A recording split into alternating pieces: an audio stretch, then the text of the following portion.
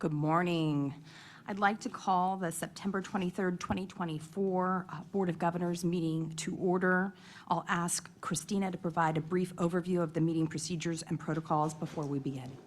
Welcome, everyone, to the September 23rd Board of Governors meeting. To access the meeting agenda, please visit our website at www.cccco.edu and go to the About Us tab drop-down menu. Select Board of Governors, then Meeting Schedule, Minutes, and Agenda, and click on the blue Agenda hyperlink. Members of the public wishing to comment on a specific agenda item or during the public forum may do so one of two ways. In-person attendees must complete and submit a comment card request, which is available at the board liaison table. Virtual attendees shall use the raise hand feature. If you are calling into the meeting, press *9. Following each item, individuals will have the opportunity to address the board in the order in which they were received. We will begin with in-person public comments, followed by virtual public comments. As a reminder, closed caption is available. Click the CC icon at the bottom of the screen, labeled closed caption, to read live captionings. This concludes my announcements. Thank you.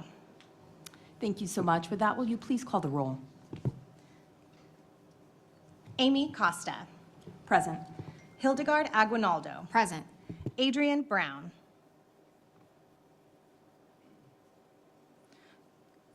Casey Chang. Present. Ricardo de la Fuente. Present. Tom Epstein. Here. Felicia Escobar Carrillo. Nan Gomez Heitzberg. Present. Pamela Haynes. Here. Thank you. Harry Legrand. Here. Jennifer Perry. Here. Bill Rawlings. Here. Eleni Kounalakis. Mary Salas. Here. Blas Villalobos. Here. Syrian Villavicencio. Here. Joseph Williams. Here. Thank you. Quorum is established. Thank you. With that, I'd like to ask our colleague and one of our hosts, Board Member Williams, to lead us in the Pledge of Allegiance.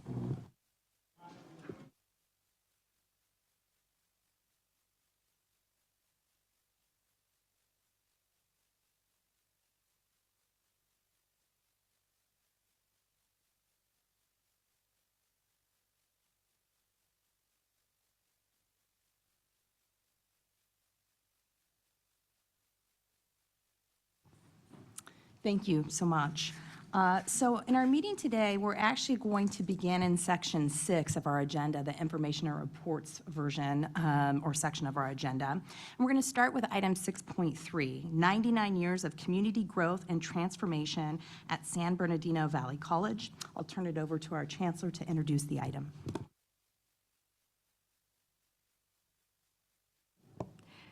And I'll turn it over to the president of San Bernardino Valley College.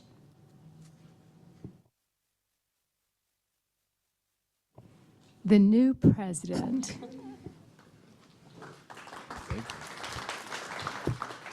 Is the mic on? Yeah, excellent. Well, good morning and welcome to San Bernardino Valley College. As we say here in the heart of the Inland Empire, welcome home.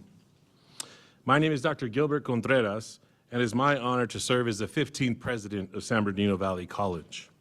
As I begin my welcoming remarks, I want to introduce you to who we are at San Bernardino Valley College.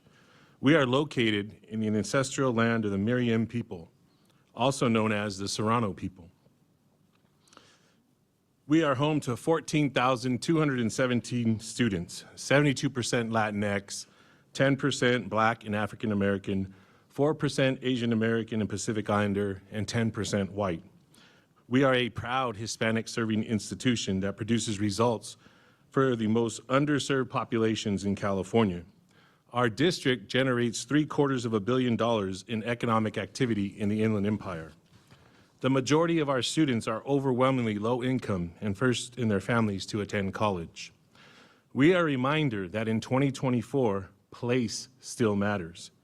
Our college provides access to education, workforce development, and transfer opportunities that facilitate upward mobility for all who seek education. We are hope, and we are promise for the millions of students who have started their higher education journey at our college. We are proud to have world-class team of award-winning faculty, dedicated classified professionals, and dynamic management team, student-centered leaders who define our college. San Bernardino Valley College facilitates success year after year as our graduating classes grow in size each year. Our faculty are recognized as leaders in their fields, and our classified professionals set excellence at stellar levels. Together, we are committed to empowering our students and transforming lives through education. We are proud to represent the concept of community college from its inception. In fact, we are the first community college in the state of California that was built intentionally as a community college. All of the community colleges that predate San Bernardino Valley College converted from other uses, like high schools. You are visiting San Bernardino Valley College at a very notable point in our history. We are celebrating 99 years of transforming lives and inspiring positive change through education.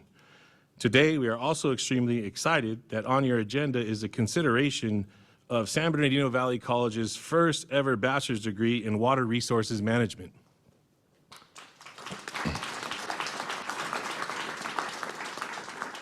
Since 1926, our college campus has undergone incredible transformation. This morning, you experienced the intentionality of creating spaces that foster teaching and learning, a sense of belonging, and sustainability. Our ongoing plans are grounded in inclusivity, participatory governance, and a priority to create space that celebrates the diversity of the communities that we serve. As you saw on this morning's tour, we are proud of the values our college represents. Our strength lies in our rich diversity of our community, where every individual's experiences and are valued and respected. We are committed to fostering a supportive environment that promotes equity, personal growth, and student success. We believe in providing open access to education and resources for all, empowering students to reach their full potential. In 2024, it's important to assert that we believe in education, and education is the path for upward mobility. Our inclusive and participatory governance ensures that every voice is heard and decisions are fair and transparent. These values guide us in serving our community with excellence and integrity. As you can see, our campus is a living embodiment of what California community colleges were meant to be, and we have so much to look ahead for. This spring, we are eagerly anticipating the completion of our newest instructional facility, the Career Pathways building you saw this morning. This is just the latest iteration of almost 3 decades of continuous physical transformation of our campus. Next academic year, we will be celebrating San Bernardino Valley College's centennial anniversary, and we hope you can come back to join us for that historic moment in our college's history. Thank you for honoring us today with your visit and for becoming part of our campus community today. In closing, on behalf of San Bernardino Valley College and the communities we serve, welcome home. Thank you for providing us with the opportunity to host this meeting, and thank you for all you do to transform lives and inspire positive change.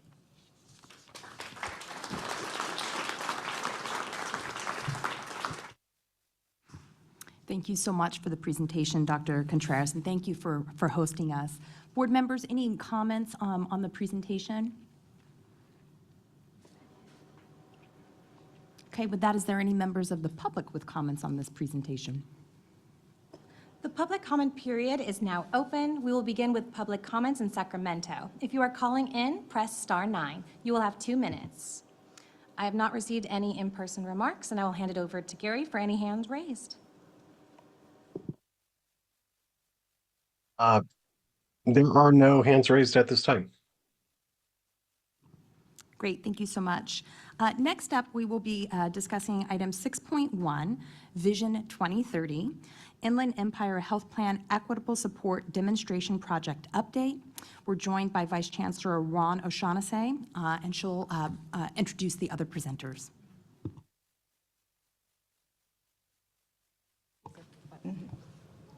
Hello, okay. Good morning, President Costa, Vice President Aguinaldo, Chancellor Christian, members of the board, Rebecca O'Shaughnessy, Vice Chancellor of Educational Service and Support with the Chancellor's Office. For this item, we're very excited to provide you with a status update of the equitable support, especially in healthcare access demonstration project here happening in the Inland Empire. Co-presenting with me today are Thomas Pham, VP of Strategy from the Inland Empire Health Plan, as well as Dr. Noemi Ornelas, VC of Educational and Student Support Services from the San Bernardino Community College District. So as the board may recall, in May, we introduced a demonstration project to you. This demonstration project really has three core areas of work or work streams with very explicit goals. So for the first one is to really looking at all the student population within the boundary of San Bernardino County and Riverside County, looking at all the students and looking at the uninsured student population, and really conduct a mass enrollment to make sure that they are enrolled either in Medi-Cal or Covered California.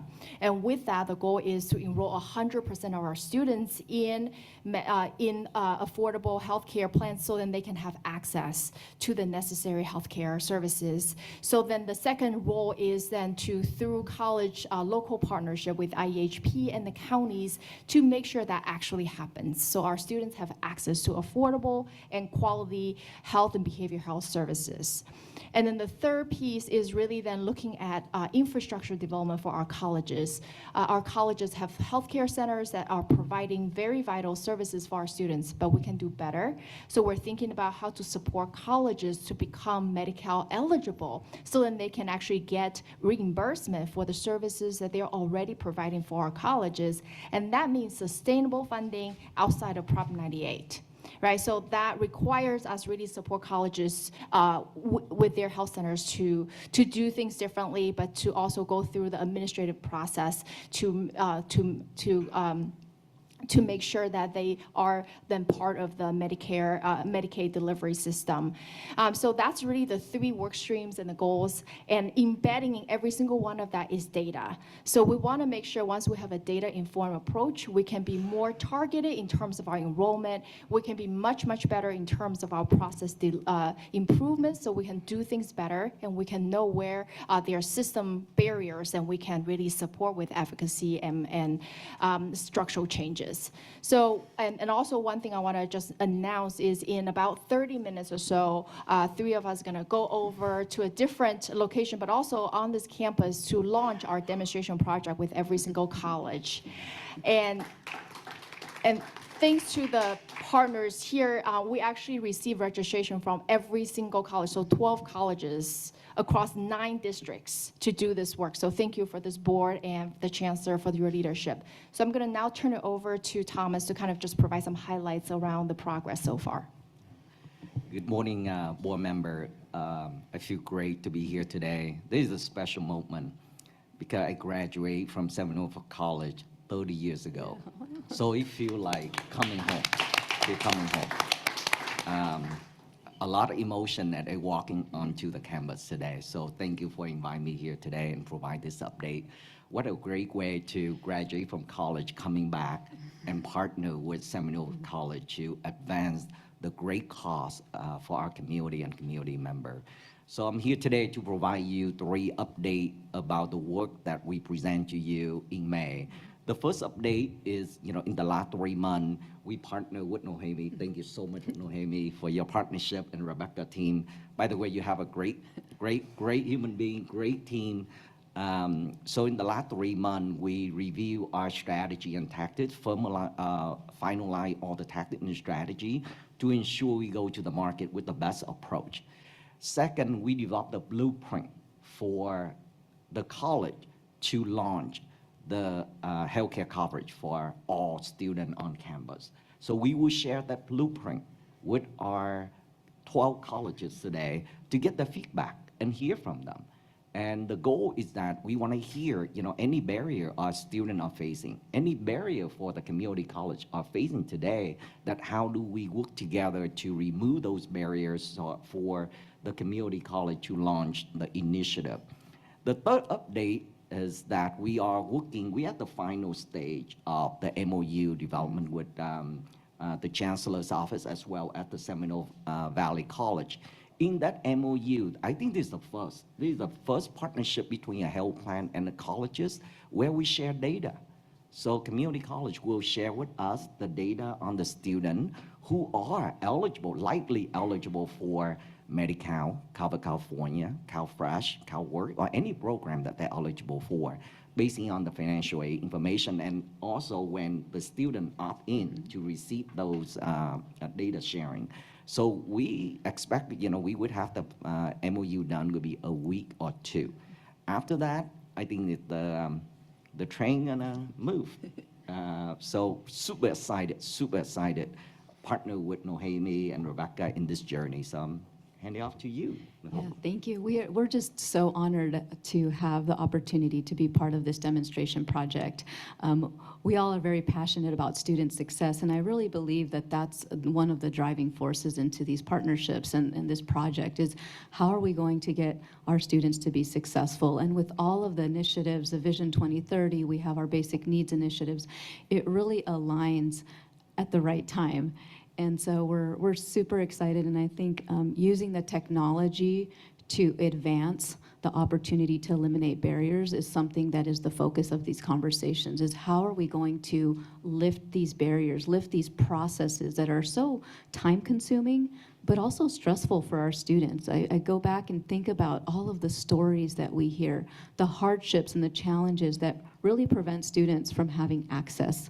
So we're very excited to connect that basic needs, but also our health services and providing them the ongoing support that's needed. We often hear, we don't have enough, right? We don't have enough resources to provide that holistic and comprehensive support for our students. So we're very fortunate to have our partnership with IEHP and the motivation to try to create those opportunities for our students, but also to begin to develop that toolkit that will help us advance this for our colleges across the state. So I think that's the other piece that we're very excited about, and I'm so fortunate to have that opportunity, but also to continue to advocate for our students at that level. So stay tuned, and thank you for having us here today. Thank you so much for the presentation. Colleagues, any questions regarding this presentation? I don't have a question, but can I make a comment? Absolutely. First, I just want to thank our president and chancellor and all the BOG members for agreeing to come to San Bernardino. It's significant to have you here.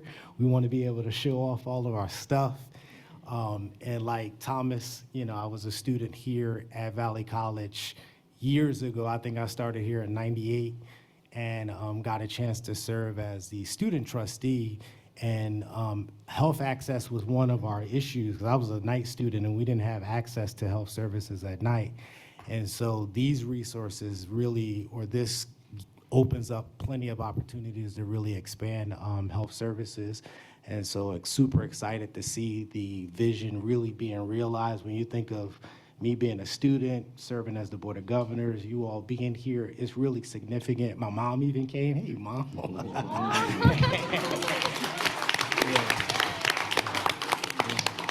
And I want to acknowledge our Chancellor, Dr. Diana Rodriguez, who's here. And she has her team here, and Trustee Sharina Betters is here. We also have Trustee Emeritus Gloria Macias Harrison here. And many of our community members, Hardy Brown, Black Voice Foundation, and Footsteps to Freedom, and just a host of folks. I see Stephanie Cogden and the Inland Valley News, and Jonathan Buffong is here. And so I just, it's significant for you to be here, to be able to see the different things that are happening on our campus. This school is going to be 100 years. Was it next year? So it's a significant milestone, and we're hoping to have some fireworks and hoping that that you'll join us when we have our opening for the CTE facility. And so I'm just really excited about seeing the vision being realized through this health plan and being able to just see students get access to it. Because that was how I was able to get health services, because at my job, we didn't have health benefits. So we got to go to the nurse by going to it was a little bungalow somewhere around over here, but a lot of students, will rely on this. So thank you for the work that you all are doing. Board Member Epstein.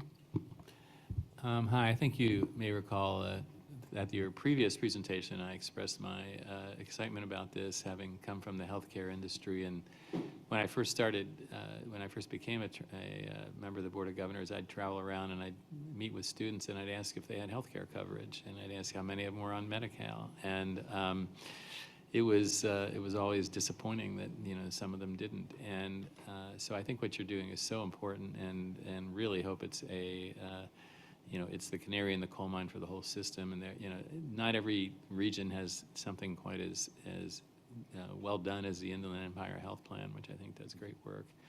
And so really rooting for this to become a model for the entire system. And so my question is just about the rollout. How quickly is this going to roll out in the next 12 to 24 months? And also, what are you doing to communicate what you're doing to the other colleges in the system? Maybe I can get us started. So what Thomas mentioned before with the blueprint that we have really thought through, working with IEHP, working with Noemi and the team, essentially have a menu of strategies and tactics for colleges to implement. But we're also aware that colleges are in different places. So meetings like today's launch is really have colleges and IEHP to engage in those conversations to say, out of 10 options, I would like to pick these 3 to get started, right? And I actually have another opportunity that's not mentioned here. I would like to add to that, right? So in that process, we're really engaging colleges and meeting them where they are. And then at the end of the day, each college will come back with an individual implementation plan, very much, right, adaptation of the blueprint. And then they can get going with it individually. And then at the system level and the district level, obviously, we'll think about coordination, how to make that work. And then to answer your second question of like system level implementation, that's, I think, our most powerful tool, because in the toolkit, not only we will have strategies around how to implement, but also, for example, these bi-directional data MOU. It's not just a general MOU of agreeing to partner with one another. It actually dives into the nitty-gritty of data elements. So we hope that kind of MOU template can be also used when we go to scale, when we're looking at different local engagement, because we know partnership will look different. So we're looking at these kind of tools. And then one more thing, just to clarify, we are taking kind of a phased approach with various things we want to do, obviously fairly audacious. We want to start with enrollment, because once the students enroll in Medi-Cal, then a lot of the options open. So we want to really ultra focus on that. Yeah, so great question. And just want to add on to what Rebecca said, that after the MOU signed, we expect in a week or 2, that's when the data sharing starts. The minute data sharing start, we will have a robust outreach strategy to the student. The first one, we will empower the student to enroll themselves. And then we also have an option for the student to make an appointment to join us for a group enrollment, or to do individual one-on-one enrollment, as well as on-site enrollment as well. So we are mobilizing all the community resource, including our own eligibility team and enrollment team, as well as the CBO, all the community-based organizations. So our team already start reaching out, getting people on the list of agencies that ready to go on campus and help enrollment. We also in conversation with our county, because each county have the community outreach team, where they can bring the whole eligibility outreach team on site and provide enrollment assistance as well. So we are connecting all those dots, mobilize the local resource. So we want to go out with a big bang. We're gonna, the minute we have the MOU data, we're gonna go out in big bang and join in partnership with Homei and Rebecca here, start with Seminole Valley College District, and then scale it to the other one. So to your question, we could launch it the minute the MOU signs, that when we get the data. Yeah, I think when we're looking at the progress, it really will take about 3 to 6 months to go through a testing phase and really look at how the data is being transferred, and with hopes of being able to share that programming with other colleges, because I really think at the college level, it is looking at, okay, what do we actually need to make it happen? And sometimes that technology piece is a roadblock. So being able to share that model and have that design toolkit to say, okay, here's the programming pieces that we used, here's the marketing pieces that we used, and then here's how we shared the agreement or the data with the county. And I think we're fortunate enough to have some experience in this. We created a county-wide, but also with our UCs, regional MOU for CalFresh. So we're already doing those pieces. And so our conversations right now is to include that Medi-Cal eligibility as part of that. So what design and what model can we have to have one file go to the county to avoid duplications, to create a streamlined process for our students? If we're already sending the eligibility to CalFresh, why not just send it to Medi-Cal and eliminate that extra step? So I think those are the pieces that we'll have to work through and coordinate, but it'll be a lot easier for the next college to come on board. And I think the goal of the demonstration project today, that kickoff, is to begin to collect that feedback from the colleges, because they're all going to have different needs. We're all in different spaces. And as we look at the timing of the semester, our students are going to need the support from the health services, whether it's getting ready for midterms, getting ready for finals. So making adjustments with our timeline to make sure that we're not interfering with the overall progress of our health centers and of our staff. So we're just trying to keep that balance of, okay, what do we need? Where do we involve our technical staff to come in and help us with the technology? And then how do we bring our experts who are working with our students day in and day out and collecting that feedback? One housekeeping item, I want to note that Board Member Escobar Carrillo and Board Member Brown are present, so let the record reflect that. I love this particular demonstration project. The chancellor looked over me and was like, this is your dream. And it is, in large part because of what you were just speaking to. And I think a lot of times we get up here and we talk about things like MOU, data sharing, blah, blah. Like, just to boil it down, we know our students' finances is one of the greatest barriers for all community college students. And we should not have them, because the programs are structured in such a way, to have to continually prove how poor they are. It's demoralizing. They are also trying to work through life. Many of them have jobs. Many of them are, trying to juggle childcare, family obligations. And so to the degree we can just make it easy and become a welcoming place where they can go, put it in one time, and we stack it like we do financial aid, that's my dream for all California community college students. And no pressure. But I am feeling this is the project to make it happen, and that, to Board Member Epstein's point, that, we can scale up across the state. I think it'll be absolutely transformative for our students to get that financial support with very few barriers. So anyway, thank you. I do love this. Board Member Rawlings. So thank you for this. I agree with all the previous comments. This is pretty special. One of the reasons it's special is because how closely connected IEHP is with the communities out here in the IE, right? I mean, for so many years, you've been such an important part of the communities. And that makes this relationship a little easier because you're such an important part, and San Bernardino Community College District is such an important part of these communities.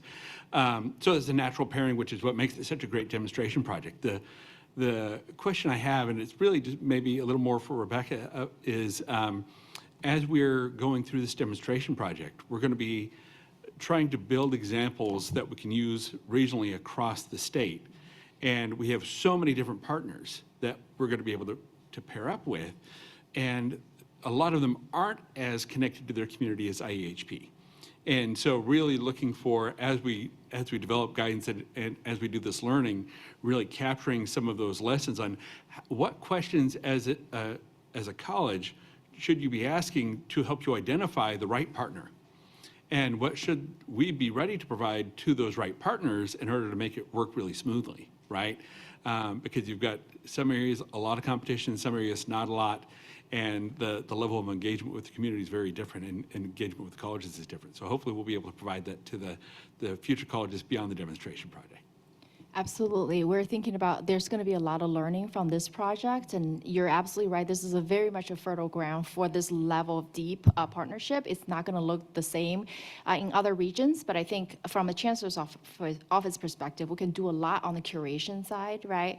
As we transition to the next community, we can obviously also support some kind of research coordination to really support that. But I think a big part of that is the value proposition, right? How do we support colleges to really, and also the community-based organizations and health plans to understand there's really a win-win situation here. We're serving the same people. We call them differently, but we're serving the same people. It's a win-win. And how do we continue to advocate for that, continue to kind of make sure that colleges and these organizations can come together and then kind of build that trust as quickly as possible. And I think seeing the success in IE, we'll see that, because especially when you think about data exchange, right? Everyone freaks out about data exchange. But if you're starting to see how, right, HIPAA and FERPA work together to protect student privacy, at the same time, you see the enrollment, you see the support, I think that will be a really powerful story on top of that, right? Data and story together will be able to really help.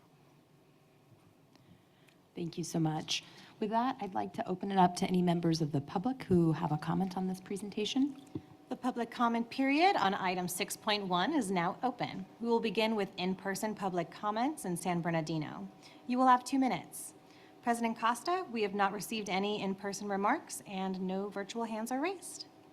Great, thank you so much for the presentation. There's a form. Oh, okay. Oh, President Costa, we did receive one public comment, but intended for 6.3, the previous item. It's okay. Would you like to hear it now? Yeah, that's fine. Okay. Do you want to just San step Bernardino up to one of the Council mics? Member Damon Alexander, please approach for your comment. You will have 2 minutes.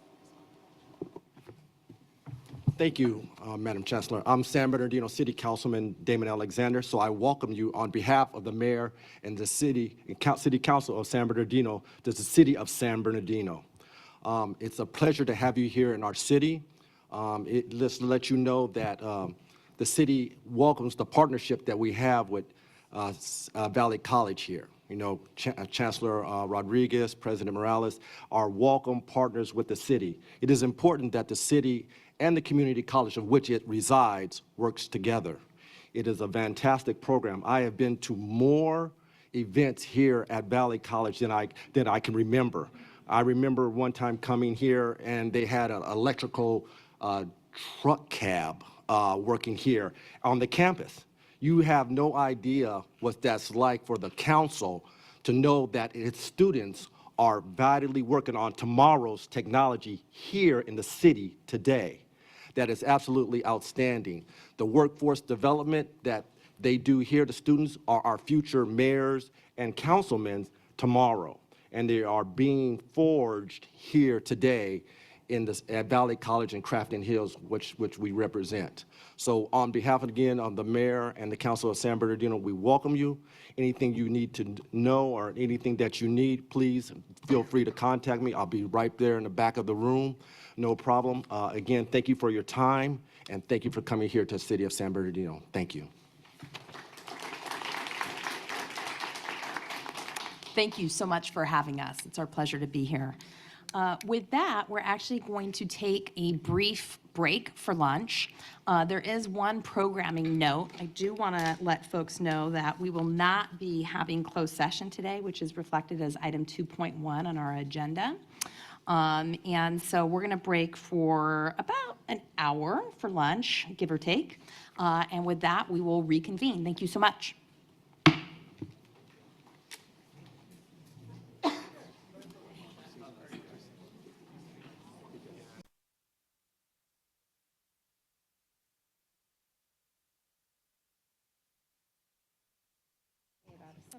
Great, thank you so much. Welcome back, everyone. We are reconvening the Board of Governors meeting after a brief break. We are going to go to section 1 of our agenda, which is the standing order of business. I'll start with my president's report, and then I'll turn it over to the chancellor for her report. As always, I'm going to keep my comments somewhat brief. Just to echo Board Member Williams' comments, I want to give my heartfelt thanks and appreciation to President Morales as well as Chancellor Rodriguez. I know it's a lot of work. It's Board Member Williams' fault. He invited us, but obviously want to thank you, your staff. Several times, yes, because of the pandemic, it was delayed. But also want to thank the faculty, the staff, everyone who's made us feel just incredibly welcome. And of course, we appreciated touring your facilities here. One of the things I want to talk about is not necessarily one of the most sexy things to talk about in public policy, but it's infrastructure. And I think that is the clear theme of the day, both in our agenda as well as some of the sites that we've seen. We talk about Vision 2030, but there are a lot of nuts and bolts that are required to make that vision a reality, and infrastructure is one of those key pieces. We're going to hear later about our system budget request. You'll see that there are many infrastructure pieces around IT, making things more seamless for our students, and hopefully we'll be able to be successful in our advocacy efforts in spite of kind of some tightness in the state budget. We're also going to talk about zero textbook program, another key infrastructure piece for our students. We saw a beautiful new tech building here, and it's a great segue because we're also going to be talking about 2 bond measures that'll be on the November ballot. And someone had shared with me that, you know, it was a partnership with state funding and local bond funding. And you can see, you know, the importance, especially in our career tech programs, including the nursing program. That equipment is really expensive, but absolutely necessary to make sure that our faculty have the equipment they need and that our students are being trained properly with the most cutting edge of technology. So with that, I will turn it over to our chancellor for her remarks. Well, good afternoon. So I've been definitely having a day. You can notice from my glasses that I broke my glasses and trying to get it to sit, you know, right. And also I didn't bring my mouse, so, you know, Chancellor Diana Rodriguez does the miracle she always does, and like magic, there was a mouse here waiting for me. It's a treat to be here at San Bernardino Valley College. It's a treat to be in your district, Chancellor Rodriguez. You know, I was really inspired by our new president, Gilbert Contreras, your comments. They were earnest, they were sincere, and it captured the best of what we do in the California community colleges. And I loved what you said about San Bernardino Valley College really representing, and it really brings out the mission of the community college. And it was certainly the case in the short tour that we took from your building that's going to be the pride and joy of the college. And as far as I'm concerned, it should be a model building from a sustainability standpoint.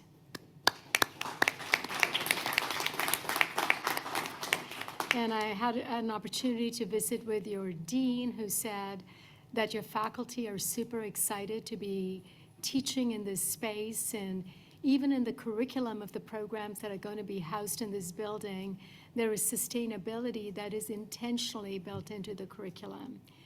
And then we moved on to the MESA program. Thank you, Chancellor Rodriguez, in helping us borrow one of your people, your peeps, to be the Vice Chancellor of Academic Affairs for the Chancellor's Office. And I know when we were planning the tour, Vice Stanskis wanted to make sure we visited the MESA program, and happy to see our MESA directors over here. And the first thing that I noticed when I walked into the MESA room, in addition to see the bustling students and the energy, was a board that talked about what is your favorite car karaoke song. and sort of bringing that community to be able to get through that organic chemistry class and get through that differential equations class, which your students spoke so eloquently about. And we ended our tour in the nursing program. I didn't know that the program actually had 110 in the cohort. That's a pretty large program. And then we ended up taking class with the psych tech, and I was taking mental notes of what delusions of grandeur was all about. So it was an absolute treat. And then to walk into the board meeting and have your council member here, it really shows that the community is really connected to its community college. And as I wrap up, your staff member, Chancellor, is Angel in the room. Angel Rodriguez was fantastic. The rest of your staff in working with our team, I know Andrea and Christina have been keeping me appraised that you've just been warm and accommodating to all of our crazy requests to do a meeting of the Board of Governors of the California Community Colleges. So let's recognize for a moment Chancellor Diana Rodriguez and her team.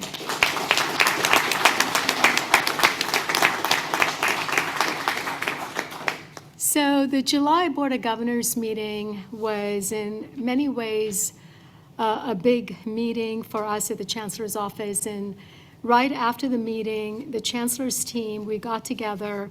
Month of August gets a little quiet, travel sort of comes down a little bit before we again gear up in September.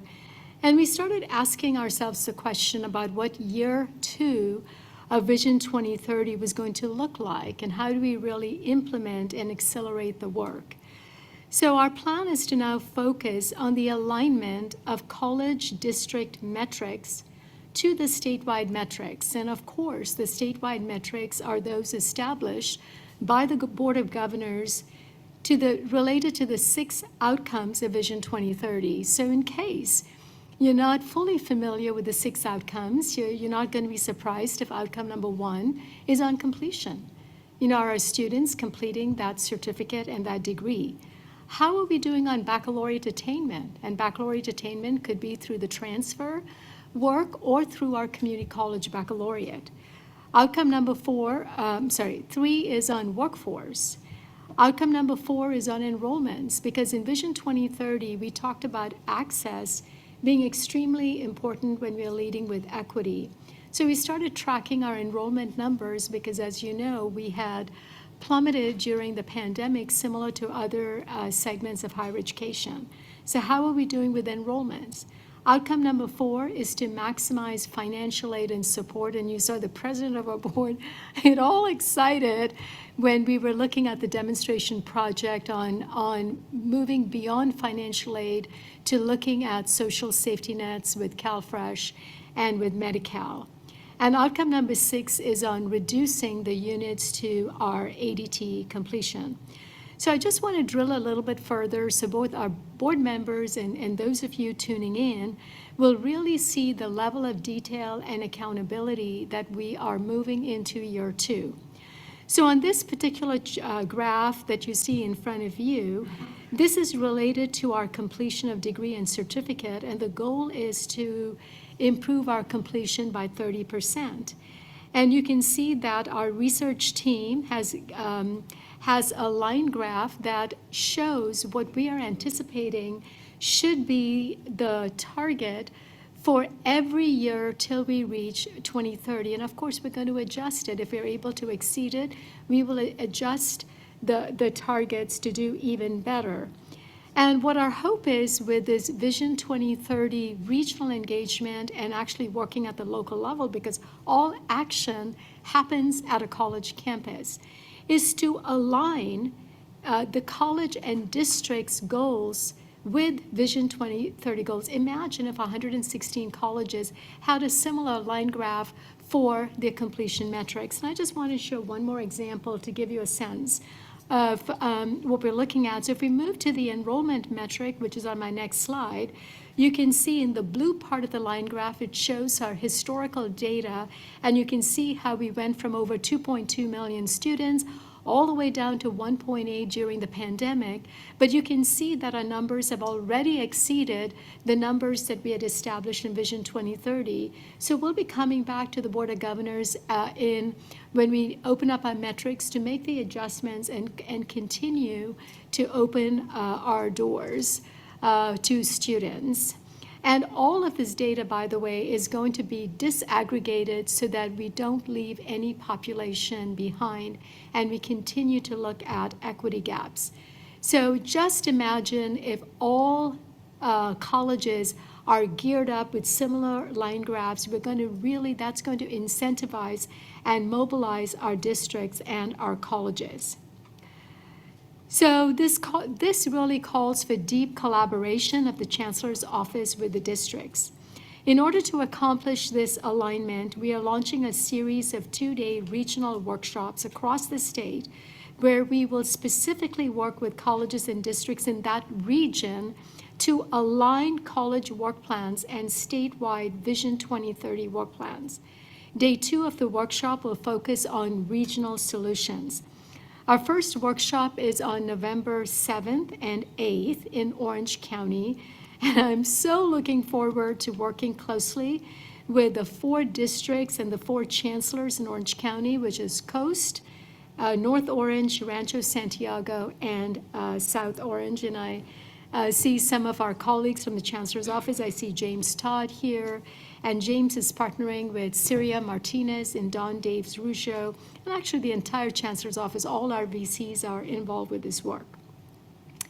So we have a new addition to our team. So I'm excited to introduce our newest team member, Ernest Shi, who recently joined us as Vice Chancellor of Information Security and Technology. The president of our board talked about the importance of infrastructure. It has been a goal of our president for us to invest in our infrastructure. It has been a goal of the Board of Governors, and in fact, many of the items that you see in the budget priorities have been items that have been on the list for the last 3 years, even prior to me becoming state chancellor. So Ernest has over 15 years of experience working with state government across multiple state agencies, where he has been instrumental in leading several large-scale technology initiatives, particularly in information security.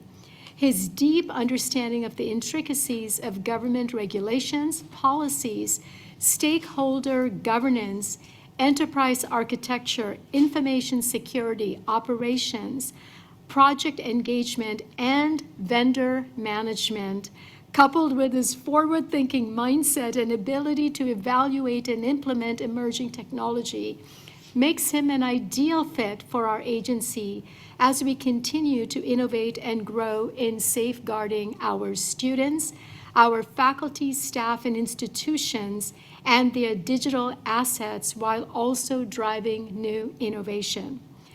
And this part I love the most. In addition to his professional career, Ernest has served as an adjunct faculty in computer science for 2 of our community college districts.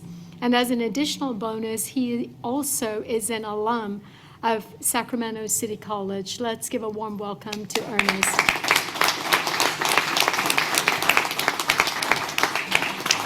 And you cannot see John Hetz smiling from year to year because of his. I also want to thank Kathy Lynch, and let me see, Kathy was sitting right over there. So Kathy has stepped in as general counsel and helping out. So super pleased.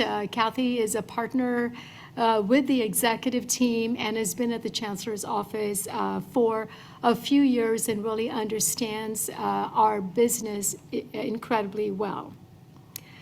So talking about technology, at the July Board of Governors meeting, the board passed a resolution directing me to establish a digital center for innovation, transformation, and equity to support faculty and staff innovation, professional development, and advances in workforce and economic mobility I then invited Dr. Lee Lambert, Chancellor of Fiddle De Anza Community College District, to be the principal partner of the Chancellor's Office in developing this statewide hub for innovation and equity.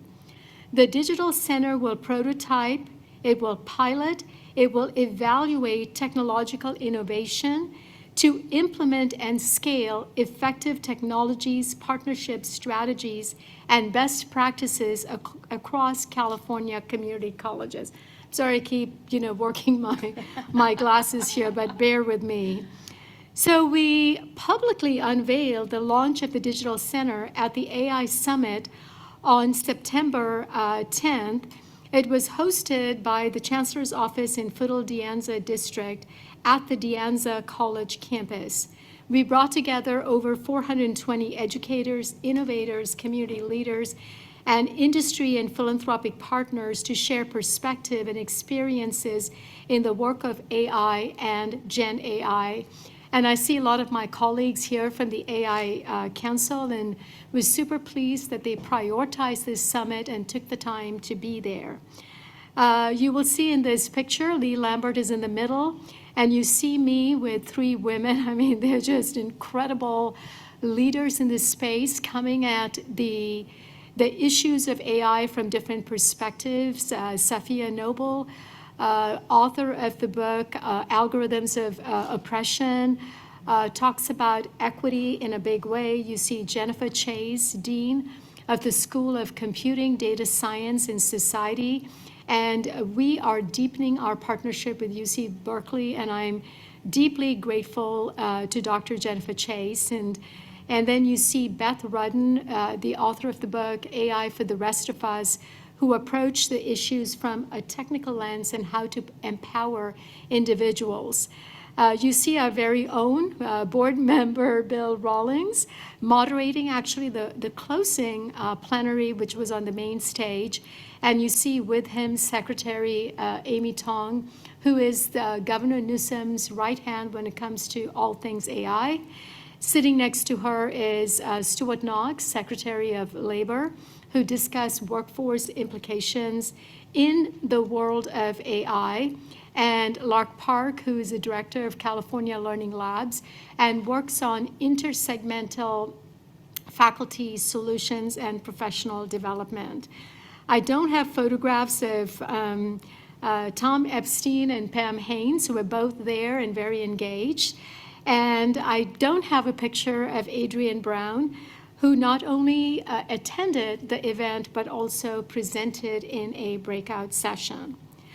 So moving to the next item, we have identified our chancellors, California Community College Chancellors Climate Fellows, and we made this announcement at a summit last week.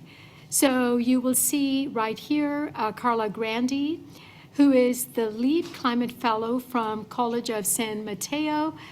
She was a vice president of instruction. Holly Bailey Hoffman, who's a climate fellow focused on curriculum, and from West LA College.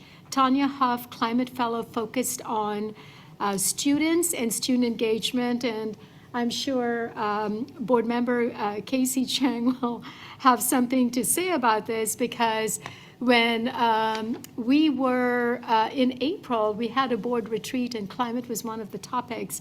And Casey Chang was in the small group focused on climate, and she was like, Sonia, we must get a student fellows program launched as well.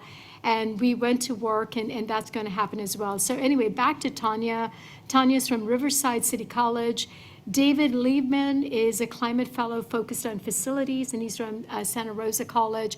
And Chancellor Rodriguez, I've already told David Liebman that he needed to check out your facility and to really showcase how we need to go about greening our buildings. And Norma Rojas Mora, who's a climate fellow focused on community engagement from the Kern Community College District. So I'm happy to welcome our 5 fellows, and I'm eager to get to work on advancing climate action, education, and engagement. And I must recognize in this context the leadership of Tom Epstein from the Board of Governors and his partner in this endeavor, board member Sirian Villavicencio. So in the context of climate, also wanted to report to you, board members, that we have published our first of what's going to become an annual climate report. And this particular report showcases the work we were able to accomplish in the first year of Vision 2030 as it relates to climate. And I want to recognize Vice Chancellor Rena Finch, who worked very closely with Jeff Clary from the foundation in making this report possible. Additionally, the report serves as a resource for colleges, partners, policymakers, funders, and beyond to learn about connection between the community college system and climate issues in the state of California. And you heard our president in her report mention the climate bond measure that the board will be considering for action. So as I wrap up for comments, as I usually do, I inform you about my activities as your state chancellor. So I'm just going to go through a series of quick slides with photographs. In the next slide, on August 9th, I participated with Governor Newsom and the CEO of NVIDIA, Jensen Huang, to sign an MOU for the community colleges to work on workforce development, and we're already in the process of identifying both faculty professional development and student internships. In the next slide, you will see that I participated in the convocation ceremonies of College of Marin, and what a treat to be back on a college campus. On August 25th, our very own president of the board, and by the way, I love this picture. You can see Amy's smile and a mischievous twinkle in her eye. She was a keynote speaker for Women's Equality Day. And then since she was in the Central Valley, we went ahead on the next slide and took up the new chancellor of West Hills Community College District, Robert Pimentel's invitation. And you can see both our board members here. You can see board member Nan Gomez Heitzberg with the pantry, and the two presidents, the chancellor, and you can see a student, if you look on the right-hand side, it was part of the wrestling program. Moving on to the next slide. This is an apprenticeship national webinar that JFF, Jobs for the Future, had hosted. And Vice Chancellor Tony Cordova has been working closely with them. And you know, apprenticeship has been a high priority for our Vice Chancellor and also for me. So we had good participation, and we are hoping we can impact national federal policy related to apprenticeship. And I think the next slide is my very last slide, and this is on the Climate Summit. You can see our climate fellows, and you can see board member Chang standing right next to me. And I mean, she's actually at UC Berkeley right now as a transfer student and made the trip to Sacramento just to participate in the Climate Summit. And the other panel you see here is Vice Chancellor Finch talking to some of our policy leaders in Sacramento and in the legislature, in the Senate, and in the governor's office. So it is absolutely a fantastic time to be in the California community colleges. We are working with urgency. Our time is absolutely now. And that completes my report.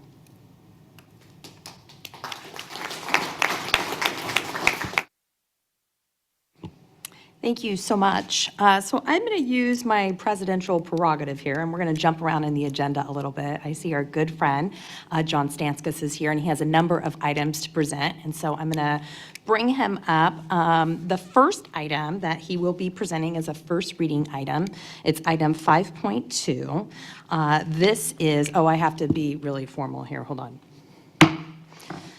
Item 5.2 is a first reading and public hearing for proposed amendments to Title V of the California Code of Regulations relating to the operations of a flexible calendar for professional learning.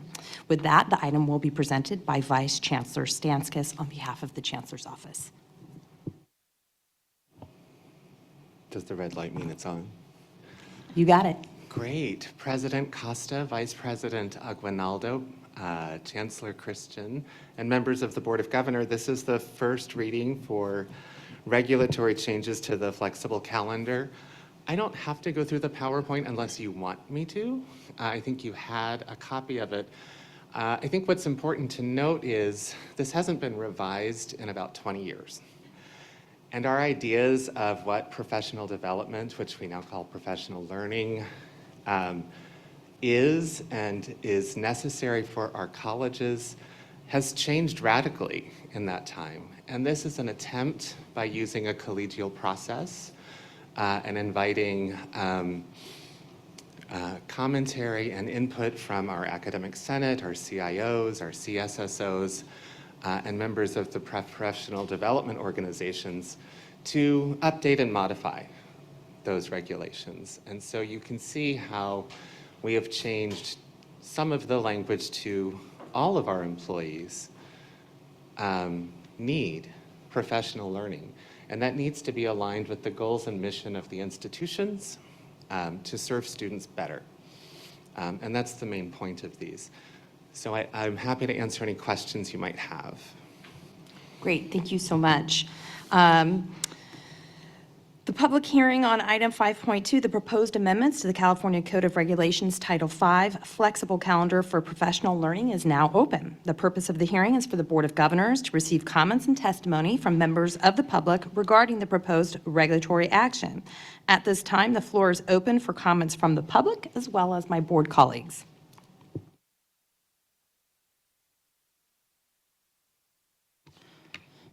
We'll go down the line here. We'll start with Board Member Chang, and then we'll go to Board Member Haynes.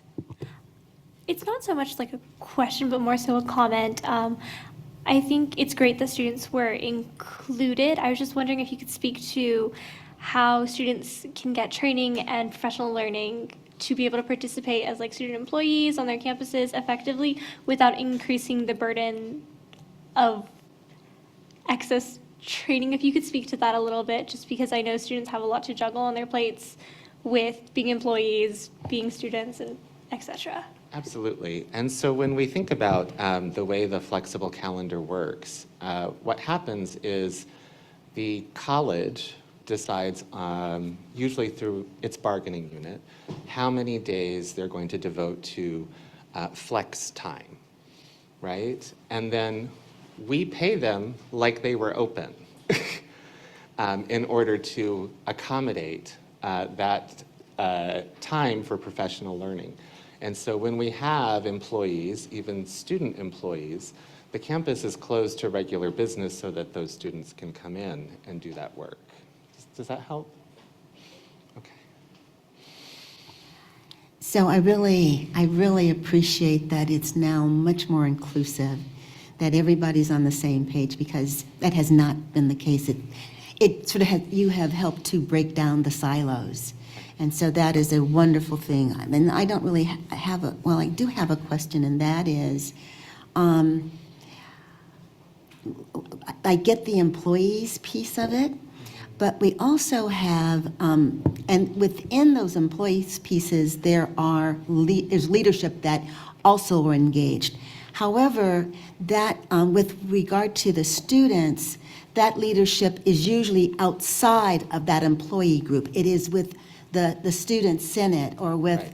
And so I'm hoping that there will be some broadening of who might be able to attend, because I also think that they speak on behalf of all students, but that they would benefit from understanding the internal workings of what we all are trying to make happen. Board Member Haynes, thank you for bringing that up. I think we try not to tell colleges exactly how to implement, right? I know they get mad when you try to do that. Right. Yeah, So we okay. give them some baseline of here's what you can do. But if there are no classes that day, it seems like a college might want to invite their student senate to participate so that the employees are receiving that student feedback directly about how we can improve our service to students. But I don't think I can write that into a regulation. I guess you could if you want to. Sounds like a plan. Thank you. Okay, with that, are there any members of the public who wish to speak on this item? We have one public comment from LaTanya Parker. Please approach the podium. I'll stand with you. I'm LaTanya Parker, Academic Senate for California Community Colleges, Vice President. Just a quick comment in terms of the leadership, the benchmarks. On behalf of the faculty within our system, they have been very open and inclusive in terms of our ability to include the item on our agenda, to receive feedback from our faculty throughout our system. So I just want to commend the leadership of Vice Chancellor Stanskus. Thank you.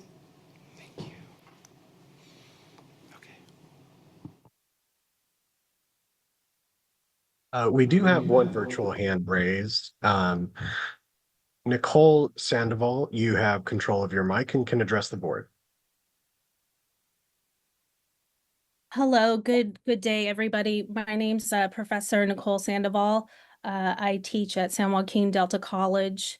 I am currently serving as the first VP of Academic Senate, which places me as the Faculty Professional Growth Chair, and I am also serving as the Flex Coordinator on our campus.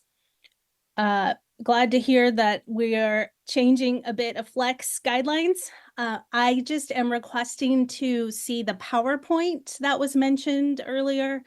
The PowerPoint is not attached to the board agenda, so I'm wondering if it can be shared out at some point. Thank you so much. We can make that happen. Sure thing. Thanks, Nicole. There are no other hands raised. All right. Oh, this is the fun part. I like that part. This concludes the public hearing on this matter. Colleagues, as you know, this is a first reading item, so, it will come back to the board, and at that time, they'll address any other comments that were received regarding this proposed regulation. Next up, we're going to ask Vice Chancellor Stanskus to present another first reading item, 5.4. It's a public hearing for adoption of a new Title V regulation to the California Code of Regulations related to the MESA program.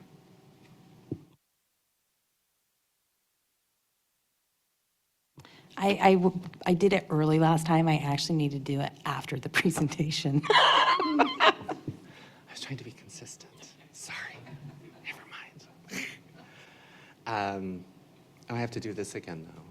President Costa, Vice President Aguinaldo, Chancellor Christian, members of the Board of Governors, I am still John Stanskus. I am your Vice Chancellor of Academic Affairs. This is a first reading for MESA regulations. These are required by law.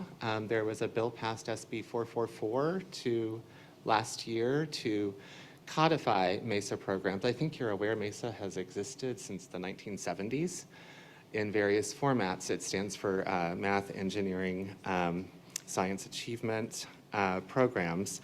And I think you toured a STEM MESA program this morning. Hopefully that was a positive experience for you, and you saw lots of good things happening there. Again, there is a PowerPoint. I hope they are shared somehow. I believe they're supposed to be. But I don't need to go through the PowerPoint unless you want me to. These are new regulations. They codify a lot of existing guidance that we have for the field. It went through several iterations with legal, with our academic senate, with the MESA directors, and then we had a webinar that was open to all MESA directors across the state, and that was our final version of what you see here. So we've tried to get as broad an input as possible to move these forward and to make sure that they will work for all of the different colleges in our system. Now I do it. I got excited in the last one, wanted to do it early. The public hearing on item 5.4, the proposed adoption of regulations of California Code of Regulations Title V concerning the MESA program, is now open. The purpose of the hearing is for the Board of Governors to receive comments and testimony from members of the public regarding the proposed regulatory action. At this time, the floor is open for comments from the public, and that includes from you, colleagues. Any board comments or questions regarding this item? Board Member Brown? 5.4, Mesa. All right, not seeing any Board Member Epstein? And I just feel like there's a lot of people here who haven't seen the PowerPoint, and it's just, you know, eight slides. I mean, do you think we should show it? I mean, it's a little hard for people in the audience to follow if they haven't seen the PowerPoint. Yeah, we can take a quick drive of the PowerPoint. Maybe, Christina, would you mind just kind of pulling it up and we can kind of just click through the slides?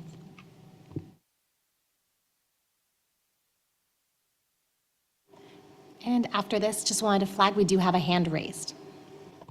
Okay, great. Let's, hey, Wendy, I see you. Let's go through the slides really quick, and then just for edification, because it was asked in the earlier item, when the meeting minutes are published, all materials presented are actually available to the public. So all the materials will be available at that time. But if we want, let's just kind of, I think there's 8 slides, just kind of click through them.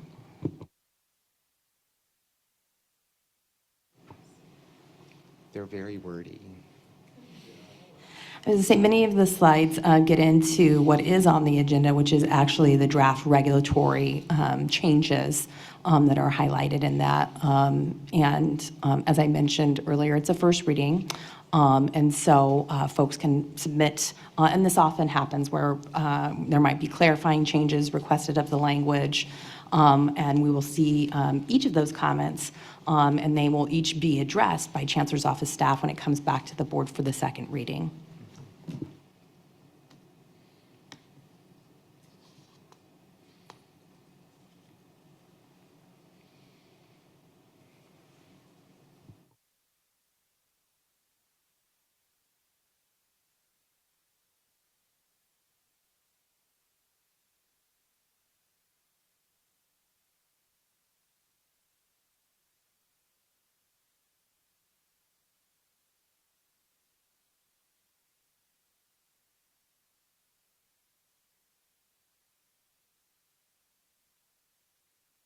Great, thank you so much for that. With that, I'm going to open it up to any members of the public that wish to provide comment on this item. Thank you very much. We have public comment from 4 individuals who want to speak in a particular order. So we welcome Amy Foote, Gisela Spieler Persad, Arturo Hernandez, and Eric Natividad to the podium.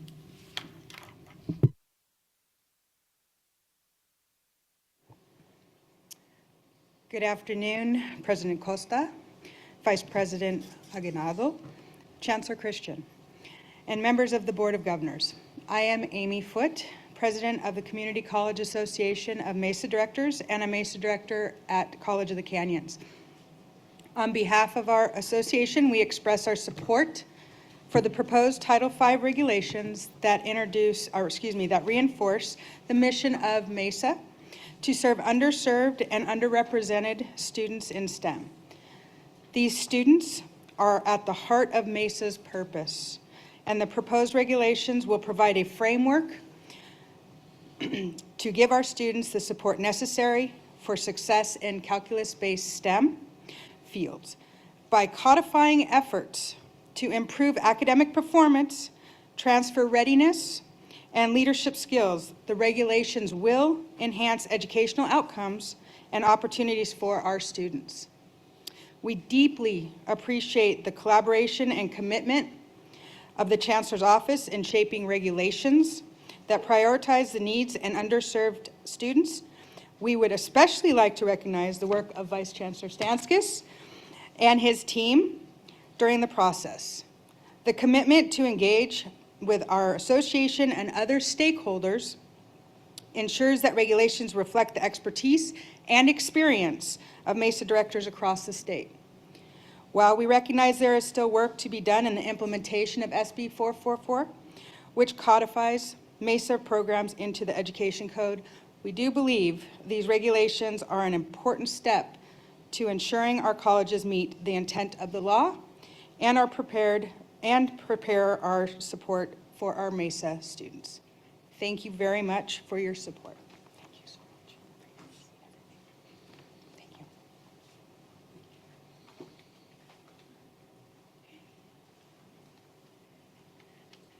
Good afternoon, President Costa, Chancellor. and everybody else. I'm Gisela Spieler-Persad. I'm the MESA director at Rio Hondo College, and I'm a math professor. In 2008, we established a MESA program there, and since then, around 1,000 students have transferred out of the MESA program, and of the 800 some students that I was able to track, over 90% got their bachelor's and they stayed in STEM. So I know it works, and I appreciate the collaboration between the Chancellor's Office and UCOP, MESA, and the directors, and I really support this language for our students. Thank you.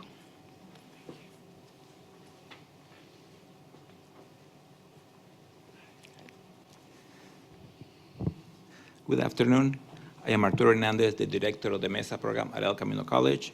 I also serve as the officer of data and analysis for the Community College Association of MESA Directors Organization. MESA provides academic support, enrichment opportunities, and financial resources to students pursuing STEM careers. Program components provide students a sense of community, belonging, and identity in STEM. At El Camino College, over the past 24 years, MESA has supported over 2,000 students transfer to four-year universities.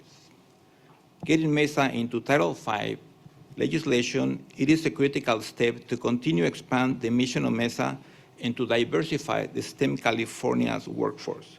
That in turn will strengthen California's economy. I'm in full support of this legislation. I want to thank Dr. Stansland for his support as well. Thank you.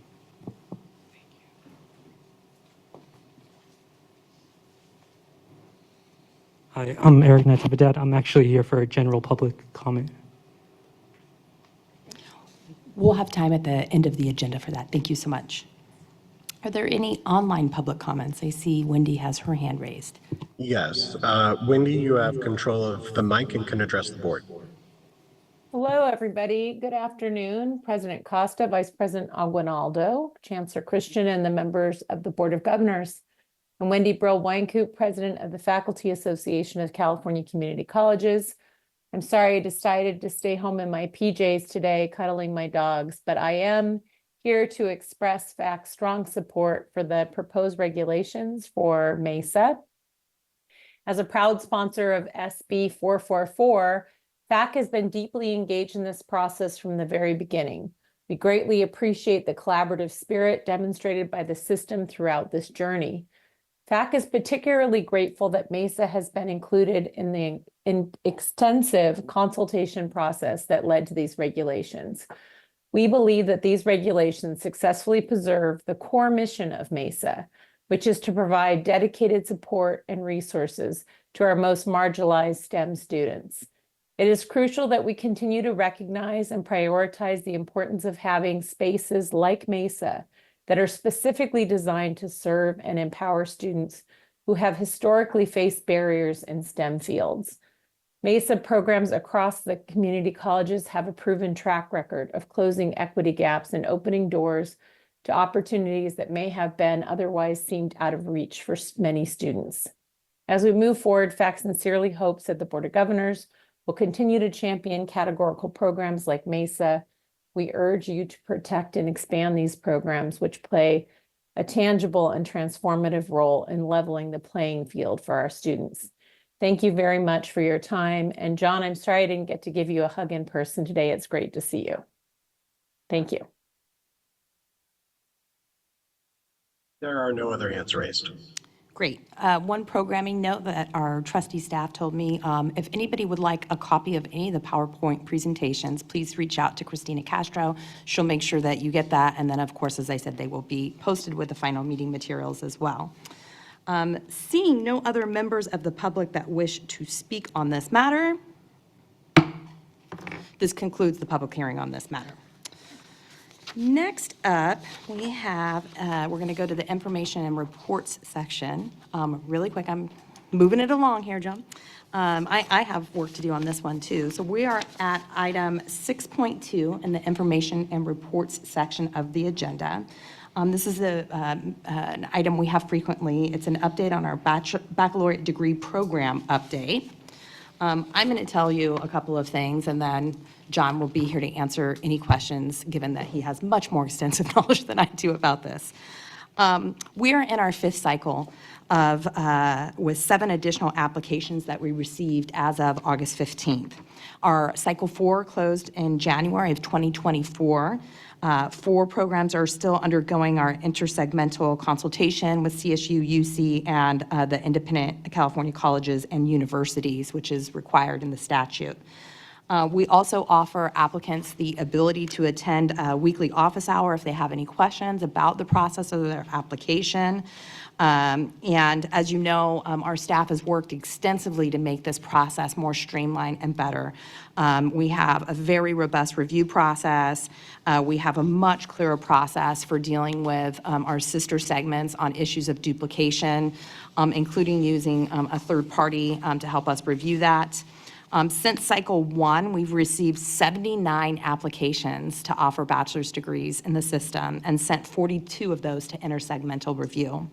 We continue to work with the CSU on the 7 proposals remaining from cycle 2 and cycle 3 that they have lodged duplication objections to.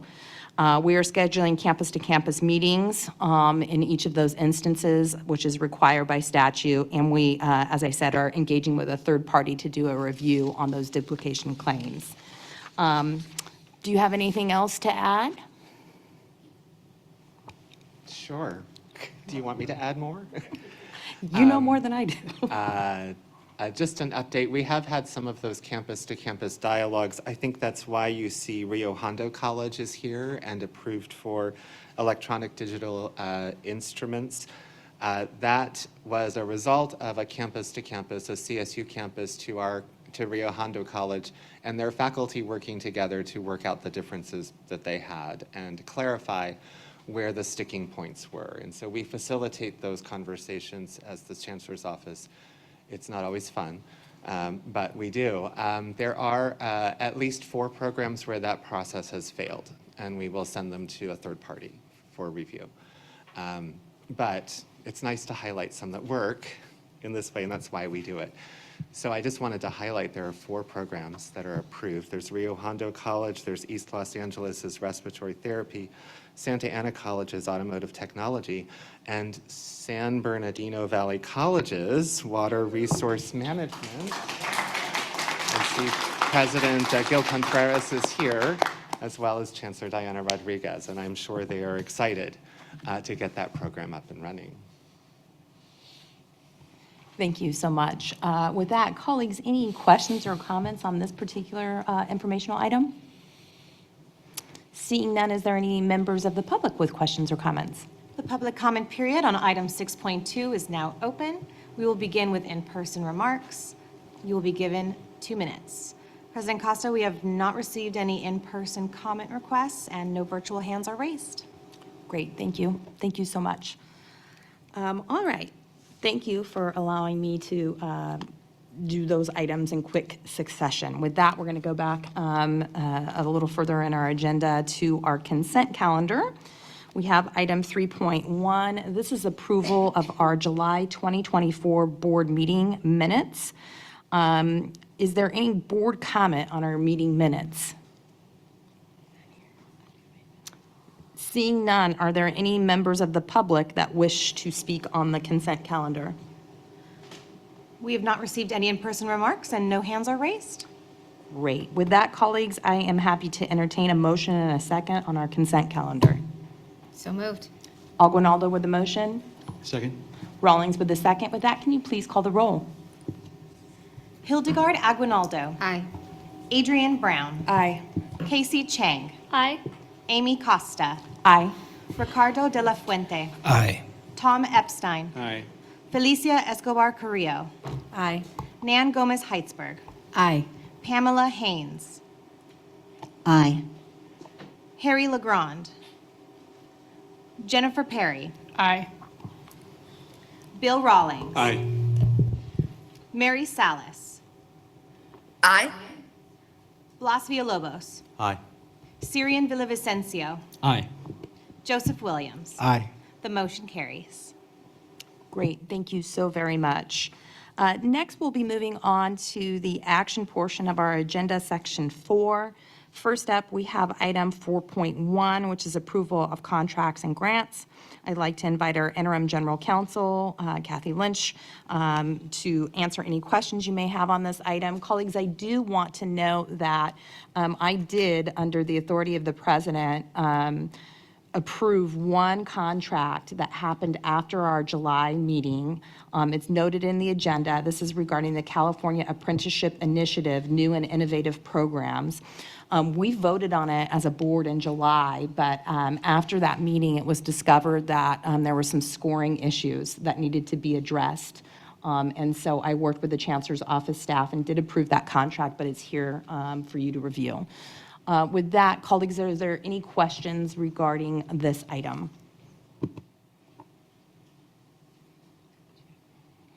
Board Member Haynes. Thank you. So I have a couple of observations with regard to these contracts. All of these contracts have a term that we've become very comfortable with, and it's called equity. And it's, so as someone who is a person of color, I remember when the civil rights movement, we were all equal. And we've moved past sort of this equal part, but as we've used it, sometimes it loses its meaning. And I want to make certain that this word does not lose its meaning. And so every once in a while, I will pull out a number of definitions relative to that. And so in one case, we are hiring individuals in which equity is part of their definition. And I want to make certain that as we continue that we're asking certain questions, because these are the individuals who are going to go out and really represent the district, the Chancellor's office. So I want to make certain that when we talk about strategic, when we talk about adhering to principles of equity, access, support, when we talk about helping our colleges and our districts develop policies that support workforce development and educational equity, that we know and ultimately know what that looks like. What does that look like on the ground? What will we be seeing on our colleges that will reflect that they're moving in the right direction? Because at the end of the day, equity is about implementation, in which of which the value is that our students and students of color, those BIPOC populations, are successful. And so success means not only just completion of the program, but then movement in a trajectory in which they are successful in life.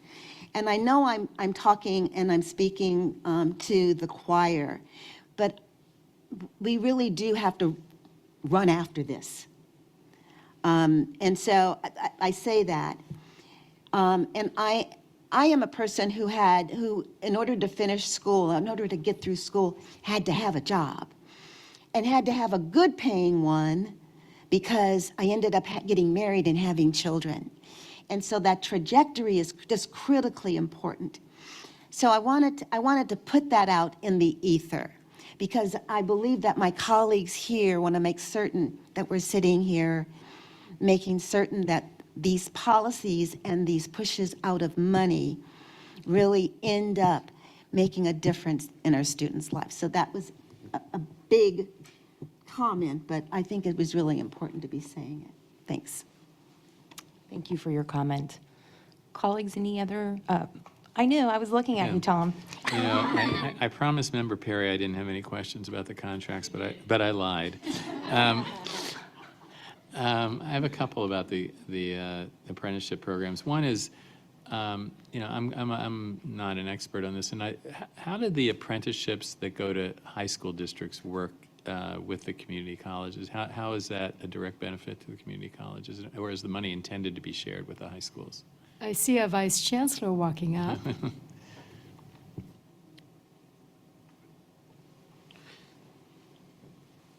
Good afternoon. Great question. The high schools are really trying to focus on the pre-apprenticeship component of it. However, they're open for all types of apprenticeship. It's just identifying who they have the partners with the JATCs. So your joint advisory technical committees, which are traditionally your trades, but we're looking at a lot of these of your non-traditional apprenticeship programs. So if the money goes to the high school district, is that what we're saying? Is this like one of them? That's correct. I mean, the Santa Clara Office County of Education got over $1 million. Correct. So that goes to them, and then how does that inure to the benefit of community college students? It focuses on the transfer component of it, so it allows the students to be able to still participate in an apprenticeship modality and become a registered apprentice, and then they have the transfer or the articulation component of it to the community colleges. So when we start talking about building out the credit aspect of it, then they'll do the partnership for credit. Tom, one thing I want to say too is under the Brown administration, we created the Strong Workforce Program. And part of it was to create better collaboration and articulation between the K-12 districts and the community colleges. There's actually an excellent Cal Matters article out right now that I sent to the Vice Chancellor and the Chancellor about trying to avoid duplication and have kind of these pathways. Because many of the programs are expensive. I mean, when we looked at like the tech facility, the infrastructure investment can be pretty intense. Yeah, I actually read that article and was confused by that too. But so, and I'm sorry to be naive about this, but so you're a high school student, you get involved in an apprenticeship program that's funded by this money, or a pre-apprenticeship program, and that involves you working in some trade outside of high school, or and then the community college gives you credit for that and can give you academic credit along with the continuing work. Yeah, it can fall under two things, but also the county office of education is not always directly tied to high school districts only. So they also serve adults as well. So they put in their adult education programs as well. Okay. So it's not only strictly high schools. Okay, and then I can't help myself, but I do want to ask about the recalculation that went from 100 or, it was quite a big recalculation. I was curious what happened there. So, I mean, clerical error, right? We're humans. And our staff You're would. not all AI? I thought you Not guys yet. were all- Not yet. We're working on that process right now. So that was just one of those human errors on the formula sheet that we utilize. The number was put in wrong and it was oversought. It was mathematical. Yeah. It happens. At Finance, I had a $6 billion Medi-Cal error. Board Member Brown. I mean, the fortunate component of it is we were able to catch it and get it resolved. Yeah, and it was really important for me. Normally, I would not want to do a dollar amount like that, but you get into a situation where the receiving districts might have a protest, and rightfully so. So we wanted to make sure it was correct. Board Member Brown? I just wanted to add a comment to Board Member Epstein's question about apprenticeship from a career counselor perspective. So oftentimes students, when they come to see a career counselor, are undecided, have no idea what they want. And I actually have this really awesome item that was gifted to me here today, and it says, "Want to make a career change? How 6 people are finding their way at community college," by Bonnie Ho. Excellent. This is everything I teach in my class as I look through this document. But I thought about a specific student when you asked your question. What apprenticeship offers students is an opportunity to, what I call, dip their foot in the water, right? A student doesn't know if they want to get in the swimming pool, the jacuzzi, the river, the ocean, the lake, the shower.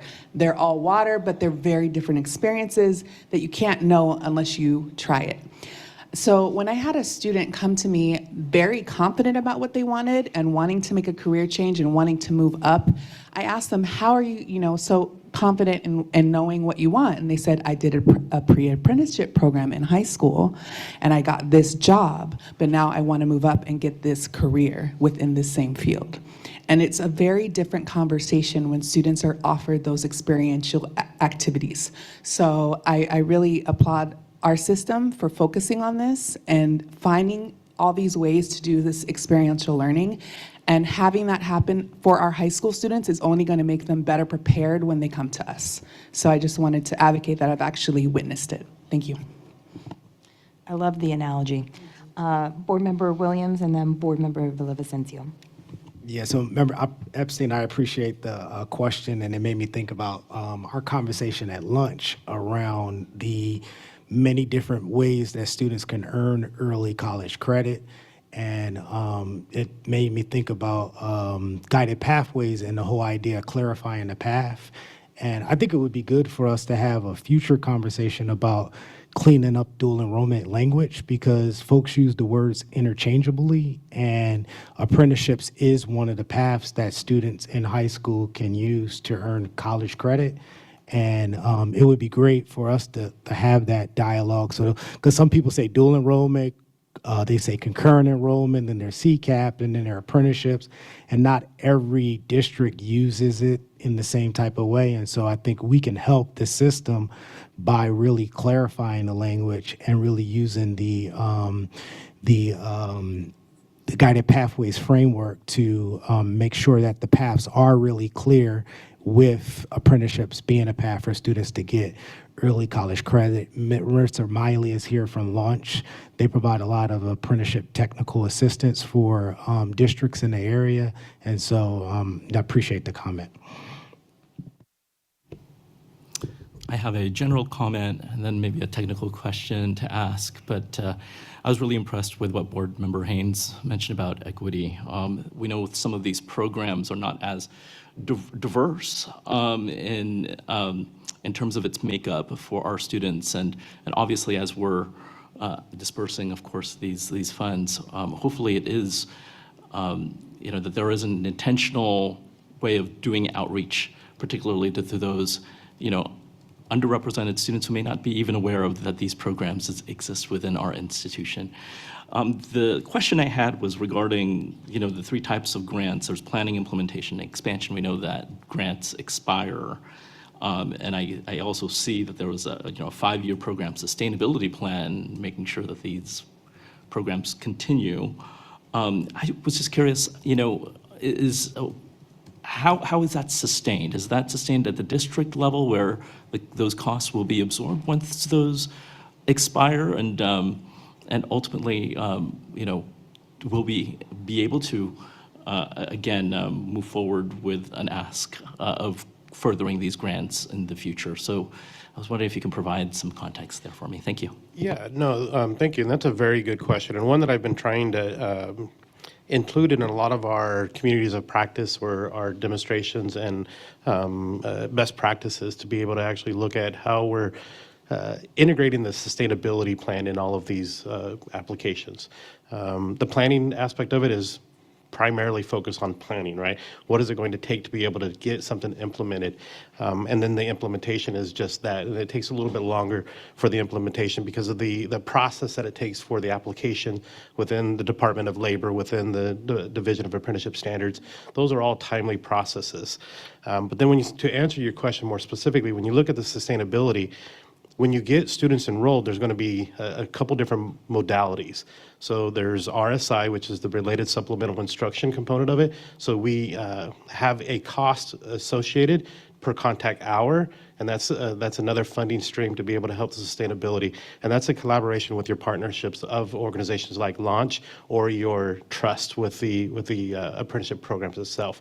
So there's a host and a sponsor, or the other aspect of it is when you start to integrate that into your FTES model. So each enrollment will now generate FTES funding to be able to support that. So it's those two means of sustainability, and then also your partnerships. Thank you. Also, just note, sometimes it's one-time Prop 98 money. So, we're smart to make sure the district has a sustainability model because the funding source itself is not ongoing. Board Member Chang. Thank you for your knowledge and sharing so much about this. I think Board Member Epstein's questions made me think about equity and access between students who are at these high schools within these districts who have these pre-apprenticeship programs versus those who aren't. And so my question is like, are those who are in these pre-apprenticeship programs at their high schools significantly ahead, or are those who are not significantly behind those who have done these programs? So another great question, but I think it also goes off to what Member Brown was alluding to. Of course, they're ahead, right? They're exploring the sector, the career, the possibility of what it could be, and the intent is to be able to get that exploration out of the way and ensure this is a career that you're going to want to pursue, and then you matriculate into the actual college program itself with the full-on apprenticeship modalities. Great. See, you started a robust conversation, Tom. Thank you. With that, is there any, Board Member Haynes? So thank you so much. So what we are embarking or have embarked on are these non-traditional apprenticeships. We're still using the same terminology, though. Apprenticeships, journeymen. And so what it seems, and for women in the traditional apprenticeship programs, they were building trades, they were, construction trades, all of those, plumbers, pipe fitters. And so I just want to make certain that we're really, all of us are, but I'm going to look at you, are very cognizant of that. How do we ensure that the other 50% of us, i.e. females, have access doors, and we really know that these are careers that are geared and that we should be engaged in, because it's not a given.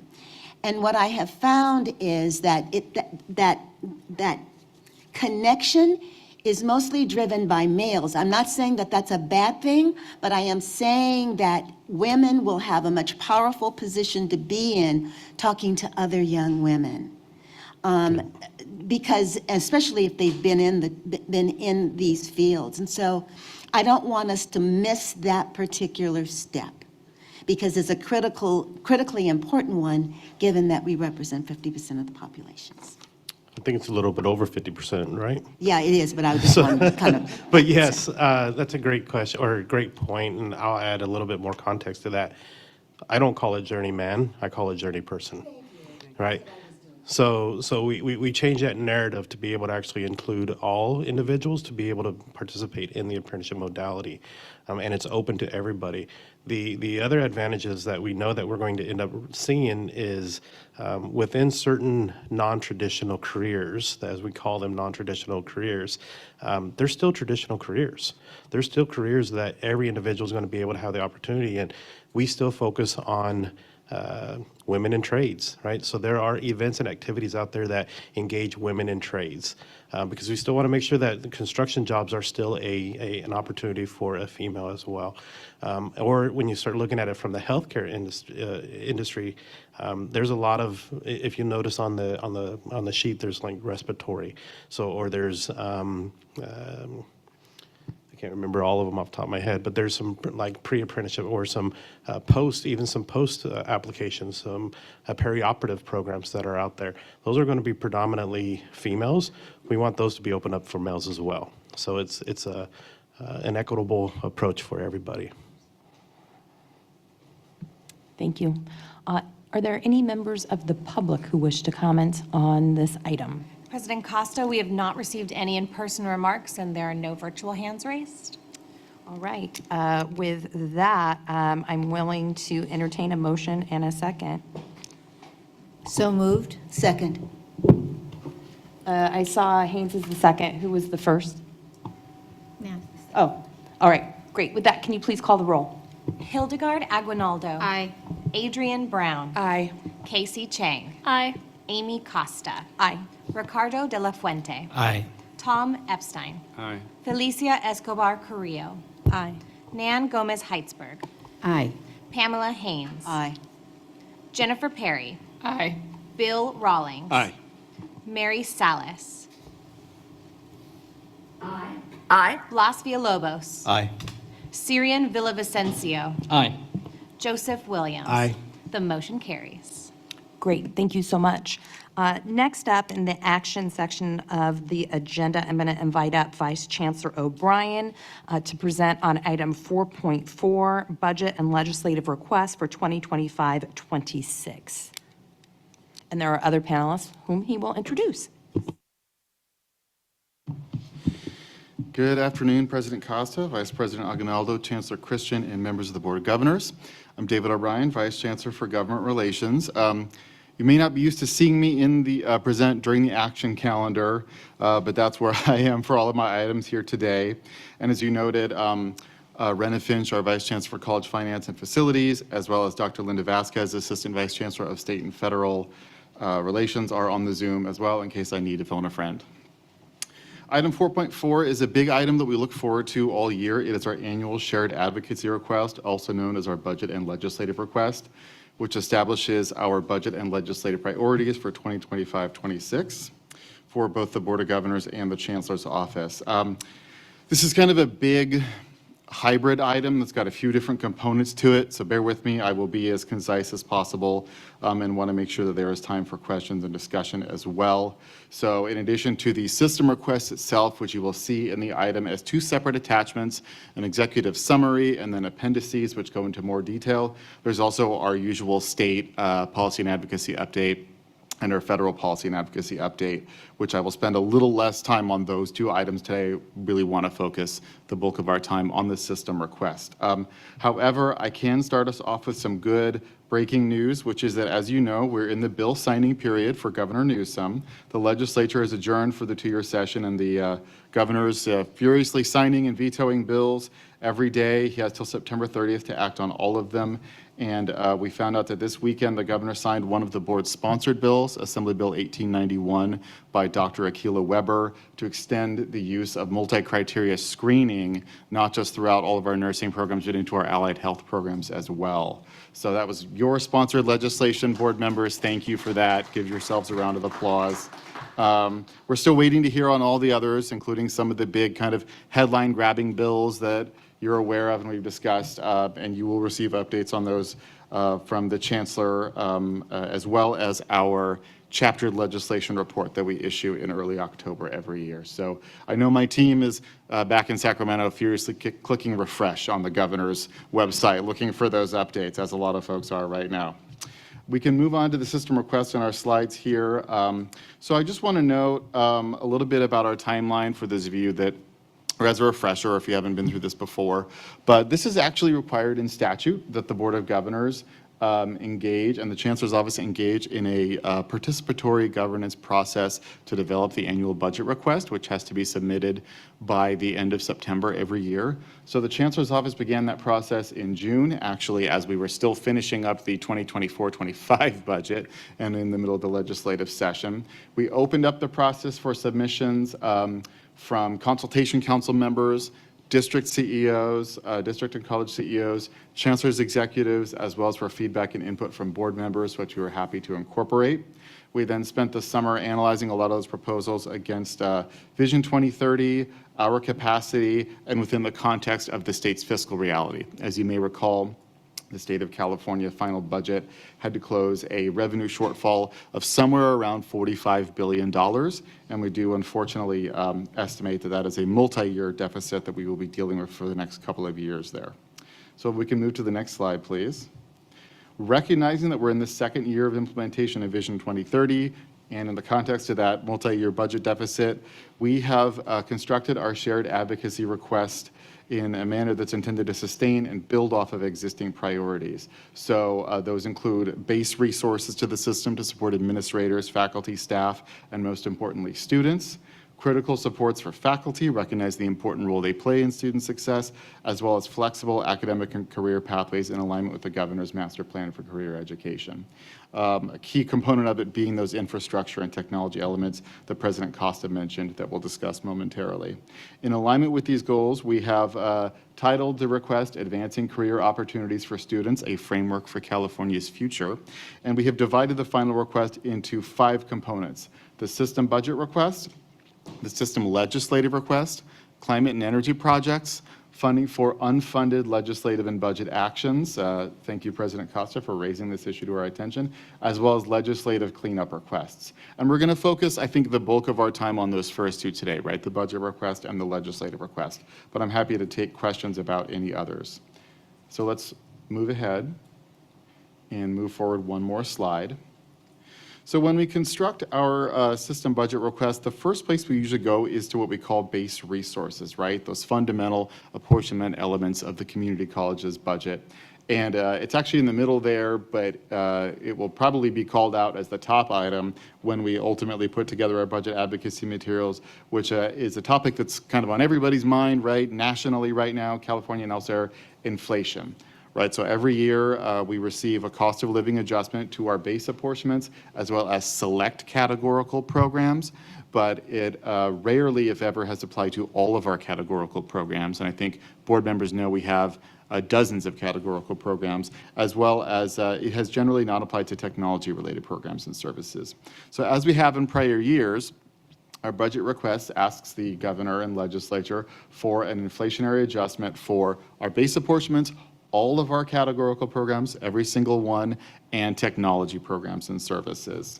On top of that, we are also proposing something that's come up lately a lot from the field that a lot of our districts have raised to us, especially in these kind of years as we're entering a period of enrollment growth again following the decline that COVID exacerbated, which is fully funding enrollment growth. Right, so we know that a lot of districts, including here in San Bernardino, have experienced incredible success in rebuilding their enrollment since the pandemic and have a demonstrated need for flexible funds to continue to support student success. But right now, there is insufficient funding for full growth. There is a 10% cap on funded full-time equivalent students growth, or FTES growth, under the SEFF.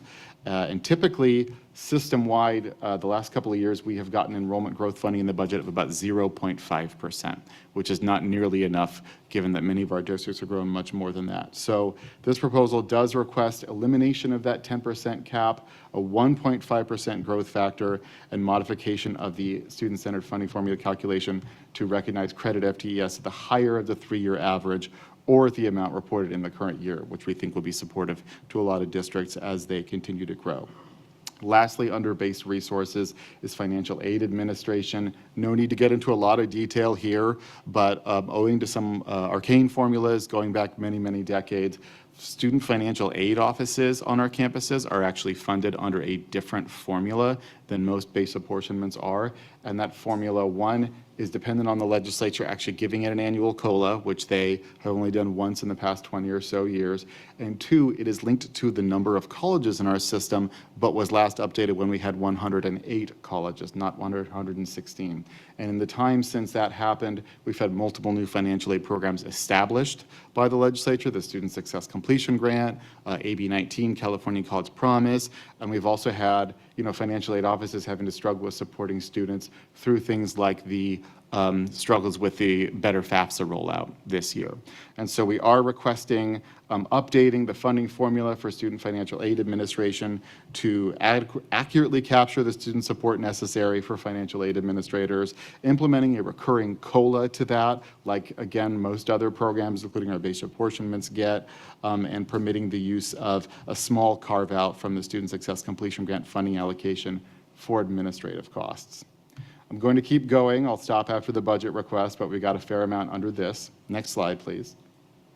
Under the next category, which we're calling academic pathways and career education, we are proposing a multi-year phase-in of our system-wide common data platform. This is not a new item, board members, so of course happy to entertain questions, but want to note that it continues to be a priority of ours and it's something that we work toward and something that legislature and governor are clearly very interested in seeing happen in regards to our system.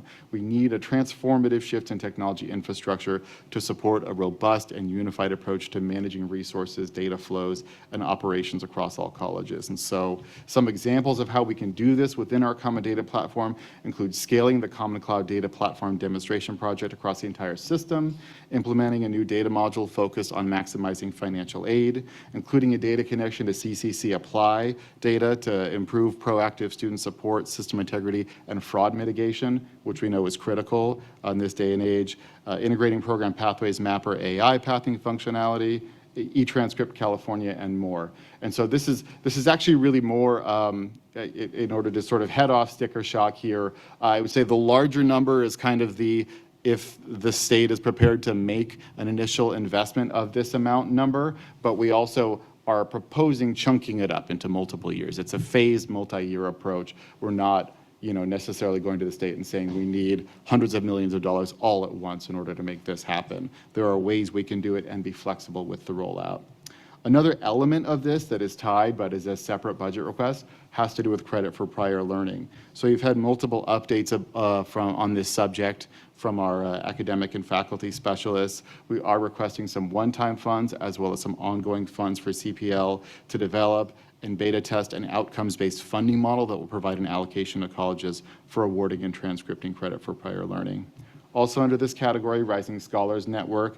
I know that some of you are involved in the forthcoming 10th anniversary of our Rising Scholars program. We're very excited about that. This program, of course, serves justice-involved and impacted students, not just in state prisons, but in county jails and juvenile facilities as well.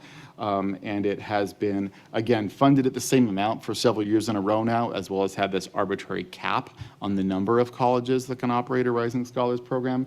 We are proposing an increase of $10 million to the current funding amount, as well as removing that cap, right, which should allow us to expand Rising Scholars to the point where every college can have a Rising Scholars program, or effectively every college. Lastly, burden-free instructional materials. I know there's an update coming on this as well, another action item coming. I just want to note that we are continue to be proud partners of the Academic Senate for California Community Colleges. Thank you, Dr. Parker, for all you and your colleagues do on this. The bulk of this $1 million and some change would support the Academic Senate's Open Education and Resources Initiative, or OERI. Next slide, please. One thing that we provided an update to you on at your July meeting was the state budget reductions to the Chancellor's office. So the Chancellor's office was subject to an almost 8% across the board reduction, unallocated reduction to our agency operations budget. This, of course, comes already, as you know, as we are the smallest of the 3 system offices overseeing public higher education in California, with only about 200 total employees. For our system of 116 colleges serving 2 million students. And so it goes without saying that an 8% reduction on top of that really does inhibit the ability of our office to support colleges and students in implementing student-centered, equity-driven policy change. So this request calls for a restoration of the Chancellor's office operational budget to ensure we have the resources and staffing capacity to implement programs and policies with fidelity, as well as a small position request, 9 new positions to implement Vision 2030 reforms, largely focused in our student services unit, our technology and research offices, and the executive office. Next slide, please. This is the last slide under the budget request, and I'll stop and take questions. Just in noting in here, our ongoing multi-year statewide technology transformation, right, which includes implementing and training staff on a cloud-based common enterprise system. The reason that's included here as a separate item is just pointing out that it is a multi-year issue, right? It's an issue where we anticipate rolling that out in phases, and whatever we can work with the legislature and the governor to secure funding for can effectively become the next phase. Also just highlighting, as we seem to have to do every year, the Cal Grant Equity Framework which the legislature has yet to fully fund, even though there has been a significant expansion of Cal Grant eligibility for community college students in recent years, which we're happy to see. We include this in our multi-year budget request, in the multi-year section of our budget request, simply to sort of keep that narrative alive on behalf of our students. Lastly, I just want to note the issue of part-time faculty health insurance. You may recall a few years ago, the legislature allocated a couple of $100 million in ongoing funding to the system to provide health insurance to part-time faculty. The issue being that due to some matching requirements and inability to leverage economies of scale, not enough of our districts have been able to utilize this funding. However, we are on it. We're on top of it. We have a study coming soon, later this fall, with it's expected to provide policy recommendations for what it would take to establish a statewide pool for part-time faculty health insurance. That way, using the statewide nature of our large system, we could leverage economies of scale to enable districts to buy in using those funds that are already there. A piece that unfortunately seems to have fallen out of our slides, and I apologize, but it is included in your write-up, related to faculty as well, is around part-time faculty office hours. Last year, the budget did increase the amount that districts can be reimbursed for part-time faculty office hours from 50% to 90%. However, they did not provide any additional funding for that. So we are proposing, we are requesting the funding to be able to fully reimburse our districts for that as well, or up to the 90% rate. That concludes the budget section of the system budget request, which I think is probably the most kind of substantive one. So President Costa, if you think it's appropriate, I'll stop here for questions. Yeah, I think that's great. Colleagues, Board Member Brown. Thank you. So I had the opportunity to visit here at San Bernardino Valley College, a nursing simulation experience from behind a two-way mirror, got to see what the students were doing, and then afterwards got to go watch students who had just experienced that having a class discussion. And one of our board members asked the students what was most challenging, and they said prioritization. And I think that that really applies here when we talk about these budget requests. So when we think about a medical setting, right, we know, hey, this thing over here is a problem, but this is a worse problem. If I don't take care of this, this person may die. We have that right now in regards to technology happening statewide. And when I see this large dollar amount, I'm actually thinking about on the other side that if we don't spend these funds now, what will happen is on the other side, we'll spend them via fraud. We will get robbed. Okay, so it's time to take a look at what's going on. Do we have all the right locks on our doors? And one of the things I saw in this report was the words vulnerability points.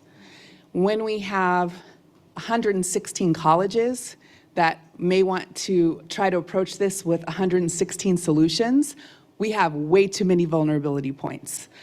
I recently got the opportunity to present at the Future Summit, which Chancellor Christian mentioned earlier, and everyone was so excited. There's so many different sides to what's coming up with technology and so many different possibilities and opportunities, but there's also so many challenges. So putting forth this request at this time is very timely, and we really need the support of everyone in order to make sure that we are focused on the word that Board Member Haynes brought up, equity. Thinking about our students who are at colleges that do have solutions that are better protecting students versus the students that are at colleges that still are struggling to try to figure out how to protect our students. And it doesn't just affect our students. This is also an issue for faculty, administrators, and our other staff. AI is here and it's impacting all of us. So if we're not able to get out in front of this and build that infrastructure, again, we lose on the other end. So we're going to spend money either way. Do we want it going to the criminals or do we want it going to infrastructure? That's the way I see it. What was also really exciting about that conversation is we got to hear from vendors, lots of different solutions. The keynote speakers were really amazing that were mentioned earlier. And I'm really excited about this career passport, of course, as a career counselor too. Because navigating our system is one of the hardest things for our students. So anything we can do to streamline that is going to be really helpful. We need to move quickly, but we also need to move thoughtfully. And I think this is a very thoughtful plan and budget request, and I hope that it's supported at the state level. Board Member Rawlings. Thank you for that. So you've touched, I think the both of you have touched on a lot of points I wanted to cover, but I just want to emphasize a few of them again. You know, as Board Member Brown had stated, you know, being able to stay up on top of our digital infrastructure is really critically important for the work we have coming for the future. And so as I think about the Common Cloud Data Platform and what that will enable us as policymakers to do in looking at how effective our programs are in a more timely way, being able to adjust, identify what's successful, what's not successful, create better tracks for our students, that is so very important, expanding that program. We've got a great bunch of initial colleges, part of the demonstration project, but that's got to grow. And we need it to grow so that we can start kind of integrating and standardizing, normalizing across the system how we're able to use data while allowing the colleges to maintain their own data structures, right? I mean, and this gets to how we're connecting with the cradle to career data system and how we're able to take a broader look at policy and really make it data informed and not just we're guessing now, but we have data from 3 years ago, right? And we've gotten much better, so a lot of credit to our staff here at the Chancellor's Office making that happen. But I remember when I joined the board that some of these data points were really a struggle. But technology is going to be moving faster over the next few years, and especially as we're able to leverage AI in different ways, both for instruction and for non-instruction. And if we don't have the right infrastructure in place, we're going to fall behind. And one of the great things, I think, with the Future Summit, in the panel that I led, we had a great discussion, and one of the points that came out from that was that California is really leading the way. And our community college system is leading the way for California. And so we are, to me, it feels like we're taking some time to get up to speed on this, but we are actually, with Chancellor Christian's leadership, we really are out ahead of everyone else, and we can't allow a lack of funding and support to slow us down, because we have such a diverse system serving such a diverse population in such a diverse economy that if we are able to take the time to do this right, is going to be a model for other states to follow, right? And so really, our work here is so very important, and having that financial support to do that would be critical for us. The one piece here, and I know I talked to you, Vice Chancellor O'Brien, about this earlier, a piece that I would like to see added to this is if we're going to be innovating at a larger scale, and especially as time goes by, larger, faster, our faculty are dealing with this every single day in the classroom, so they're really learning a little bit on the fly. Our classified staff and our administrators are less like being thrown in feet first on it, but they are still experiencing impacts of AI. And I think one of the pieces that we should really focus in on is adding professional development funding and calling it out more explicitly. I saw a few notes here in the slide deck on that, but really being able to identify professional development broadly, but especially built for how the impacts of AI are affecting our work and how they can improve our work and the services that we're providing to the students. Because as you said, if we're able to build a more secure platform, we're keeping the students' data more secure, but we're also going to be able to identify ways that we can make the onboarding process, especially through like CCC Apply and other things, make that process smoother and add supports for our students that will help them stay engaged and continue on and complete, right? So technology is at the heart of it, really probably for the next few years until AI really gets normalized and socialized through our economy and through our culture. And so let's take the chance and lead the way on this. Thank you. Board Member Brown, then Board Member De La Fuente. Just one last comment. You know, we always are talking about these things, and it's not just at the board meetings. So you'll hear people say, so over lunch, because we're just so passionate. So one thing I mentioned, pastrami sandwiches came up over lunch. We were not eating pastrami, but it came up. And there's a very famous restaurant in New York that was in a movie. You can look it up yourself. And it's called Katz Pastrami. I won't go into the scene because you'll need to just do that on your own. So Katz Pastrami, I happened to be there on a day where I was standing in line in front of the head chef who was talking to some muckety-muck, right? And explaining everything about his process with food and this and that. And the person was asking them questions. And of course, I'm just eavesdropping because it's really fascinating to me. One of the things that he said was, no matter what career you're in, when you move all the way to the top, you end up on the computer all the time. So this emphasis in our budget on technology is important for every aspect of everything we do. And so if it's important for pastrami sandwiches, it's important for community colleges. When written in Chinese, the word crisis is one character represents crisis. The second one is opportunity. We have these students. California community colleges are creating the students that will solve the crises of today and build the opportunities of tomorrow. I was very inspired today in our simulation with the students and the nurses. And Aristotle once said, you must educate the mind as well as the heart. And they have the heart, they have the mind, and they have the soul of California as their purpose. They're not only alleviated suffering, but they're also saving lives. So we got to give them the best technology. So if decisions can be made better through technology, if more lives can be saved, we must give them the best technology. I agree with Board Member Brown. If we don't invest today, we will pay later through fraud, through cybersecurity. We're going to have to pay, and it's better to invest now. Great leaders have hindsight, insight, and foresight, and we're taking foresight by investing in the technology platform that we need today. We have 119 community colleges. Not all of them are to the standard that we need. So we need to invest in a centralized technology that can set the standard. People around the world look to California for technology leadership. So let's lead the way. Let's invest. Board Member Villavicencio. Thank you, President Costa, and Vice Chancellor O'Brien, thank you for your wonderful report. So it's now September 23rd, and looking at your timeline, after this meeting, we're already in the advocacy phase here. And so I know we've done this previously, but I want to bring it up again front and center here, and that is how do we do intentional advocacy? And I think centering our students in the advocacy work is, I think, so important, especially when we're looking at, again, here just funding, not just obviously the technology that was already mentioned, that's so important, but credit for prior learning, which we know could transform our adult learners, and obviously making sure that we bring those students to talk to our policymakers in the state capitol.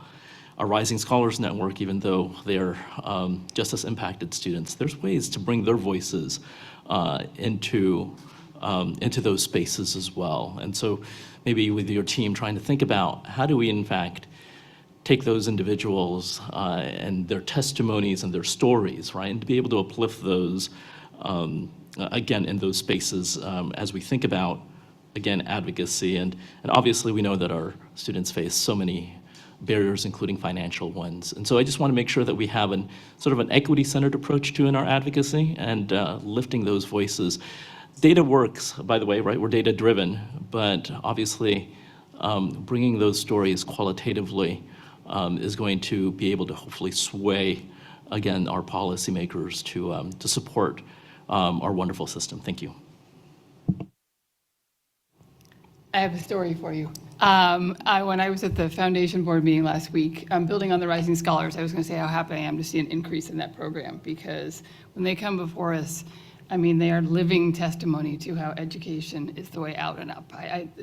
But at our meeting, at our foundation meeting last week, there was a check that the incarcerated people at Folsom Prison had used some of the money they earned to create a scholarship for the children of people who are incarcerated.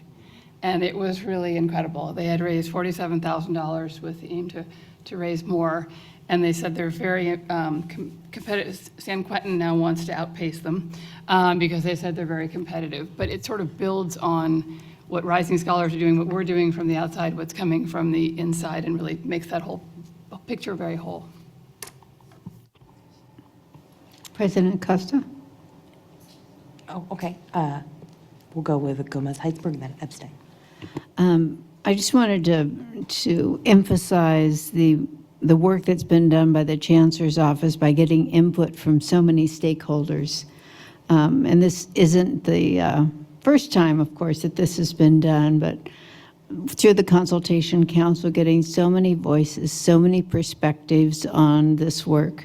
And then speaking to Trustee Villavicencio, rounding up those people again at the end and using that network to get the voices out there to support this work and move it forward. Because, of course, moving into this challenging budget time, there will be many voices, but I think our mission is one that is righteous and one that will be heard because of the good work that we've done.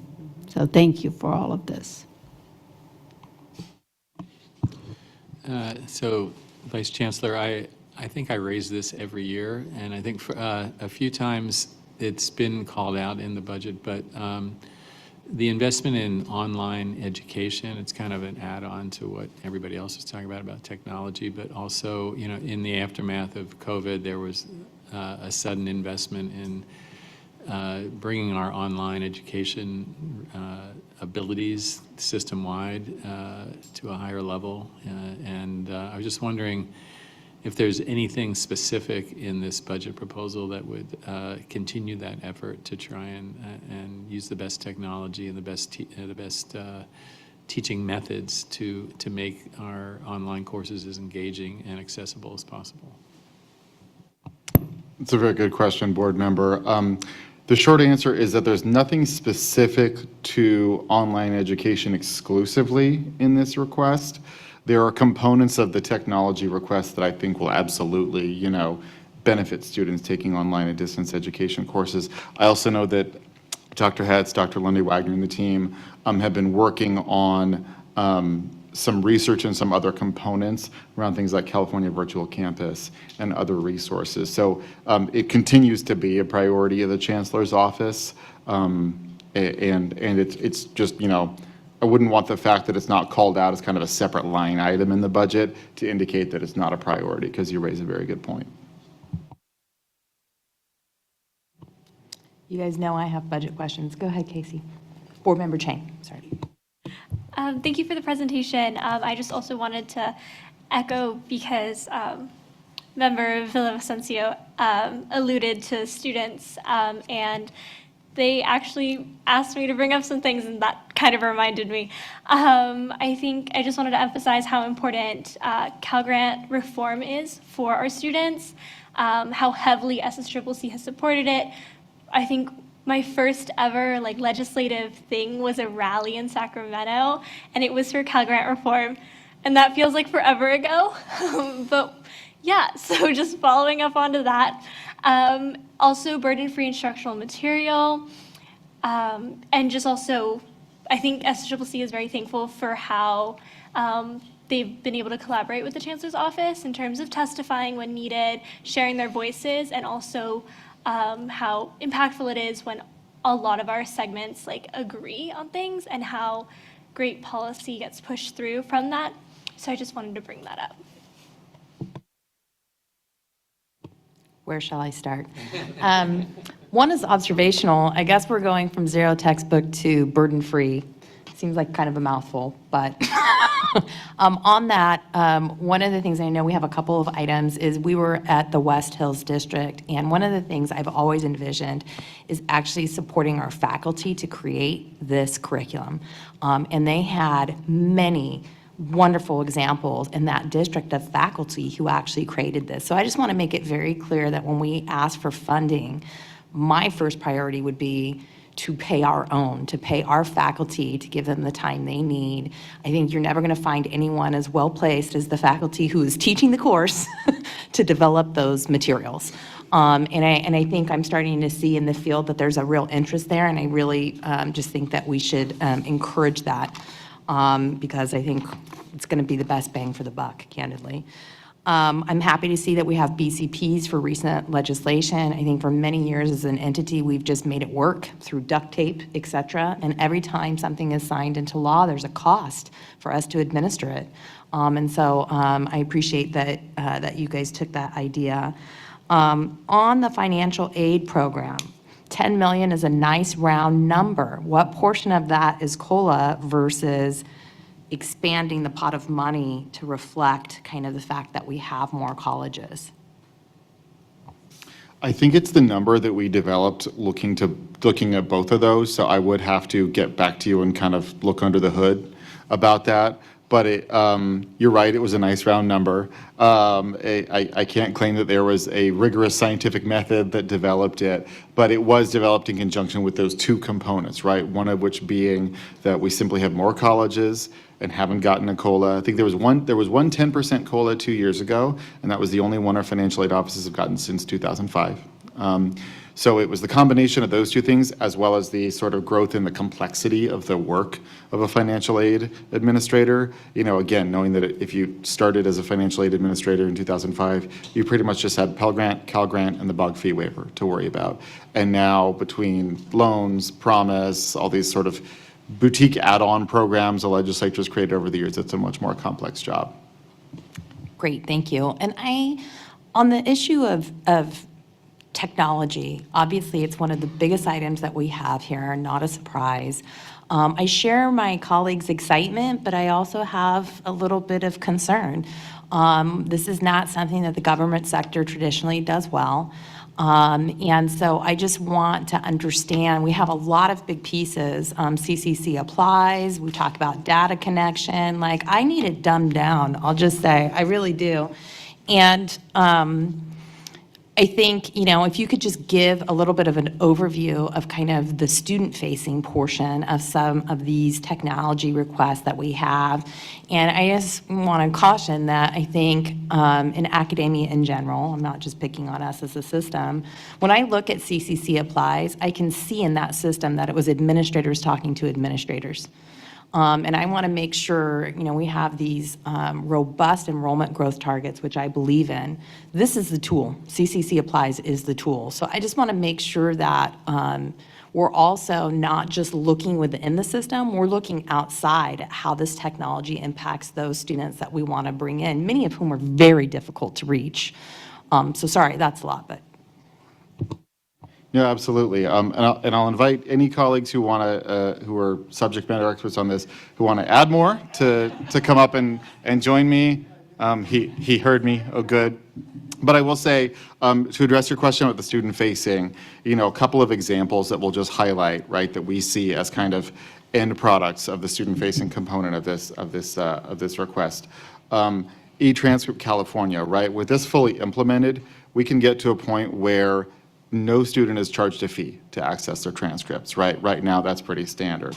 Credit for prior learning, right? Seamlessly integrating that, right? Through things like, right now, as far as I understand it, in a lot of circumstances, a student has to apply for CPL and prepare a lot of documents. And with this fully integrated into something like that career passport, that could be seamless, right? It could be as simple as them seeing a box they have to check. Say, oh, it looks like you've got, you know, documented skills from these courses in the military or IT or whatever. Do you want us to apply these credits, right? If there's anything else Dr. Hatz wants to address, but those come to mind.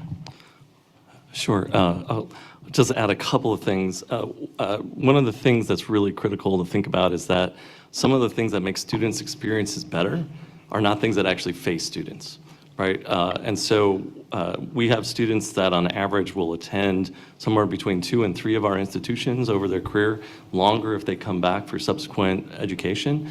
And it's very difficult for their information to move between institutions, which at some real kind of practical level in California is absolutely ridiculous, right? And that's creates all these tremendous frictional burdens for them for completion, right? And even just getting their plan in place. If I could bring up James Todd to talk about the importance of education plans if you want, but basically what happens is because the information doesn't move with them, they can't build a plan often until their second or third semester, and that means they're just kind of flailing around. And so at all these points, there are these opportunities for us to build out a technological infrastructure that both helps students, but also helps all of us, right? It helps us be better advocates for our students because we can better understand what's happening across the system. It helps us be better partners with our students as they're moving to other institutions. One of the things we can't do right now is help their information move from our system to other systems because we don't have their information remotely in time to do anything with. So to think about how we can speed up things like transfer, which is another one of our goals, we can't do it right now given our technological infrastructure. You know, we have, there is a variety of different ways that you can think about it, but basically we have 116 different approaches for different colleges at different levels of local support and funding.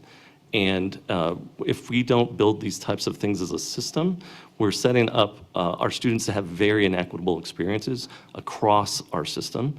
and also very inequitable institutions where they're much more vulnerable to all kinds of security vulnerabilities, because we have a few colleges that have IT staff that you can count on a couple of fingers to defend an entire institution.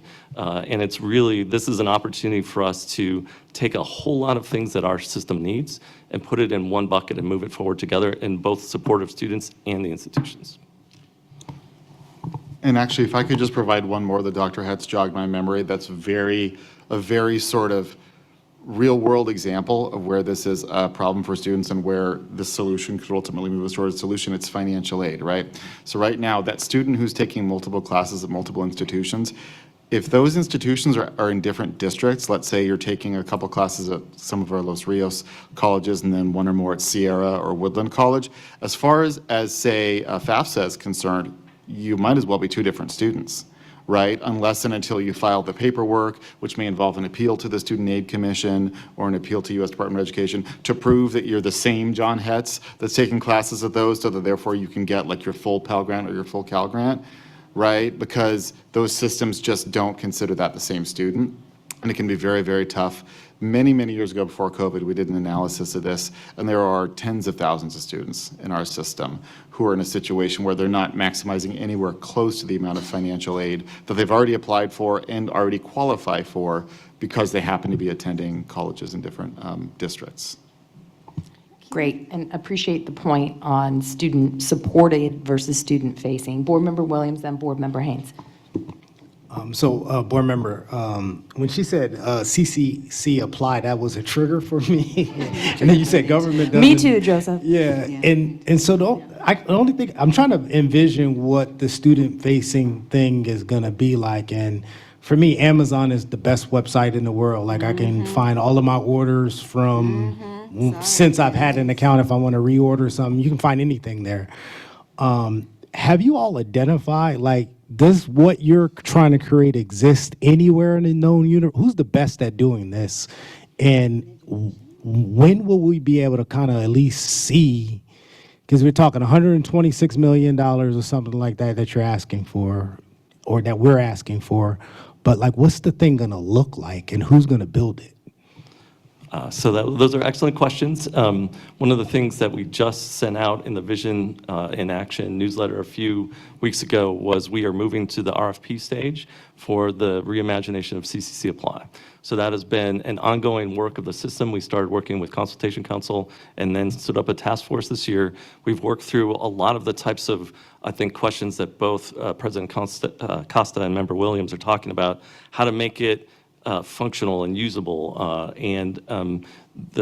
we've worked through kind of all kinds of different types of possible designs, and the mock-ups that we have gotten to that are the core of the RFP are really quite remarkable.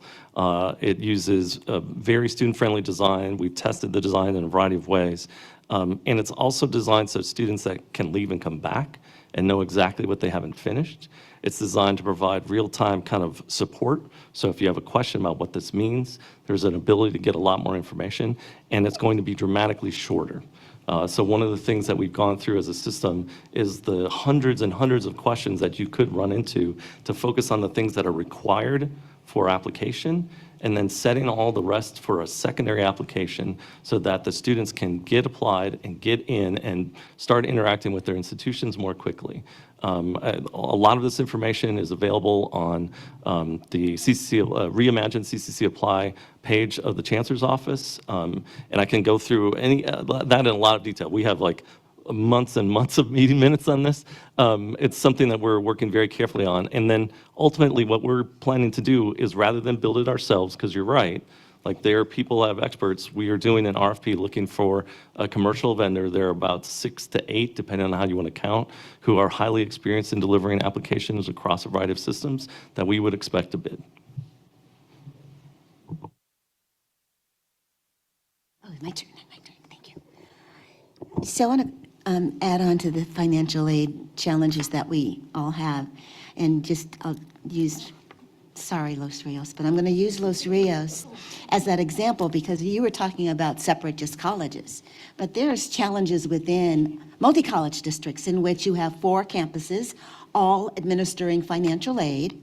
And a student, and we'll preface this by saying that our students are trying to get their courses. So they're going to any school necessary for them to move forward, even within their own district. And so that's the reality. And yet we have not been set up administratively or otherwise to sort of recognize that piece. So a student who is registered at Sac City but goes over to ARC and asks a question about financial aid, they cannot answer it.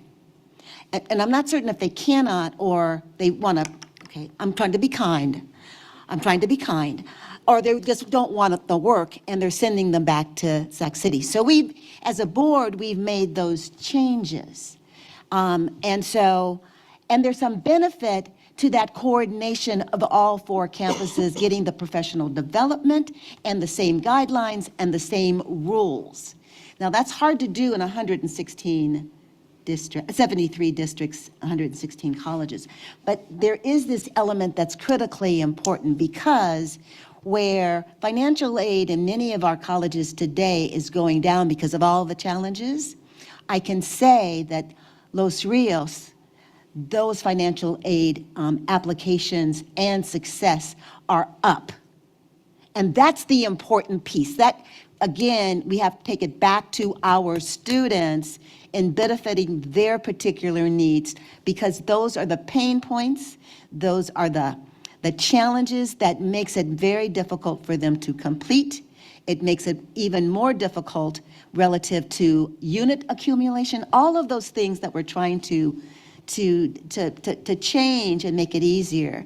And so I'll leave it with that because I know we're going to talk about ZTC in President. I got some stuff there too, and I'll leave that for later. Thank you. So I got some stuff. Yes. I would strongly +1 the financial aid challenges even within multi-college districts, but we also have a signature program of the California Community Colleges, the California Virtual Campus, that is hamstrung by this problem as well.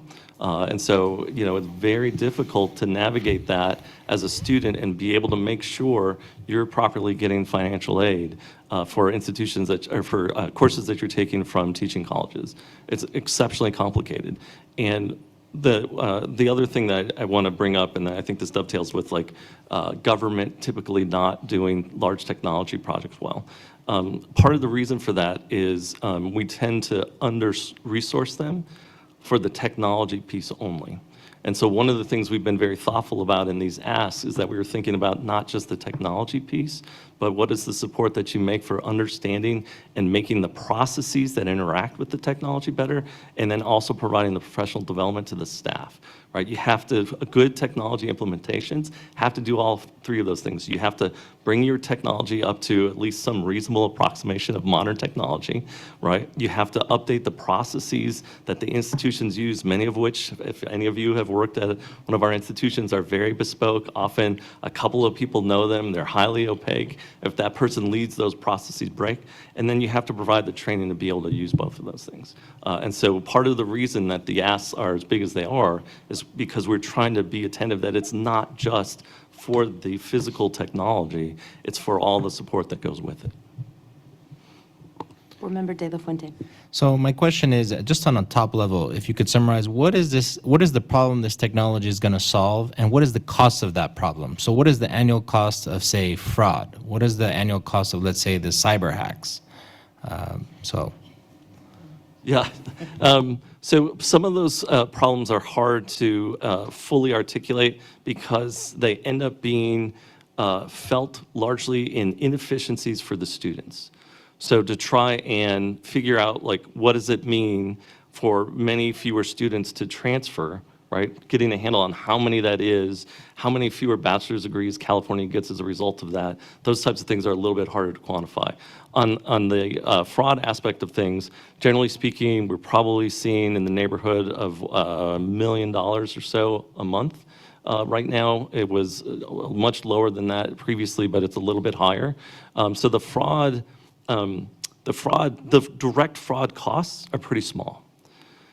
But the institutional fraud costs are very large. And so for folks that work at institutions, what you see is enormous burdens on the financial aid staff, enormous burdens on the IT staff, and that's preventing them from doing all the other work that they need to do for the college. So saying that the fraud problem is not a very big problem is because we have to do it, we're addressing it very effectively, but in an exceptionally inefficient way that hamstrings the ability of our institutions to do their work, right? And then a variety of the other things that we're talking about building, repairing CCC Apply, that is part and parcel to making sure that we are serving the students of California. And like, what does that mean in terms of lost opportunities if we don't fix that? Again, hard to quantify, but it's real for the state of California if we are missing out on getting students because, as I've had many conversations with the president, it's very challenging to get through CCC Apply, and some students don't, they just give up. You know, the students that we support in our system are sometimes fragilely attached to higher education, and it doesn't take much to sometimes dissuade them from following that journey. And so trying to quantify exactly like what that cost is to the state of California is a little bit hard. But I can tell you what the cost is to that student, and it's enormous, and it's going to be a lifelong cost. And so these are opportunities for us to take the burden off of students onto our collective selves as a system and really create a higher education system that supports students all across their journey in an equitable way, no matter what high school they come from, no matter what college they go to, so they have an opportunity to, you know, take their educational journey and get to their goals.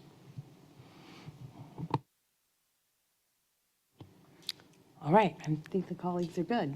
Now I'm going to open it up for public comment on the item. Oh, wait, We we're do going to still go have into the s- ledge portion. Yeah, we do still Okay, have some more of so our please hold on public presentation. comment. I will try and be as, yeah, I will try and be as Sorry. concise as possible. No, not at all. If we could pull the slides back up. Thank you for the discussion, board members. I'm still really hungry for pastrami, so if anybody has recommendations for a good deli in San Bernardino, maybe you could post my name and number in the chat, Christina. We have the legislative component, which I'll be fairly brief about, but Dr. Vasquez can answer any questions you may have. So let's move forward on the next slide. A couple of items that we are bringing forward and proposing, not all of which are going to be standalone legislation. If you're familiar with the Community College CalWorks program, that is a program that provides supports to students to help prepare them for employment through things like work study, job placement, skills training, childcare, things of that nature. We are proposing streamlining eligibility for that program by removing and repealing some of the barriers in the statute. That's actually a program where we don't use our whole allocation every year and end up having to give back money. And if we could streamline and reduce some of these barriers, like allowing the funds to go to families, maximizing direct aid, and providing some more flexibility on the employer match requirement, we think we could fully utilize our CalWorks funding.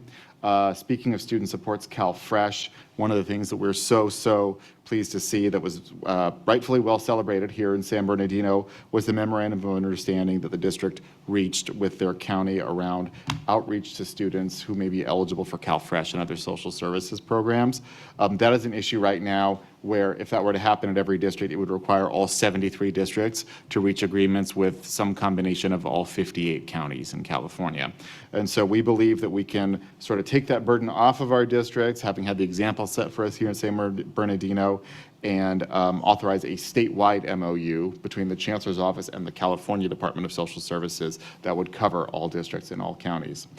Brief update for you at the end of the slide here around residency. You may recall last year's system request included taking a look at some of the various statutes around non-residency and allowing students based on certain status, like their immigration status, refugee status, specific wars or conflicts they may have come from, to be exempted from non-resident statutes. We continue to engage in this ongoing review of all of those with the idea of making a recommendation for the legislature to kind of simplify that, because that is a big burden on our admissions and records offices now.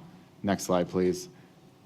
Last element under the legislative request, want to thank our partners at the Faculty Association for California Community Colleges for pointing out an issue around academic renewal. That's the process by which students who have received a substandard grade in a prior course can have that adjusted by retaking and passing the course.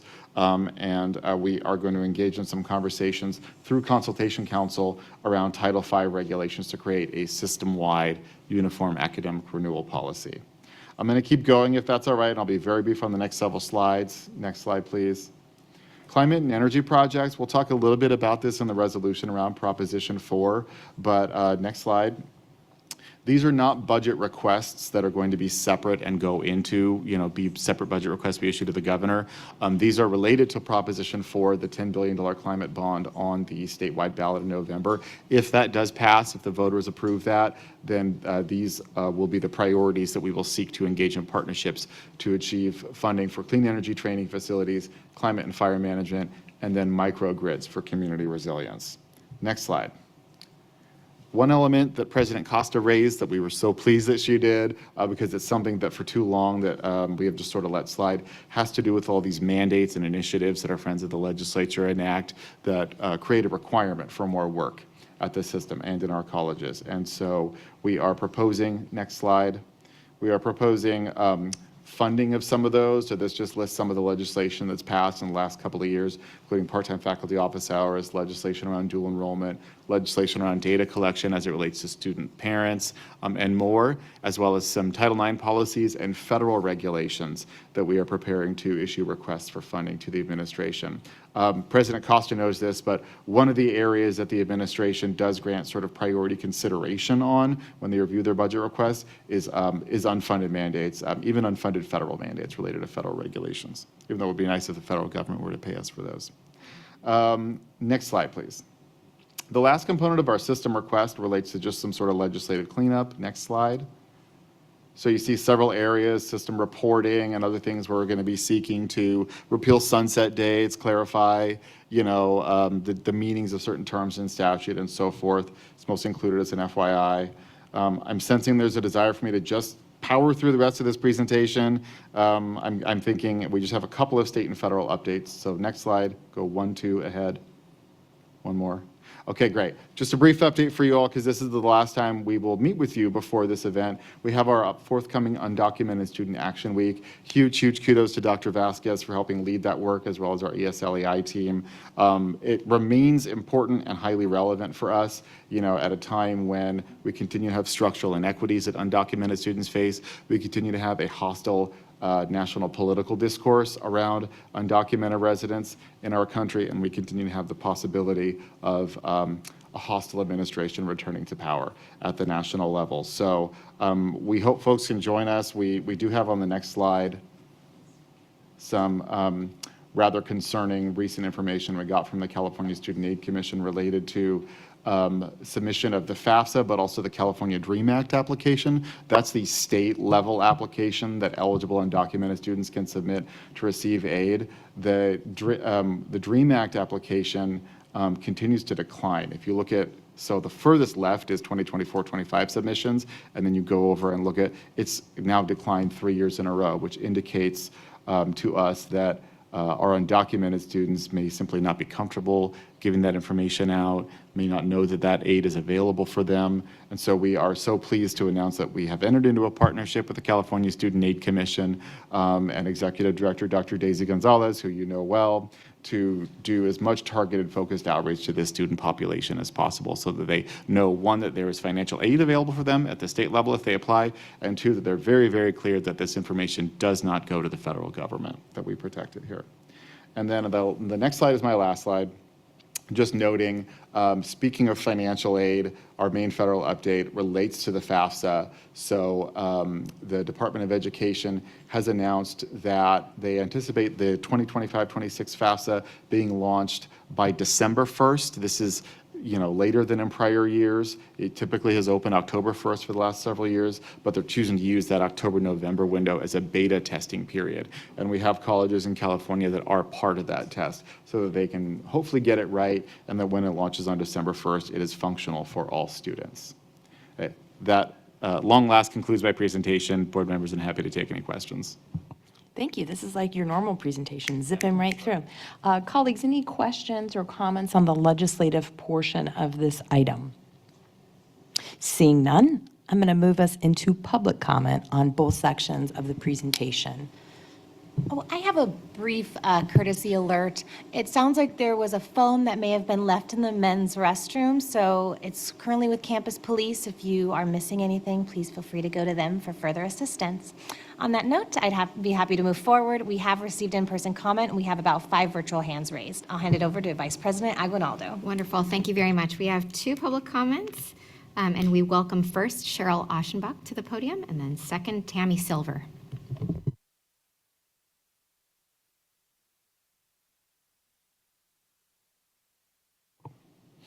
Good afternoon, President Costa, Vice President Aguinaldo, Chancellor Christian, members of the board.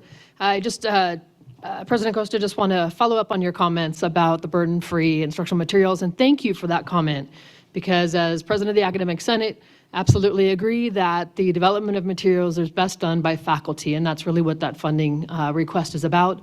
It was a request of the Academic Senate to extend the original 5-year grant funding that we've had for the Open Educational Resources Initiative, and have done an incredible amount of work to benefit students under that funding is trickling out at the end of this year as we stretched it to 7 years, and is pretty critical to our continued zero textbook cost efforts system-wide. So want to express appreciation for the inclusion of that in the system ask. We are working with the legislature to continue that ask as well, but just want to advocate for and express appreciation for that inclusion. You'll hear more about the Open Educational Resource Initiative from Michelle Pilati, our director, a little bit later.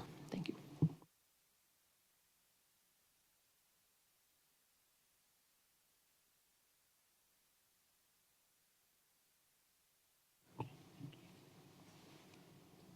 Hello, President Costa, Chancellor Christian, and the board. I want to be sure that we don't forget deferred maintenance when thinking about one-time dollars. Deferred maintenance needs are great on all campuses, so please include that as part of the request. And also not to forget COLA and base funding, because that's what brings dollars directly to the districts, and don't overlook those. Thank you.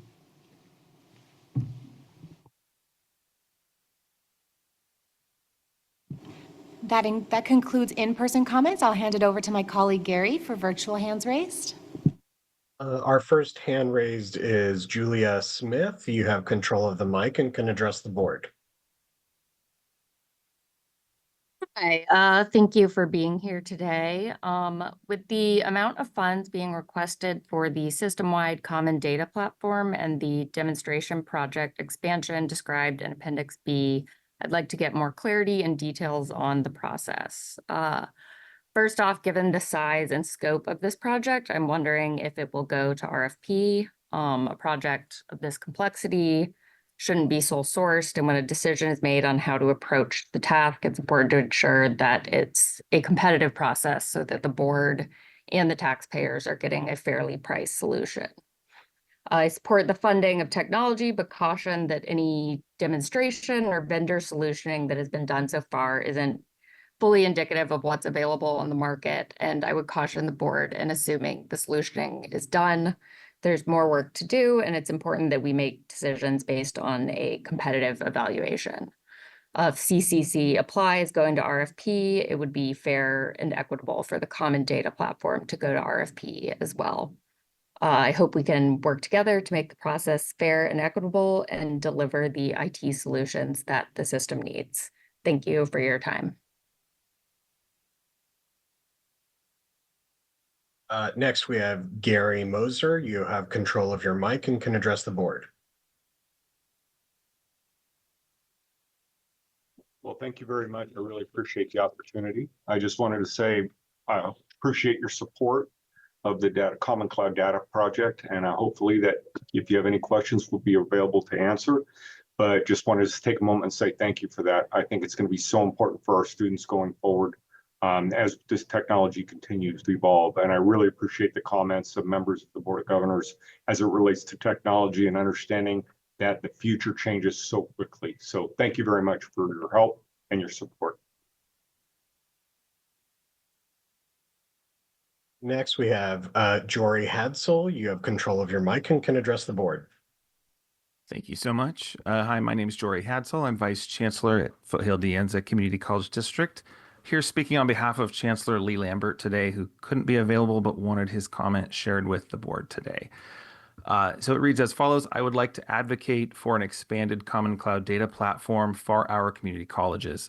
This updated infrastructure is essential to keep the California community colleges competitive in the future of teaching and learning.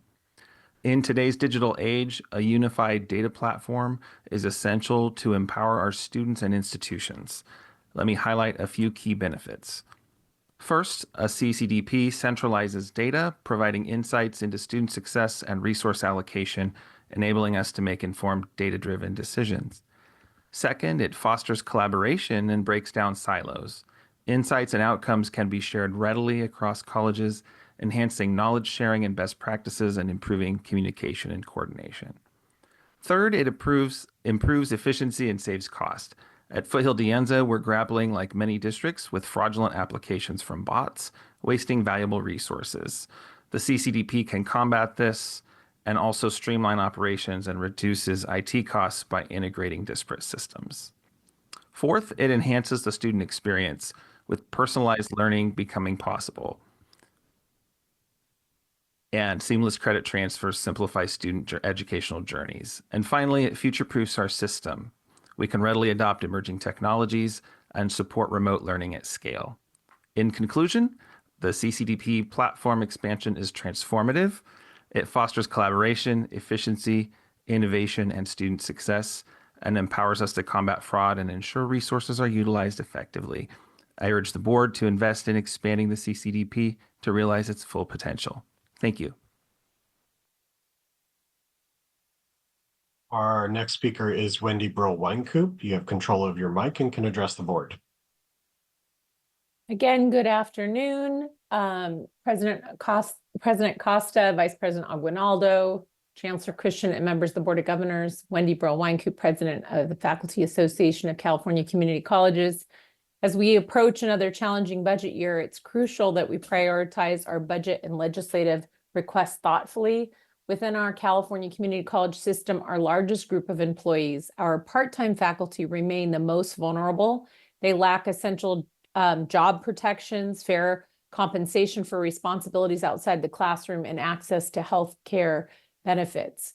Programs such as credit for prior learning and rising scholars, and then mandates like Common Course numbering, and then of course our ambitious goals outlined in Vision 2030 are vital to our mission. However, we must ask ourselves, how can we achieve these important measures without adequately supporting our most vulnerable faculty members? Investing in our faculty is not just a matter of equity, it's fundamental to the success of our students and our institutions. When faculty feel supported and valued, it translates into better educational experiences for our students. We cannot overlook the critical role that part-time faculty play in our colleges, especially when they teach more than half of our classes. I urge the board to consider the implications of our budget decisions on faculty equity and student success and prioritize system budgets requests that specifically support part-time faculty. By doing so, we reaffirm our commitment to high-quality education for all students in California and ensure that our students have resources they need to thrive. I would also like to thank Vice Chancellor O'Brien for his comments on part-time faculty. It's nice to hear that we are hopefully moving forward with a healthcare pool in the future when we get the information back. And I also, he pointed out that the office hours have been expanded to a mandate. So hopefully we can work together to cover that mandate. Thank you very much. Appreciate your time. And the last hand we have raised is Larry Galizio. You have control of your mic and can address the board. President Costa, Vice President Aguinaldo, members of the board, Chancellor Christian, Larry Galizio of the League. We just had our policy boards meet on Friday and Saturday. And what we're hearing specifically on the budget, overwhelmingly, the top priority is COLA or base resources. HERS and STIRS costs continue to rise. Operational and personnel costs continue to increase, whether it's healthcare, energy, or others.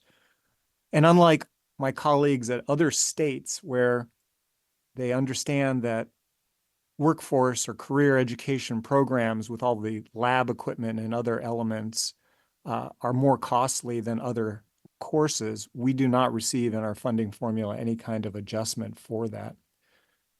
We're going into this budget, there's already $250 million in deferrals.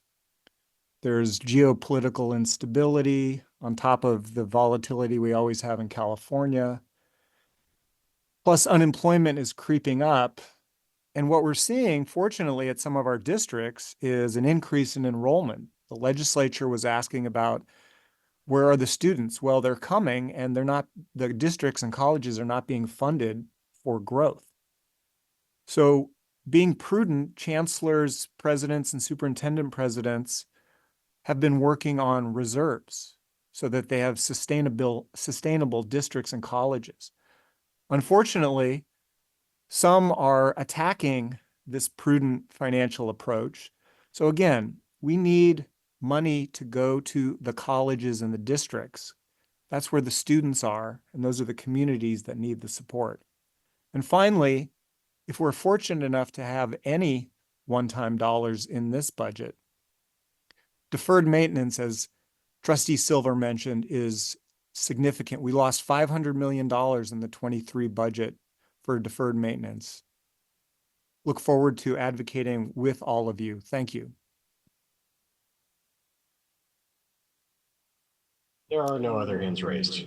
Great, thank you so much. With that, colleagues, it's time for a motion and a second. This is an action item. I'll move to approve. Second. Rawlings and Villavicencio with the second. With that, can you please call the roll? Hildegard Aguinaldo. Aye. Adrian Brown. Aye. Casey Chang. Aye. Amy Costa. Aye. Ricardo de la Fuente. Aye. Tom Epstein. Aye. Felicia Escobar Carrillo. Aye. Nan Gomez Heitzberg. Aye. Pamela Haynes. Aye. Jennifer Perry. Aye. Bill Rawlings. Aye.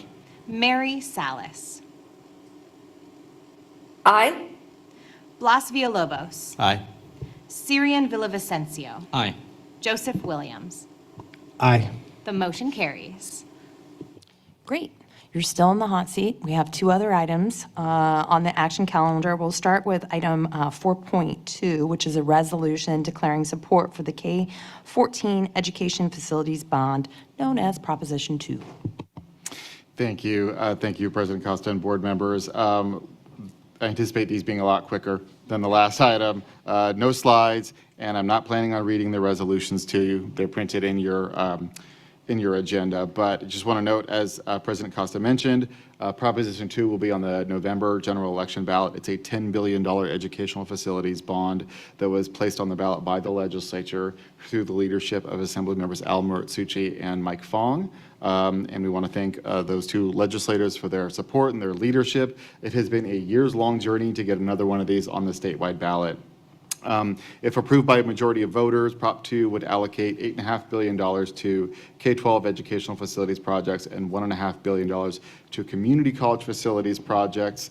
I won't go through all the benefits of bonded facilities projects. You know, you've heard colleagues of the league and others talk about deferred maintenance. We've seen a great example of a project here at this campus today.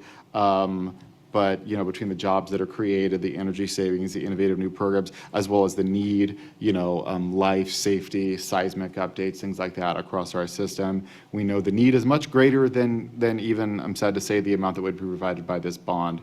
But it is there. We recommend the board approve this resolution to support Proposition 2, and happy to take any questions. I move approval. All right, we've got a motion. Second.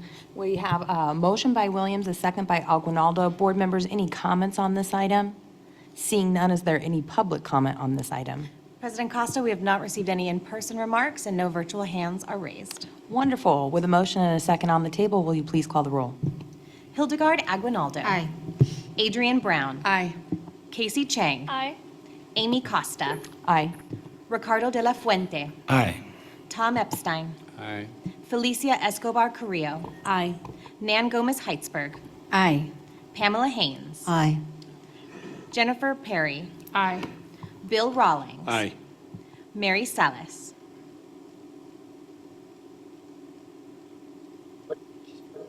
Aye. Blas Villalobos. Aye. Syrian Villavicencio. Aye. Yes. Thank you.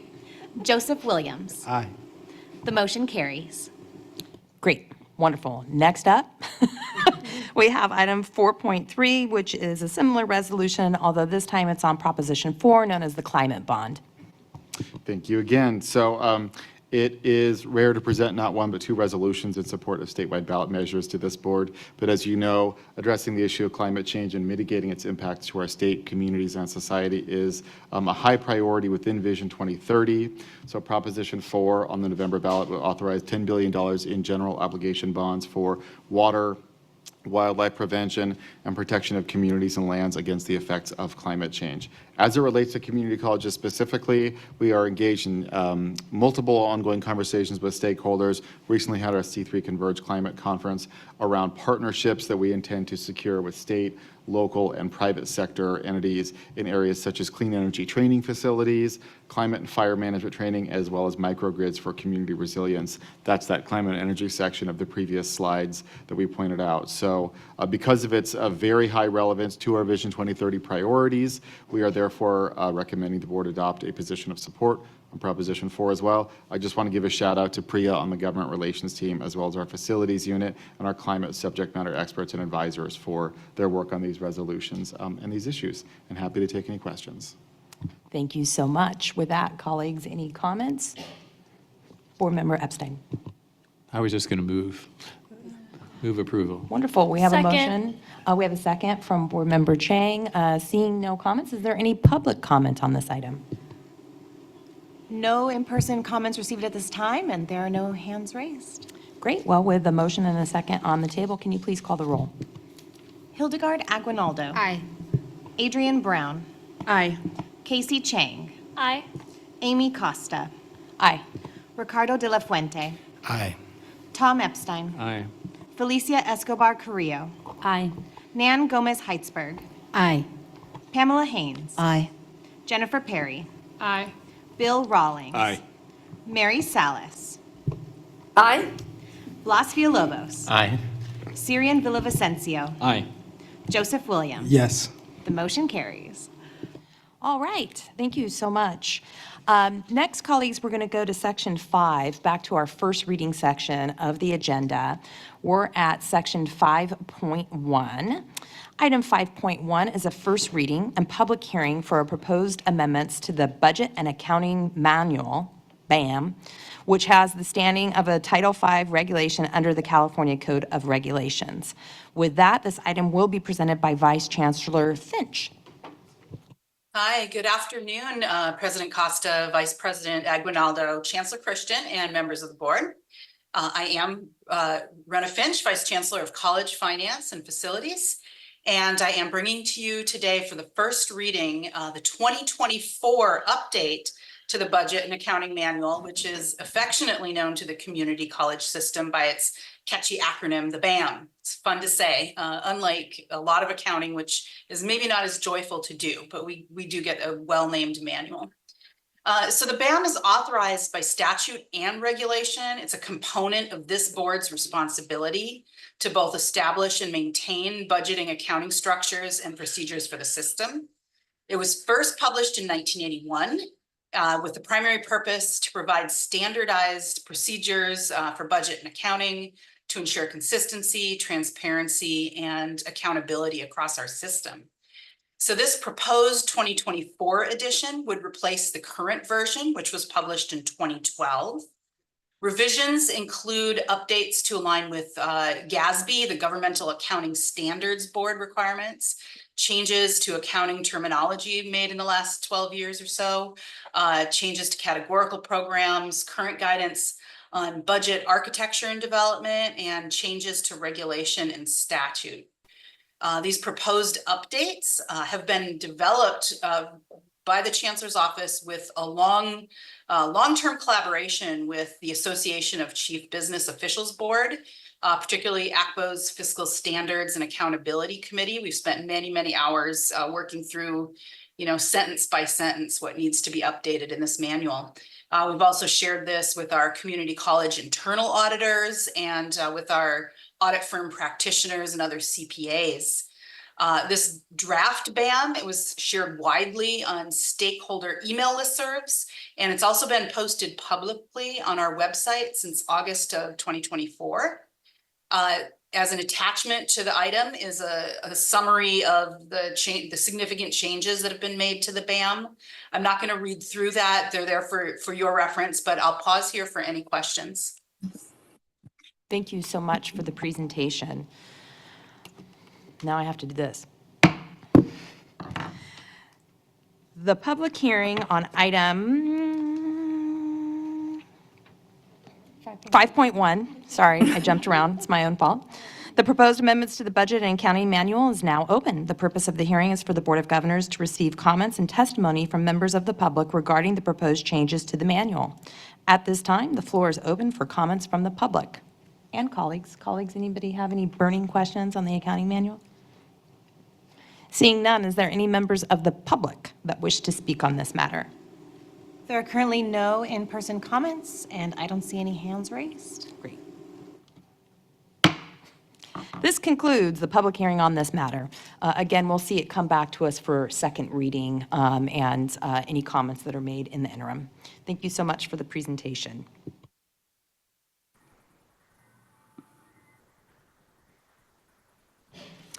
All right, next up, we have item 5.3. This is, we had referenced this already in the meeting, the proposed regulatory action regarding burden-free access to instructional materials.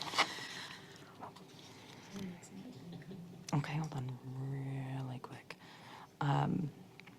Item 5.3 is a first reading and public hearing for a proposed adoption of a new Title V regulation to the California Code of Regulations relating to burden-free access to instructional materials. With that, I'm going to turn it over to our Chancellor for some opening remarks, and then we'll have the presentation. And I think after I make some remarks, Board Member Williams has some comments, and then we'll turn it over to our Vice Chancellor. So I just wanted to recognize a few individuals as it relates to this item.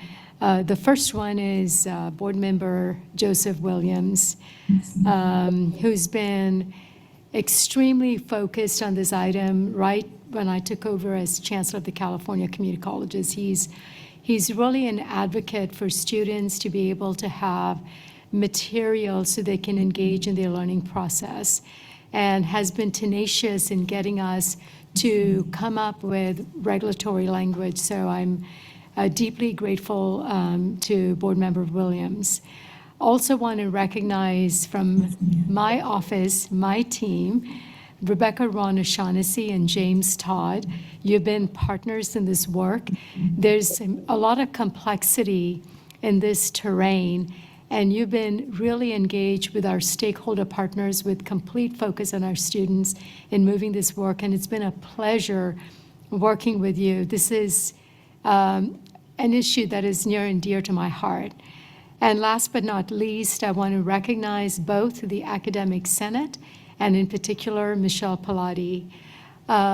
When I kind of got into the OER materials, it's been decades now, and coming to California and then coming into this new position, I was truly amazed to see the leadership of the Academic Senate. And I was at a conference and I went to Michelle's session, and I was looking at the website, and I was blown away by the richness of the content and the courses and the different types of representation with open educational textbooks that were available to our faculty. And so to have this regulation have a component of it that is dedicated to California community colleges, putting it out there. Imagine if every student were to engage in general education courses and it's OER. The only organization that can make it happen is the Senate. And this is what I call bold leadership. So with that, I will turn it over to Board Member Williams. Thank you, Chancellor. And I want to thank my Chancellor, Dr. Rodriguez, for being willing to lead on issues related to basic needs. For us, it started with a $10 million investment from the San Bernardino Community College District in the Inland Empire College Promise. And that led to opening up access to 3,000 local students to be able to access college courses in our district. And we've been learning a lot from that program. And we learned that instructional materials was one of the barriers that students face because the BOG waiver, I still call it the BOG waiver, the promise helps with the tuition. And so today I just want to highlight the critical issue that is fundamental to student success, one that demands decisive regulatory action. As a board member, I am committed to addressing the intersection of college affordability, financial stability, and equitable access. Our system's responsibility is to remove barriers and ensure every student has resources needed to succeed. We've heard from student leaders about the tough choices they face in deciding between basic needs like housing or paying for textbooks. These stories reflect not just financial strain, but also administrative and psychological burdens that hit low-income and marginalized communities the most. To meet our Vision 2030 goals with equity at the forefront, we must act swiftly on the issues of timely access to instructional materials. Last year, this board made key moves by passing a resolution prioritizing burden-free instructional materials. And I'm proud of the progress that we've made with the ZTC grant program and the statewide burden-free tech task force. This has sparked great momentum across our system. I want to acknowledge Governor Gavin Newsom for his leadership and the $115 million investment in ZTC initiative, which transformed education for 2 million community college students. His actions eliminating one of the biggest barriers to success. I also want to recognize the leadership of Chancellor Sonia Christian and her team for their tireless effort in working towards this initiative.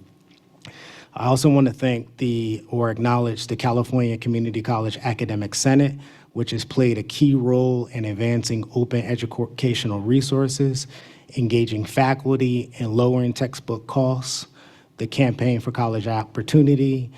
They all have been pivotal in pushing these initiatives forward to address the burden of financial challenges faced by students. Today, I am advocating for even bolder action. We can't rely on incremental progress. We need regulatory measures that guarantee students have access to instructional materials on day one, no matter which college or which course section they choose. This regulation affirms our responsibility to address textbook affordability and emphasize sustainable, equitable solutions, particularly through the use of OER in general education. In closing, by supporting this regulation and prioritizing day one access, we ensure all students, regardless of background, can succeed, and together we're leading the nation. I urge the board to support this regulation, which will require local policies ensuring students have textbooks and materials that they need on the first day of classes. Thank you. With that, I'll turn it over to our presenters. Great, thank you. May I please have the slides? Good morning. Oh, good afternoon. Last time was good morning. We had a very successful meeting, by the way, for the other project. So, good afternoon, President Costa, Vice President Aguinaldo, Chancellor Christian, members of the board, Rebecca Rano-Shaughnessy, Vice Chancellor for Educational Services Support. The item in front of you for your first read is the proposed regulatory action on the burden-free access to instructional materials. Co-presenting with me today here is Dr. Michelle Pilati, Project Director, ASCCC OERI, as well as a psychology faculty at Rio Hondo College. Next slide, please.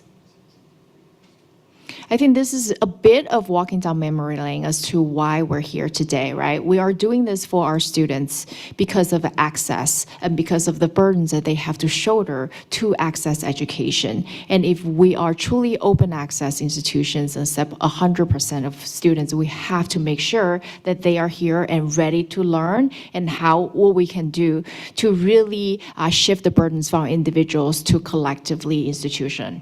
Next slide, please. So already, Member Williams already mentioned, board resolution really demonstrates the board's commitment, right, to prioritize burden-free access to instructional materials. From there, also, the board resolution has asked the Chancellor's Office to partner to study implementation of the task force recommendations, which is a comprehensive solution set from regulatory exploration to kind of thinking about how we structurally remove burdens, as well as thinking about, how we can really mobilize supplies, really kind of thinking about procurement issues for supplies, also thinking about technology solutions to curate, right, all the OER materials. So it's a whole slew of recommendations, and our team is working very hard on that, and I think at a later day, we'll kind of come back and kind of talk about the comprehensive solution sets and where we are with all of that. But very exciting there, and regulatory work is a piece of that we're bringing in front of you today. And the last bit is the ZTC recommendation there, implementation there, really focused on general education, what that looks like. So that's also one of the board's resolutions. So we're very excited to introduce that element as well in the regulation. Next slide, please. So burden-free instructional materials, I'm not going to read over all of the recommendations, but I kind of went over, it's kind of touches on procurement, touches on policy, touches on data infrastructure, focus on OER expansion and sustainability, and also professional development that's needed ongoing for our system. Next slide, please. So here's kind of the highlights of the regulation language. The specific regulation is in your digest, but a few highlights to note. One is the definition of instructional materials. So that's very much aligned with the task force recommendation, which includes textbooks, supplemental materials, and then supplies. And so what we are, as part of the regulation, are mandating local action. So local boards to adopt policies to really do two things. One is a higher standard, which is ensure student access to textbooks and supplemental materials. So that's more generally, if you think about it, kind of the course materials needed for students on the first day. And the language there also added kind of the suggestions specifically around OER. There's a lot of already OER solutions there to support that. And the second one is more covering the overall instructional materials. So we recognize, obviously the capital intensity that's needed for supplies in CTE courses and, for example, art classes. So really there is to strengthen student access, to really thinking about how colleges can explore various options together, and knowing that, while we're developing OER, continue to strengthen the expansion of OER efforts, what colleges can do also in the meantime to support that effort by reducing cost. And then also, again, another kind of confirmation or emphasize on this is really has to be a institutional collective responsibility. The regulation also highlights student-centered best practices. So ZTC degree grant program is very much focused on OER development, and then OER adoption and adaptation prioritizing GE. That's kind of the highlight of general education requirement there. And then we also have a slew of solutions that's not OER, but also very important, comes on different parts of campuses that colleges currently can also leverage to support overall affordability and access for our students. Next slide, please.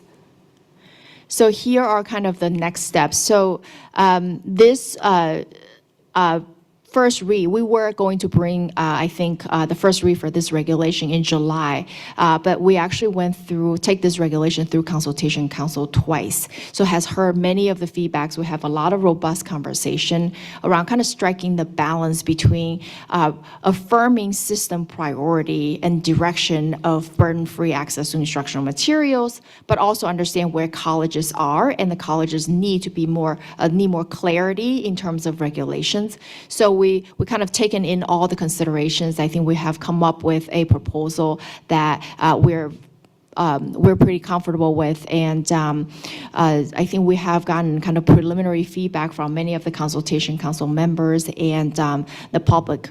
Most of the feedback now have been very positive with some minor recommendations, so we'll go back and continue to think about some of those.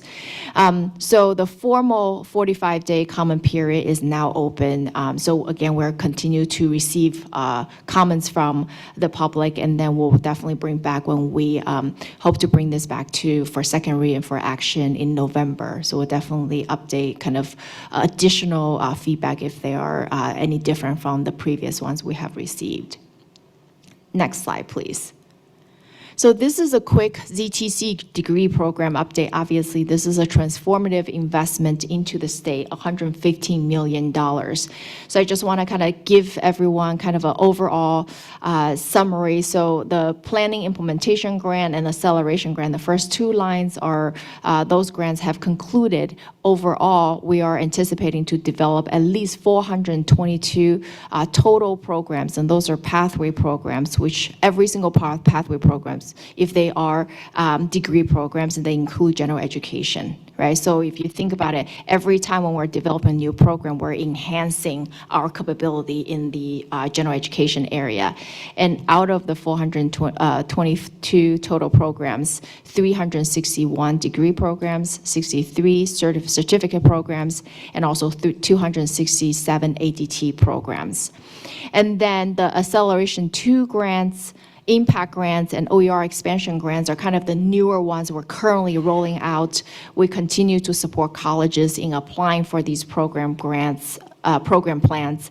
And currently, as you see, 7 program plans have been awarded, 1 impact grant awarded. They are kind of on a rolling basis as colleges continue to submit their plan. And the last one I want to call your attention is OER expansion grant. So that's actually course specific. What we want to do is really focusing all the courses that are related to the ZTC degree program, so then we can really maximize the OER expansion there. And we are also very much encouraging additional general education OER courses to be developed under the new grant.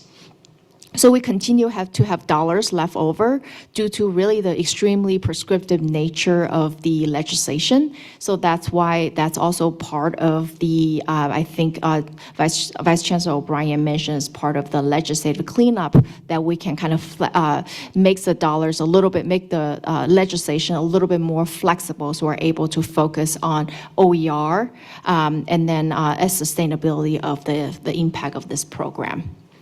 Next slide, please. So I'm about to turn over to Dr. Pilati, but as we all know, OER is a core ZTC strategy. You know, affordability, if you think about it from a long-term, OER is the only way to go. So, you know, on one hand, I really, really appreciate many colleges, as you think about comprehensive strategies, many colleges are thinking about some short-term strategies to really strengthen college affordability for students while we continue to develop OER. So we hope, right, we're going to get to close to 100% OER. And, you know, ASCCC has been working on this for decades, and many faculty across our system. So I'm going to turn it over now to Dr. Pilati. Yeah, thank you very much. And I'm so happy to be here and be able to talk to all of you and have so much of what I'm going to talk about already have been foreshadowed. I almost feel like I don't need to be here. OER as a core ZTC strategy, I think, is really important to emphasize, but also at the same time to recognize that not every course can get to zero with OER. And because we've been working in this space, we've been thinking about these things ahead of time. And so the Statewide Academic Senate has positions about this, recognizing OER is the most sustainable way to get to zero ZTC, but also recognizing that it can't always be the way. And so we're talking with faculty about OER, but also other ways to get to ZTC because we want to help move all of this forward. You can go ahead to the next slide. So basically, I think I wanted to start off by putting a little bit of context to all of this. So talking about burden-free and talking about ZTC and talking about this new regulation are just pieces of all the different things that have happened in our state and federally around cost transparency and keeping costs down. And this used to be something that, yeah, faculty cared about, statewide Senate cared about, but nobody was spending their time focusing on it. And because of the OER initiative, we have now an entire system of people who are focusing on it and thinking about it. So when that regulation, the Title V regulation came down, we had people to push it out to who cared and then talked about it at their colleges. So these things are not just happening in a vacuum. There are people that are actively on top of it. And so we have this great mechanism of an infrastructure across the state of people who care about affordability as well as OER, and it kind of brings it all together. And you could go deep in the weeds talking about all the different things that happen. We have a webinar next month if you're interested and you want to go into those weeds with us. I invite you. Next slide, please. Where did the OERI come from?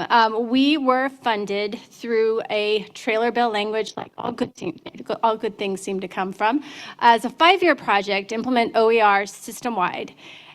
We did not imagine that we were going to have things happen that made it so that 5 years lasted a lot longer. The money was allocated in the summer of 2018. We got started early in 2019. And then a little over a year later, this thing happened that changed everything. Suddenly, we were no longer traveling.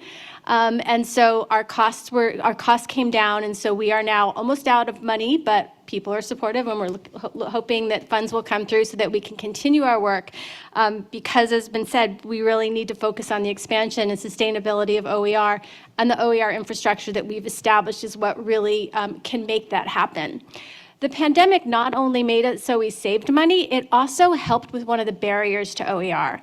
There were some faculty who were hesitant about using digital instructional materials, and all of a sudden, that was how you had to get resources to students. So in some ways, the pandemic really, really helped the OER movement by increasing the openness to digital resources. So that's just something, one of the strange good things that came out of the pandemic.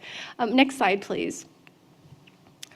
So our goal just is to do whatever we can to get faculty to, well, within reason, to choose OER over commercial text, so by all reasonable means available. And we do this by increasing awareness. As the Chancellor mentioned, we have lots of different ways of representing what OER are out there.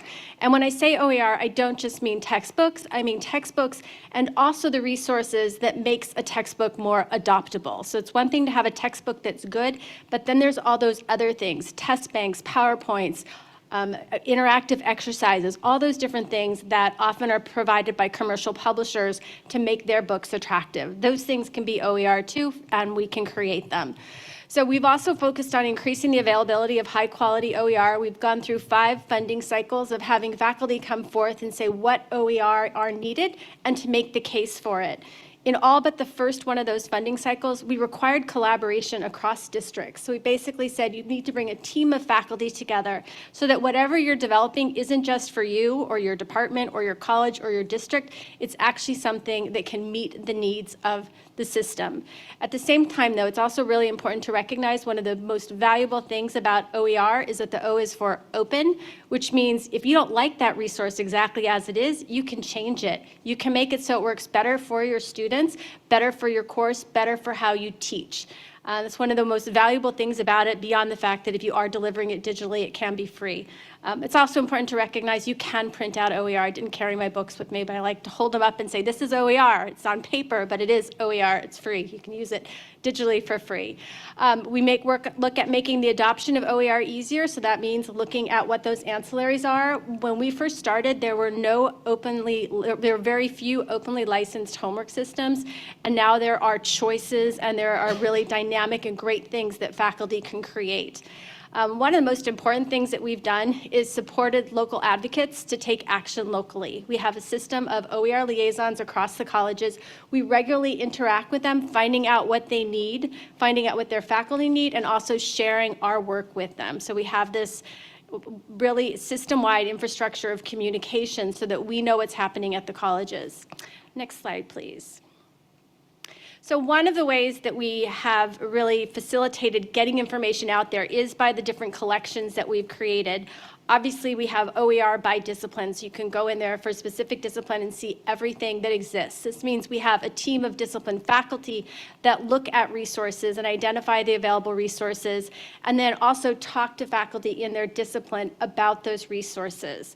We, of course, also have collections by CSU-GE and our new our new OER by Cal GETC. In both of these collections, you'll see there is no GE area that does not have at least 2 resources readily available, and it may be maybe 3, but at least 2, and tons of options for a lot of them. We also have organized OER by transfer model curriculum, so colleges that already have the GE piece all taken care of can figure out which of their associate degrees for transfer would be eligible to getting everything to OER with existing resources. We also recognize that there are gaps, and we've compiled a list of the gaps in OER availability specifically for those associate degrees for transfer. Next slide, please. So one of the new things that we have coming out of the ZTC work is the results from our work with the collaboration cohort. So because the legislation calls for ensuring that there's no duplication across the work that the colleges are doing, for 28 different disciplines, we worked with all the colleges that were doing work for a specific discipline to find out what they're doing, to compare their plans, and then also to see if there were opportunities for them to work together instead of working independently. This was a lot of work. We had cohorts varying in size from about 5 to 28 or so, getting representatives from all those colleges to come together. And now we're slowly rolling out the reports around what they're doing. And the impact grants, where there was only one that was currently awarded, is because those grants have to piggyback on what came out of the collaboration cohort. So they need to look at what is coming out of the cohorts and ensure that what they're doing doesn't duplicate what's already happened or builds on what already has happened.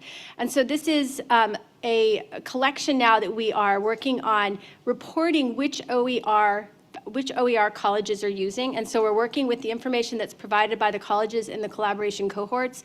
And then we'll be looking at bringing in more information, because one of the greatest ways to figure out which resource should I look at is the one that most people are using. And you can see here there's certain ones that are that stand out pretty quickly for certain courses. Next slide, please. This is one that I'm particularly excited about. We are also tracking what things people are doing. So if you're sitting down, if you're a faculty member and you're wanting to propose something, you're curious if somebody else is already doing something with that particular course, you can go in and see and find out what they're doing, reach out to them.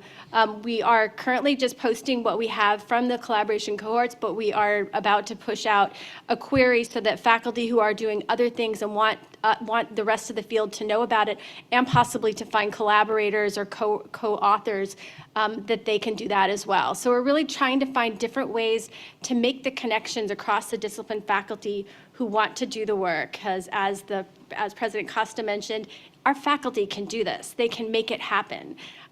With as many colleges and many faculties we have everything that we need here in our system. It's just a matter of bringing them together and finding the opportunity to make the things happen. Next slide, please. So I want to just say a few words about the impact that we have had and what we have done. We do a lot of webinars, and we have hosted over 370 webinars attended by at least 3,500 of our faculty. And this is in addition to 113 webinars that we've done for those local OER advocates, our OER liaisons. So we really have ongoing conversation across the system in different forums. Through our funding process, we've disseminated 73 openly licensed resources. This is textbooks written from scratch. It's also updates of textbooks, and it's also those different ancillaries. One particular place where we have a lot of work is around homework systems for foreign languages. And we have robust homework systems for Spanish. We have work happening in French. We have work happening in Italian. We also have work happening in Arabic. So there's just a lot of really wonderful things happening.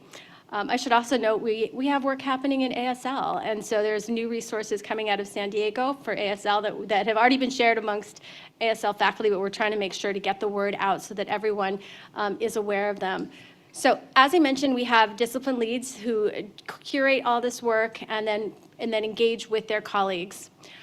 We also have both an accessibility course and an OER training course. These are asynchronous courses that we developed. 200 faculty have gotten badges in one and 300 in the other.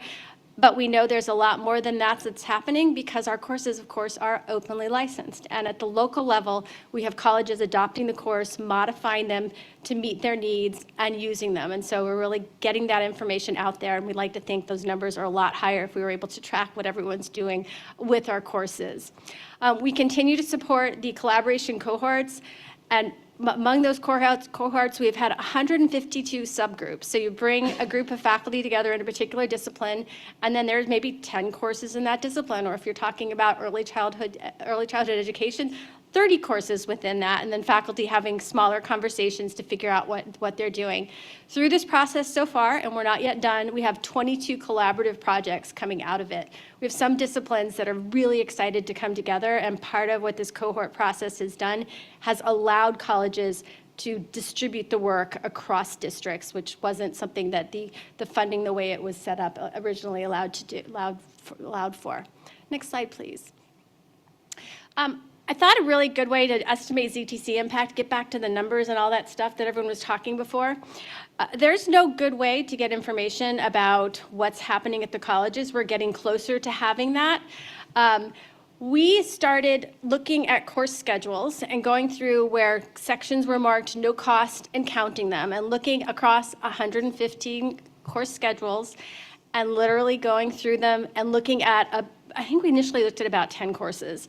We're going to focus on 5 courses. These 5 courses, if you've paid attention to the Common Course numbering work, they're 5 of the 6 courses that are part of that first round of Common Course numbering. So these are courses that everyone has. We wanted to come up with a number that was intentionally low, so you could be impressed with the intentionally low number and know that it's really higher. So we estimate the textbook cost of being about $50 and with 30 students per section. And again, intentionally underestimating, and this was at each point in time, only those colleges that were marking their no-cost sections, because it takes a lot of work to go and drill down to find things that are no cost if they haven't been marked. So next slide, please. So the courses that we looked at were public speaking, college composition, statistics, American government, and introduction to psychology. We gathered our first group of data in fall 2021 or spring 2022, so it's only one term for each college. And what you see here is in either one of those terms, we figured they're going to be pretty equal, but for whatever reason, we didn't have the data from fall. Just with those courses in one term and that low estimate, we're at about almost $4 million, $3,798,000 that were saved in that term. And what you see here too is public speaking, a course that anyone who's transferring to a CSU is going to have to take or something similar to it. Almost 50% of the sections were ZTC. That's pretty incredible. And you see varying numbers for the other courses with intro psych in second and American government in third.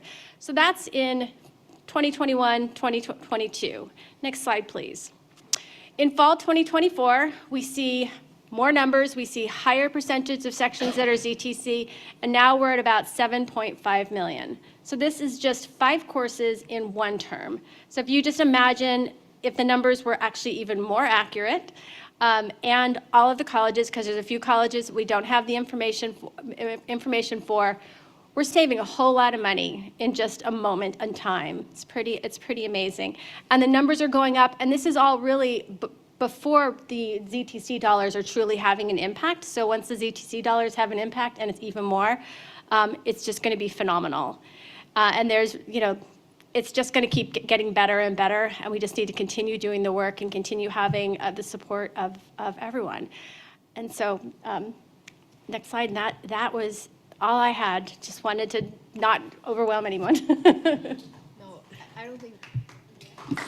I don't think millions of dollars of saving is going to overwhelm. I think everyone is just overjoyed, I think, by this. So this is fabulous. So this, in a way, concludes our presentation. So we're open for any comments and questions. 1 second. The public hearing on item 5.3, the proposed adoption of California Code of Regulations, Title V, concerning burden-free access to instructional materials is now open. The purpose of this hearing is for the Board of Governors to receive comments and testimony from members of the public regarding the proposed regulatory action. At this time, the floor is open from comments from the public as well as colleagues. I see Board Member Rawlings, and then we'll go to Board Member Salas. So I want to take a moment just to reflect back a little bit.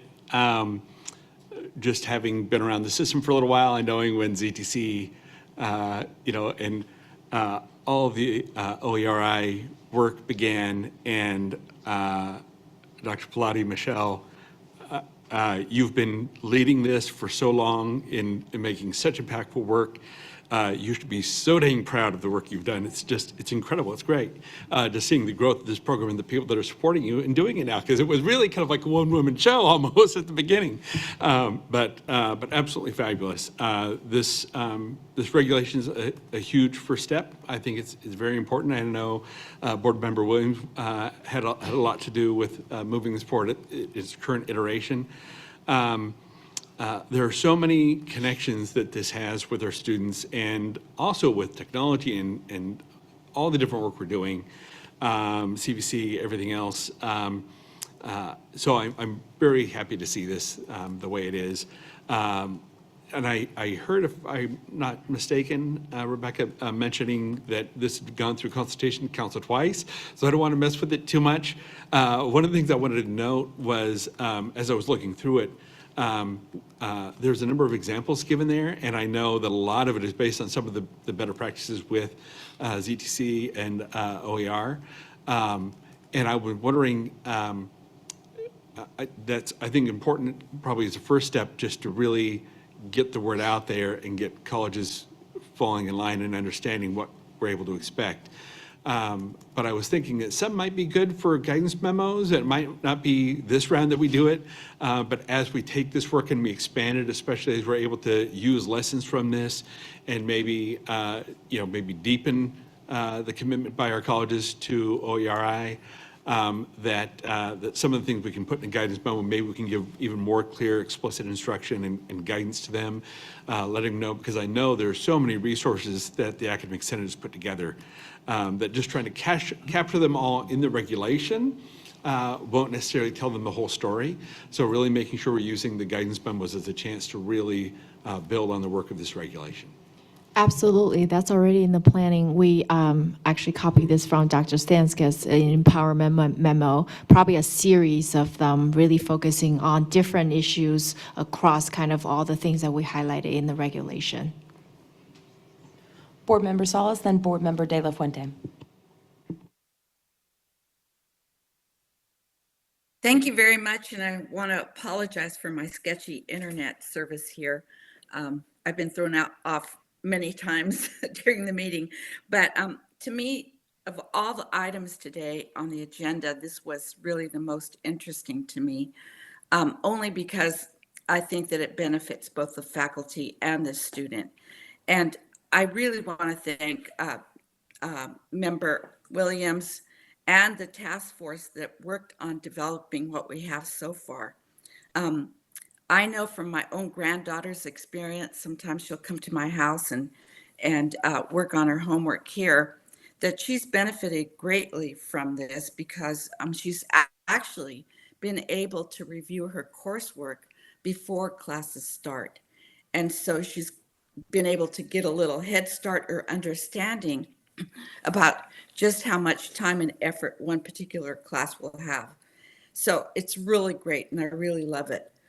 If we're trying to get to a zero, no burden cost for the student, this is one thing that I have, is that we did receive correspondence from, let's see, the Michelin Group that does say that the task force was actually somewhat concerned about the potential cost to the student with the automatic billing. So I don't have an understanding about how that automatic billing works, but it seems to suggest that there may be a cost to the student on a particular textbook or resource material that the class is not going to actually use. And so that's one of the questions I have. Let's see, that's one of the questions I have. The second one, I'm getting a lot of feedback, so that's what's confusing me. So, the second one is during the presentation, I heard that faculty that was willing to do the work, right? To develop these things and the extra work burden that that falls upon them because of their dedication to this. So is there some way that they get compensated for spending this time in developing the subject content? And those are my two questions.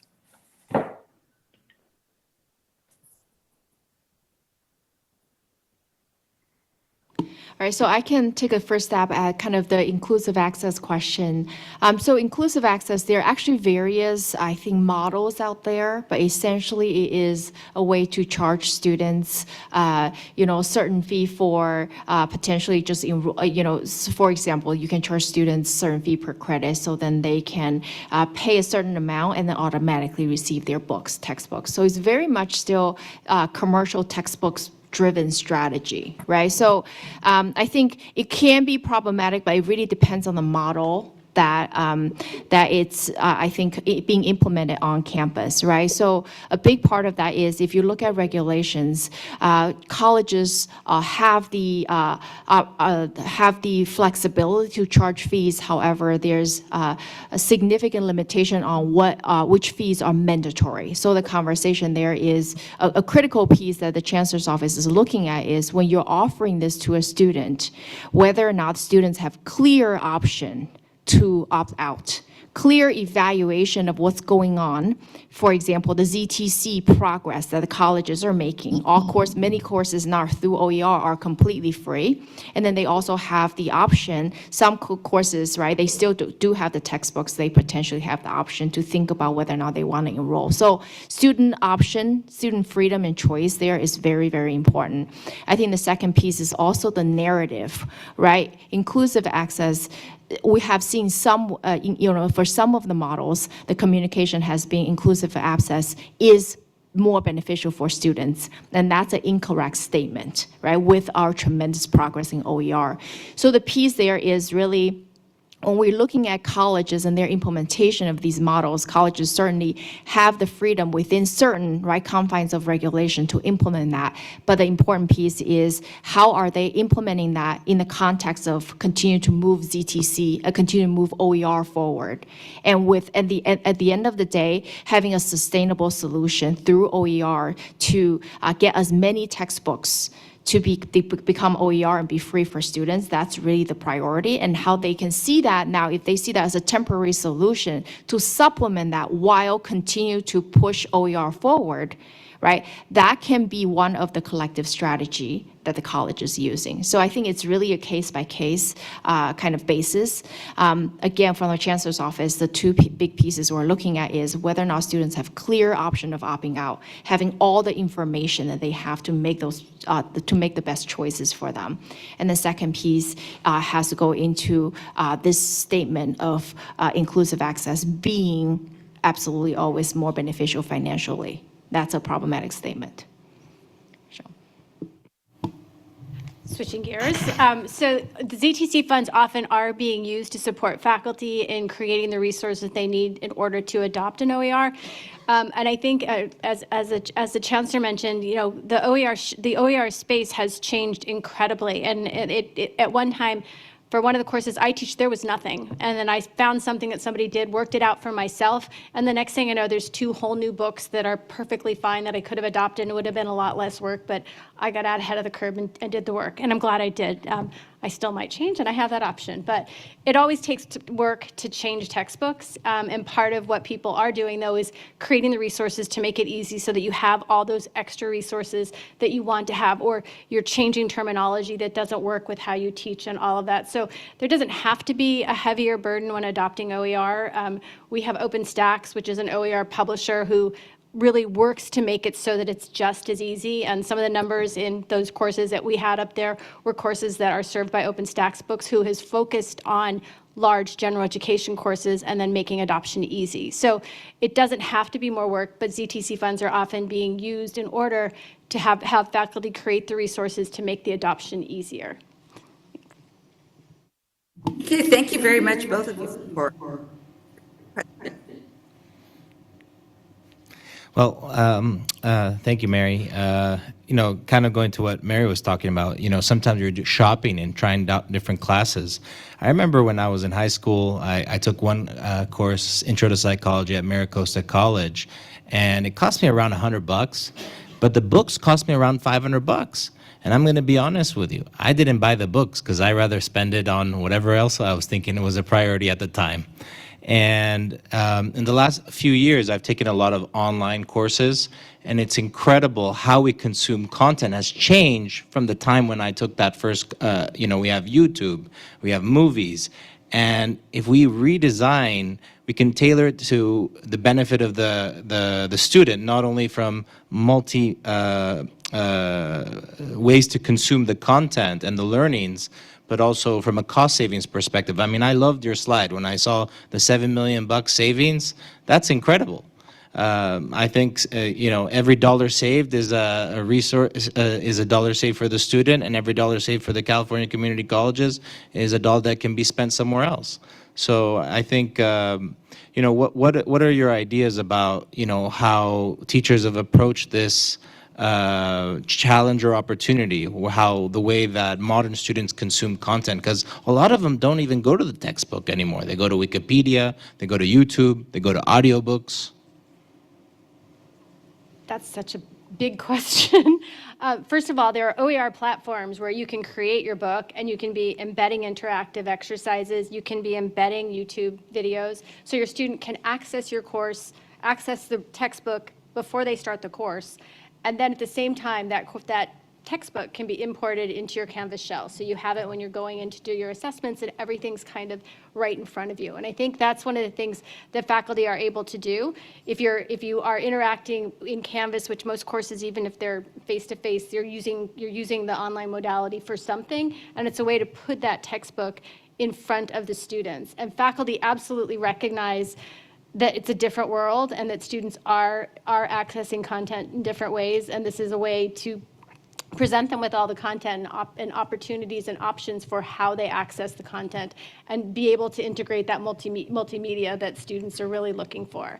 And so it kind of allows all that. It allows all that to happen. And the technology intersections were mentioned. If you're using an OER and you want to use AI, you have an opportunity here where you can integrate your OER into the AI so that your student could ask a robot questions about your textbook, and the answers would come from your textbook or your content, as opposed to taking the students elsewhere where they might find biased content or incorrect content. So there's some huge opportunities here and some pilots that have already started in our system with faculty trying out those things, and a whole lot more faculty trying those things. So I think there'll be a really interesting things to update you all on at some point in time. Thank you. Great. We have Board Member Williams, Board Member Chang, then Board Member Haynes. I wanted to echo the appreciation to all of the work that the faculty has put into this effort. And then I also want to just recenter, because there's a lot of complexity in what we're trying to accomplish. There's a real complex issue. And I want to make sure I center, like, at least my portion of the ask around students. What students are asking for is affordable, day one access to the materials that they need to be successful in the classes. And so I want to lift C3 that's in the regulation, where it talks about adopting open education resources for classes in which OER is commonly available and prioritizing courses needed to satisfy general education requirements. if we look at a year from now, measuring the number of day one access materials that we can provide for general education courses, I think that that'll give us a good leading indicator for what we're doing with the entire system, because we've been working on this for years, y'all. You know, it was called Heads Up America, it was called all kind of different things, and so we've been working on opening this up for years. And so what we're saying is day one access for students now is what we're trying to get to, and we get folks got to write books and we got to publish and do all of those things. But if we can specifically just look at general education courses, because if you think about the number of students that are impacted by GE courses, in just a year from now, how did we do while we work on other stuff? That's what my portion of this ask is about for this regulation. This is a first read. And so as BOG members, if you can help this thing get to that, I would really appreciate it, and I think students will too. I second that with an amen. Thank you. Thank you so much for your hard work on this project. It's wonderful to see the progress. Students not only need this or want this, but need this. As a student, I've been fortunate enough to be able to pick classes that have ZTC on them when available. In addition, moving towards OER will positively impact students in so many ways. So for example, a math class that I took, I had to pay $75 for a subscription to do the homework for the class. Yeah, and then I dropped the class. So then I had to pay it again the following semester when I retook the class and did complete it. And so I guess if I did good the first time, I wouldn't have had to pay it twice. But unfortunately, I didn't, and I know many other students who are in situations similar to mine. And I think one thing that I've learned being a student for so long is wait until the first day of classes to hear your professors actually say they use the textbook, because once you buy it, oftentimes you can't return it, or there's like certain stipulations on why you can't return it. So I think even classes that say they aren't ZTC, I've still waited to buy it, because usually professors give you like a grace period of like a week or 2 weeks. But my question is there a dollar amount that deems a class low cost? I'm laughing because I think one of the reasons that a lot of colleges went and adopted a local low textbook cost definition was because the Academic Senate put that idea out there to recognize the efforts of faculty and disciplines that couldn't get to zero, so that they could have a special mark to recognize what it is. We don't have a consistent system definition. It ranges from somewhere like $15 to $50, which is very, very different numbers. And so there's been a lot of conversation about what should the number be, and there is a recommendation that was made by the Student Senate, which is either 20 or 25, which kind of in the middle of that. And so there's a hope that more and more colleges will go towards that number that the students said this is the right number, but our colleges have the ability to make those decisions themselves. But it becomes really important if we're trying to look at things as a system, like if you're looking at courses in the CVC exchange, you can't start marking anything in there as low cost unless you agree on a single definition of low cost, at least for that purpose. We all understand what zero means, so that's easy, but low cost, yeah, has different definitions. And I just want to add to, homework system is part of the supplemental materials. So now with this regulation, I hope that the board approves it for the action item in November, but it's under A1, right? So if you think about it, in many ways, the institutions now have to ensure burden-free access to homework system. So by doing so, I hope then faculty will then say, on the first day, you do not need the homework system to really be part of the class. So then that will also kind of hopefully facilitate some of those conversations and alleviate the burdens for students, so that wouldn't happen again. Board Member Haynes, followed by Board Member Perry. Okay, thank you. I've been around long enough as a trustee to know that the original statewide ZTC funding resulted in an estimated 800% return on investment, served over 23,000 students, and saved them over $42 million.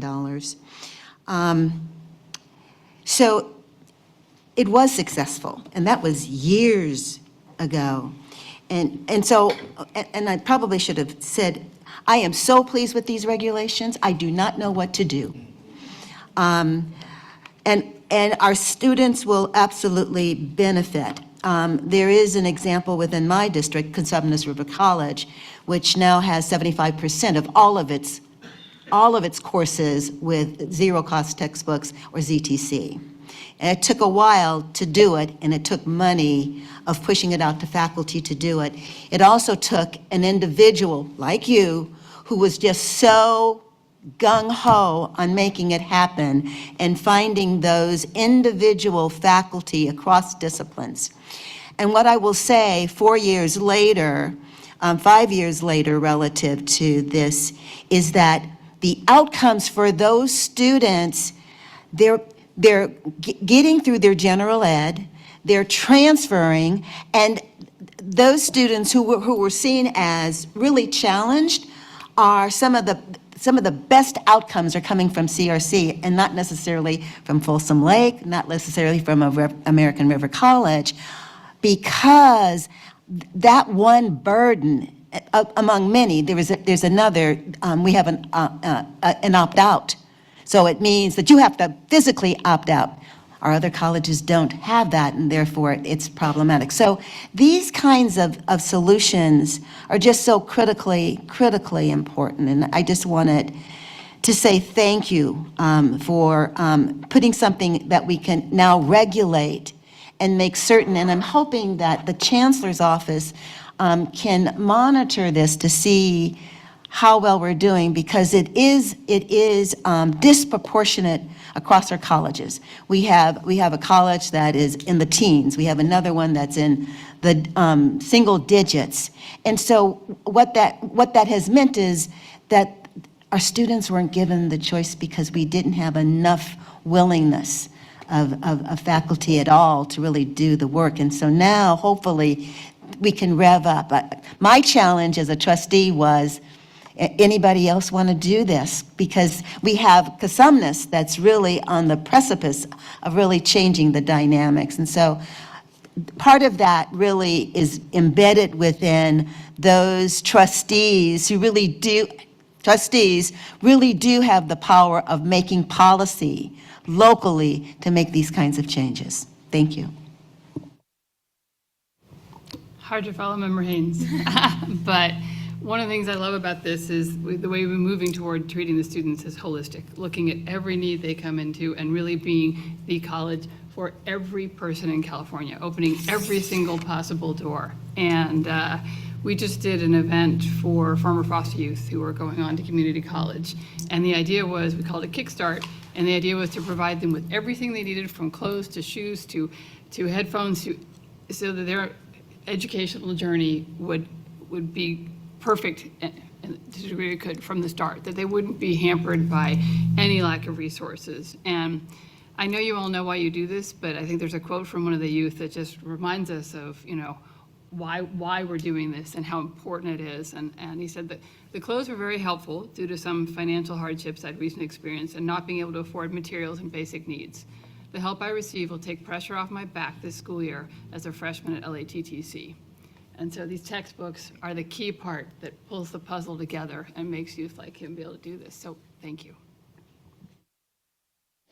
Board Member Brown? Board Member Epstein? I may have mentioned this before, but I just want to lay it on thick that I really support the comments of Member Rawlings and Chang. And I do it with a story, working directly with students and helping them choose their classes. I would love to see a general education sheet where every single class has an OER or ZTC or low-cost option.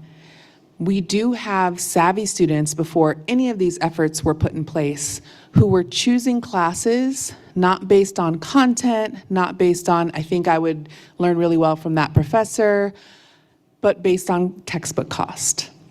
And choosing a course based only on textbook cost is not the best way to go about your educational experience and can impact a student's success.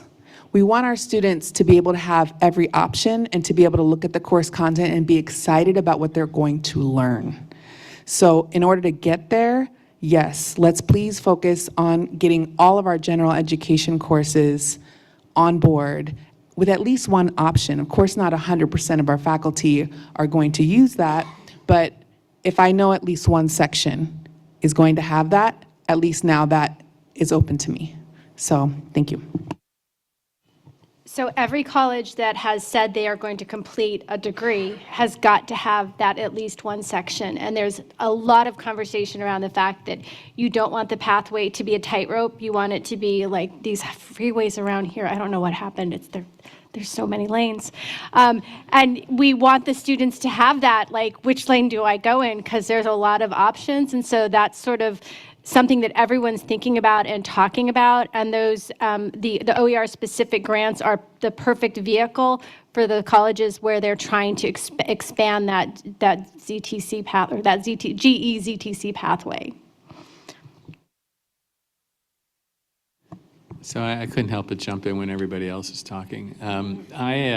When early in my tenure on the board, I went to an ASCCC where Dr. Pilati was leading a breakout session on this, probably, I don't know, 7 or 8 years ago. There were like 6 people in the room, and I was one of them. And it's amazing how far it's come, and you deserve a lot of credit for that. The reason I'm asking a question, though, is Member De La Fuente question about like these new resources, and I was wondering how much thought is being given to what AI means for this. I mean, how it could be both constructive or destructive, and in addition to all the other online resources he was talking about. So there's a lot of conversation around that, around how we can deploy AI to create study bots, which is sort of actually a really easy and wonderful thing to do, which that sounds like it'd be so hard, but it isn't if you have the right tool. Also looking at using AI to assist in creation of assessments. You still need the human touch. You still have to go in and look at what you've actually created, but to use an AI to do a first draft for you. I've heard a faculty member from CSU that presented on AI and OER for us say how she was using one of our textbooks for a child development course that she was teaching at the upper division level, so she needed to add more to it. And instead of sitting down and starting from scratch, she would brainstorm with whichever AI she was using to help her along. So there's a lot of conversation about what does that look like and how do you bring those two together. In addition, you heard Lark Park mentioned with the California Educational Learning Lab, they've just put out grants specifically focusing on AI and OER. So we're really excited to see what happens around that. And our chancellor here also has recognized that connection. And so I'm now actively involved in talking about AI professional development with keeping really that OER lens on it as well, because I can see where it could make some of the ongoing work, that sustainability work, that updating work, potentially a lot easier, perhaps helping you find where you need to update something within a textbook and things of that nature. So the opportunities are kind of endless, which is sort of the whole AI story, right? You just don't know where it's going to stop.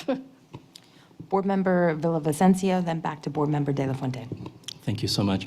Thank you for this amazing work and trying to reduce, obviously, the financial barriers for our students. I completely agree with the principle here. We're trying to reduce the cost. I know for my students, it's a priority of mine too. That being said, also as a faculty member, I had to sort of share this delicate balance between that and academic freedom. Obviously, we are discipline experts as well, and so trying to find that balance is very important. I had a question. I teach in the social sciences, but I was curious about supplemental materials and where the cost burden is, because as you said, not all classes could reach that zero amount. And I'm thinking mostly of our STEM classes where you have labs. And obviously I'm not a STEM professor, but I would know that their students would have to buy supplemental materials to do that. So I'm just curious in terms of where that cost burden is, because if we want to try to reduce those costs, it's either we do have to ask our students to either purchase that, or if we're going to provide it for free in terms of access, right? That cost is being shifted somewhere, right? And that would be problem for our institution. So I know this is sort of a case study that I'm proposing here for you to sort of untangle. But obviously I want to know how would that work, and how would you go about, addressing these barriers, obviously, that may still exist, and balancing this with academic freedom as well. Thank you. I'll start and then I can pass it off. So we spent a year or so talking about this in the Burden-Free Instructional Materials Task Force, and really taking out that separate, and we would refer to that as a supply, with supplemental materials being those things like homework systems, those things that you could get to zero with, so videos, all those sorts of things, those supplies, those things that you have to buy being a different category.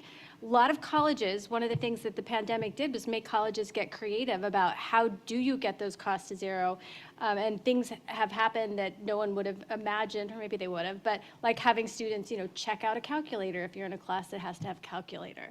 And so there's a need to figure out what those other costs are before you can figure out how you get them to zero, and then come up with ways to bring the costs down, and then you can look at shifting the cost to the district or to the system somehow. If we were buying goggles for the faculty across the entire state in bulk, the cost would be a lot less than those students going out to buy them individually. But we've passed those costs on to students and haven't made that a priority to be assumed and taken off of students. And so this is getting us thinking about things and moving in that direction.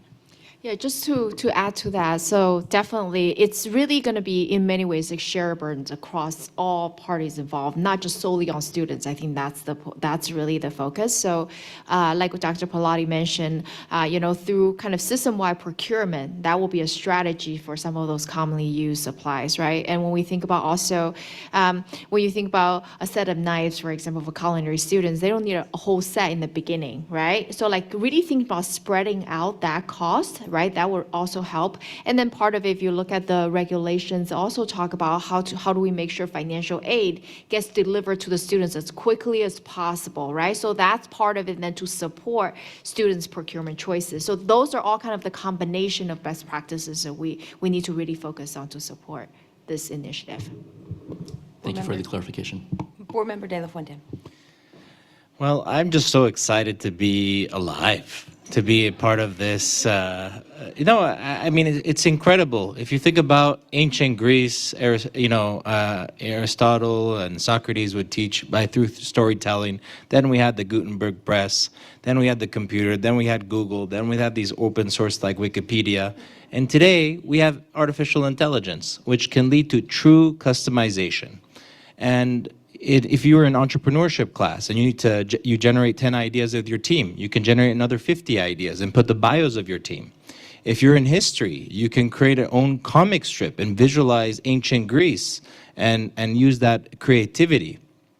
I think artificial intelligence is incredible. It's going to be disruptive, and I think it's a game changer. I think it's also an equalizer. Let's say you had a student from a wealthy family who was able to pay those consultants to make a essay to apply for colleges. Now you have AI, the great equalizer, for $20 a month. And I encourage everybody, not just the students of today, but all of us, to explore AI and create your own. I do believe the secret to staying young is lifelong learning. And you can use AI, you can create your own curriculum for whatever your passion is and whatever you want to deepen or something new to learn about. It's incredible. In 10 seconds, you can have your own self-paced course through movies, books, articles. So I really invite everybody to really play with it for a couple of weeks, and you'll see how incredible it is. So just wanted to share that. Thank you. We're all happy to be alive at 3:30 at the Board of Governors meeting. Board Member Williams.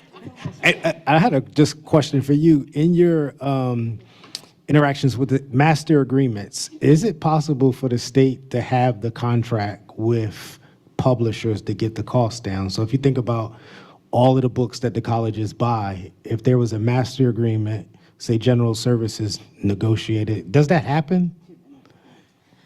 You guys are gonna, this is not something to talk about at 350 procurement, but I will say, there are a couple different programs. One through our foundation, which is the College Buys Program, which actually allows districts to kind of come together and kind of have a master agreement for procurement. I can't even speak at 350. And then there's also a program, and I'm blanking on the acronym or the name for it, but there's also a program between the Chancellor's Office, CSU, and the UC on big procurements across the systems. And so there are tools in place for that. I think in this case, though, I would note the uniqueness of the academic freedom of the faculty being able to choose their own materials. And so it might be difficult for them to reach alignment on, one publisher being able to meet all of those needs. And I, for one, certainly would not want to see us in any way, dissuading our faculty from being able to have that freedom. I have a technical question, of course, which is in the presentation, it was brought up that in the previous item, we were going to be seeking statutory changes. And I'm just curious, because I worked on the 2016 proposal, I pulled up the trailer bill. It's actually quite permissive on the grants and what can go out, more permissive than 2016 was. So can you just talk a little bit more about that? Thanks. Yeah, so currently the legislation for the ZTC degree program is very much degree program per degree, right? It's $200,000 per degree. So essentially now we're waiting for colleges to submit program plans where they can say, here's my degree program, I can get it to zero. I commit to get it to zero by 2026. So that's when we award. So it's very like 200,000 kind of per degree program. But when we think about a lot of the sustainability piece around this whole effort, so like the data, the repository, and all of these things, infrastructure, none of that is kind of included in the legislation. And that's really what we're hoping for. Also, for example, supporting OER's more continuous work in the maintenance of OER material. None of that is included in that. So I would say, yes, it's great as a one-time funding to disperse to these degree programs or OER courses, but it really doesn't take into consideration of the sustainability. And as you can see, currently we have still $64 million left. And I think our award rate is in the upwards, like high 80s to low 90s, which means, let's say 100 program plans submitted, almost 90% of them have been awarded. So we really want to get these dollars out as quickly as possible, right? So a big part of that is to invest in infrastructure, and that's really the piece that we're seeking legislative cleanup to do.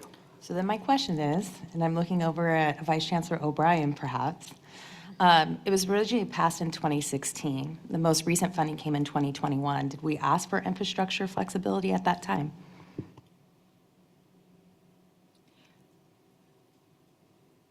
And you can get back to me. I mean, I know I'm asking you to go back in the memory banks.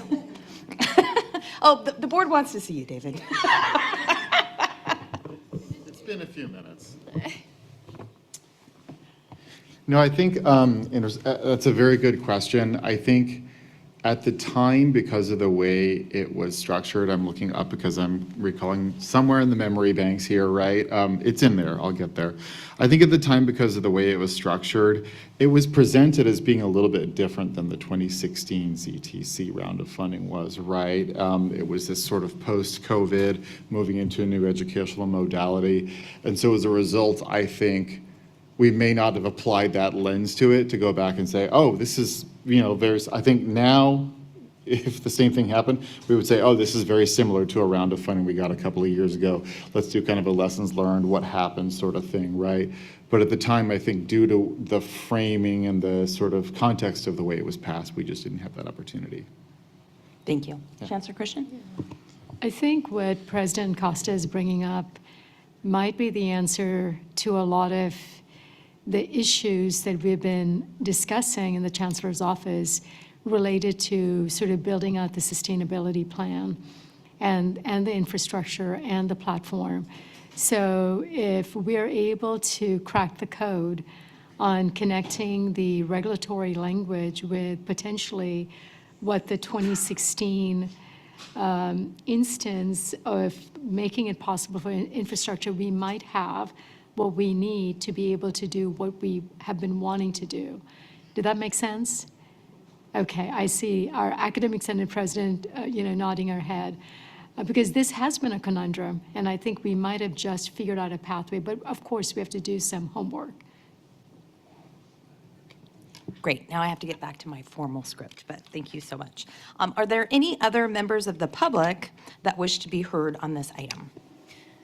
Yes, I'll do a friendly reminder. Comments are limited to 2 minutes. I will now hand it over to Vice President Aguinaldo to get us started with in-person remarks. Thank you very much. We have 3 public comments. The first from Kaylin Nagel, the second from Cheryl Aschenbach, and the third one from Eric Natividad.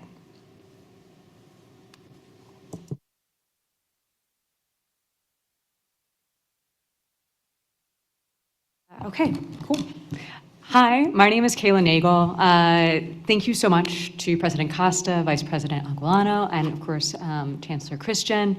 It is so encouraging to see the way the California Community College system has continued to prioritize students' access to the materials they need, and particularly to do that through bringing together such a fantastic team of experts with the Chancellor's Office to create the Burden-Free Instructional Materials Task Force.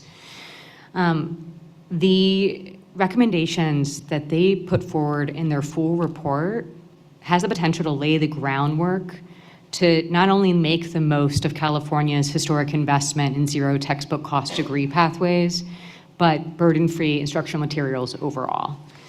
In addition to the policies that were laid out here, I would also encourage the board to consider adopting one of their other recommendations around limiting the spread of automatic textbook billing within the California Community College system. These are programs that automatically add the cost of course materials to a student's tuition, and the way it's presented in the community college is a per credit hour fee. One of the ones that is pretty common is through Follett, which costs students between $20 to $25 a credit hour, meaning that although the average student at the community colleges pays $162 total for the course materials, on the campuses that participate in this, they are paying closer to $240 to $450 for their course materials, which they usually lose access to at the end of that term. In addition to supporting the recommendations that you have laid out, which I think are fantastic, I look forward to submitting nice letters with the Michelson Center for Public Policy saying, please adopt this, and advocating for it. I encourage you to continue to advocate for affordability by limiting the spread of these programs.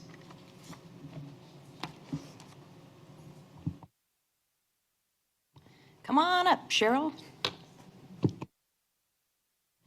Thank you. Again, good afternoon. And since I often forget to introduce myself, Cheryl Aschenbach, President of the Academic Senate for California Community Colleges.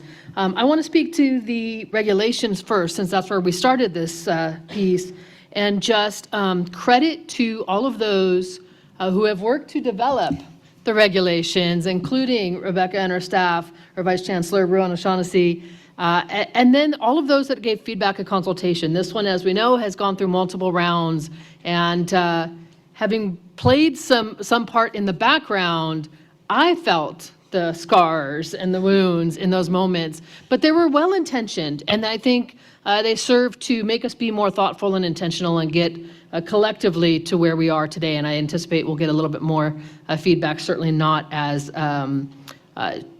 significant in completely reshaping. And so without the collaboration that happened, as well as the feedback, I don't think we'd be where we are with that set of regulations. And so just credit to Vice Chancellor Ruan O'Shaughnessy and all of her staff, because it's been really a journey to get to where we are, and we're at a launching point that I'm really excited about.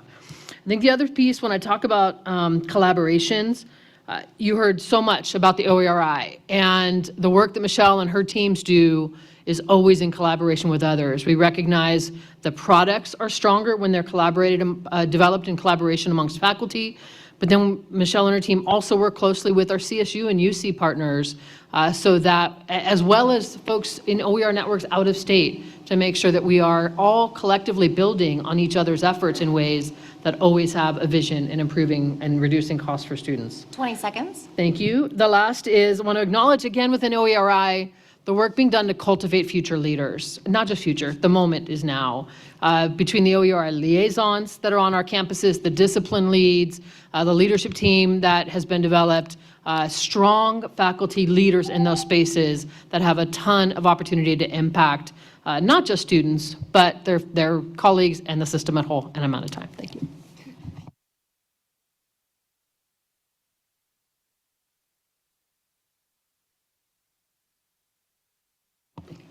Hello, Eric Natividad, student.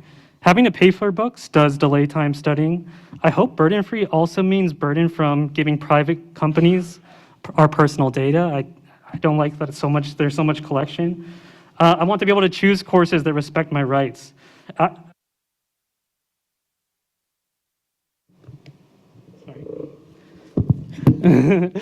We need access to books and learning material without signing in or giving personal data to corporations. Offline access material is also needed for students without good internet access. I think we're running out of hotspots at our school or have no access to hotspots.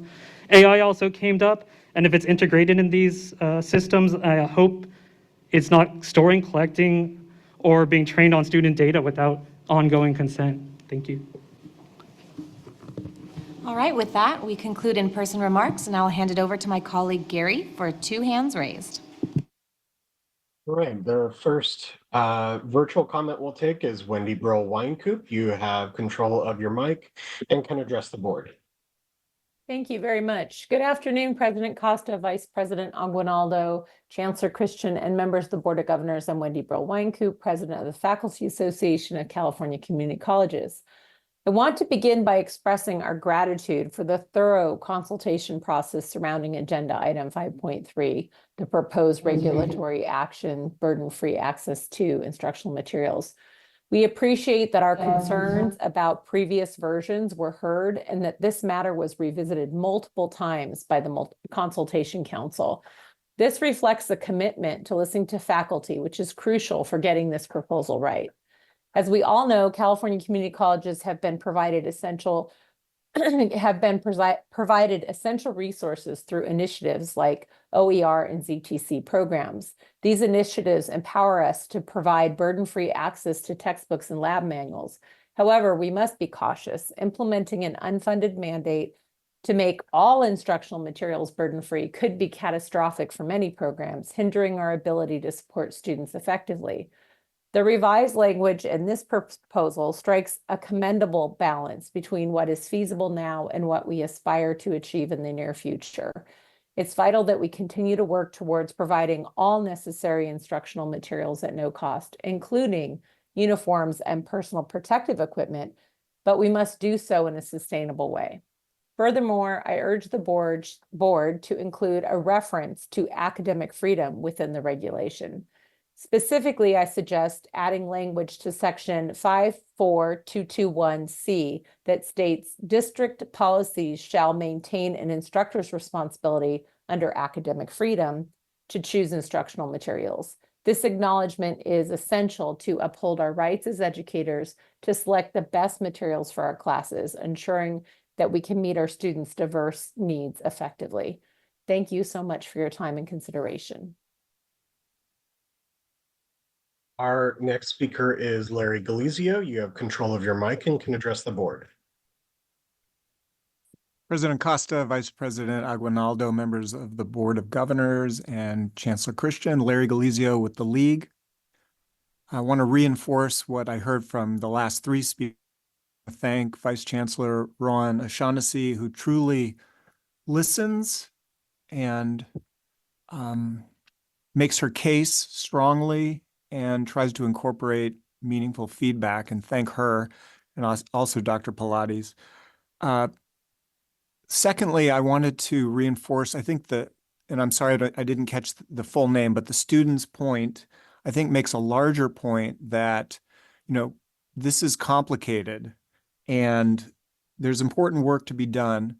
But as we saw with Member Salas's internet connectivity problems, technology also comes with sometimes unintended consequences and its own set of challenges. So just as bots were supposed to solve for all the issues with students getting access and information, talk to any CEO at a college today and dealing with all of the false enrollments and the problems that they're having with bots and other issues. This is not to be what some would call a Luddite, but just to keep in mind that technology is not a panacea. And one of the major points I would like to make is just, and Dr. Vice Chancellor Ruan O'Shaughnessy made the point about sustainability. The colleges and the districts have all kinds of unfunded mandates and burdens. So while we don't want to burden students, we also don't want to overburden the districts and colleges with unfunded mandates. Students are going to vote with their feet, and they're going to go to the ZTC courses. Faculty are going to do the work so that they can get the students. Let's just maintain that bilateral governance structure that allows the entrepreneurship and freedom at the same time, making clear what the larger goals are from the state. Thank you.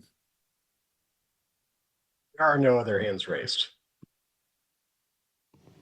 Great. Are there any other members of the public that wish to speak on this matter? Hearing none, this public hearing is closed. This concludes the public hearing on this matter. As pointed out in the presentation, you'll be back for a second reading. We look forward to it at that time. Next up, colleagues, I have another programming note for us. We're on item 5.5. It's listed in the first reading section of the agenda. It really should not be. It's our board dates. It should be actually in the action portion of the agenda, so I just want to make that clear to everyone. There's no PowerPoint on it. Hopefully each of you has reviewed the dates. I know a couple folks let me know that they may have conflicts. That's fine. There's no quorum issues identified at this juncture. Colleagues, are there any questions or comments on our Board of Governor meeting dates for 2026? Seeing none, is there any public comments on our exciting topic of the board meeting dates in 2026? We have not received any in-person or virtual comments. Shocking. With that, colleagues, I would entertain a motion and a second to approve the calendar for 2026. So moved. Second. All right, everybody was ready on that one. I don't know. I heard Rawlings, and I'm going to say I heard Gomez Heitzberg with the second. With that, can you please call the roll? Hildegard Aguinaldo. Aye. Adrienne Brown. Aye. Casey Chang. Aye. Amy Costa. Aye. Ricardo de la Fuente. Aye. Tom Epstein. Aye. Felicia Escobar Carrillo. Aye. Nan Gomez Heitzberg. Aye. Pamela Haynes. Aye. Jennifer Perry. Aye. Bill Rawlings. Aye. Mary Salas. Aye. Syrian Villavicencio. Aye. Joseph Williams. Aye. The motion carries. Great, thank you. And I'll also just instruct when we have the final agendas placed on our website, can we just make sure that this appears in the action side of the agenda versus the first reading? Yes. Awesome, thank you so much. Next up, I have a long script, and much like the chancellor, my glasses broke, so this should be fun. This is item 5.6, nomination of the 2025 board officers. Here's my script.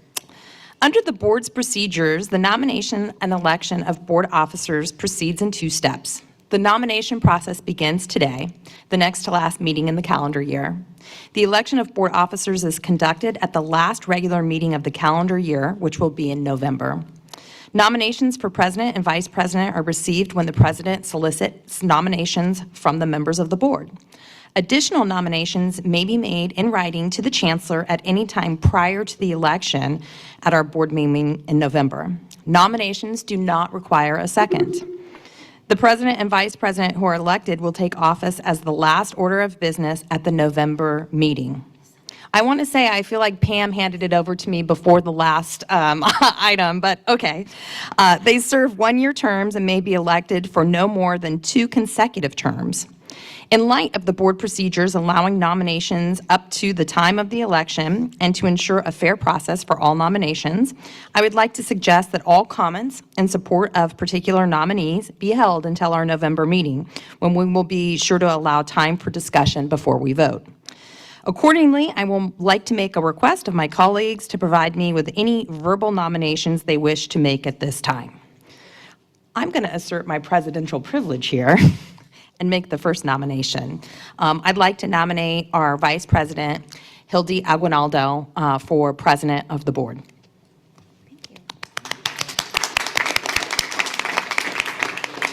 And now I'll open it up to nominations of the board.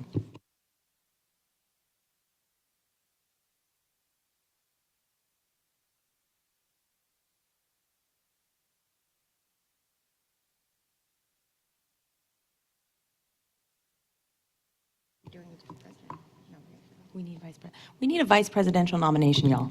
Okay. I would like to make a vice presidential nomination. I would like to nominate Bill Rawlings to be VP.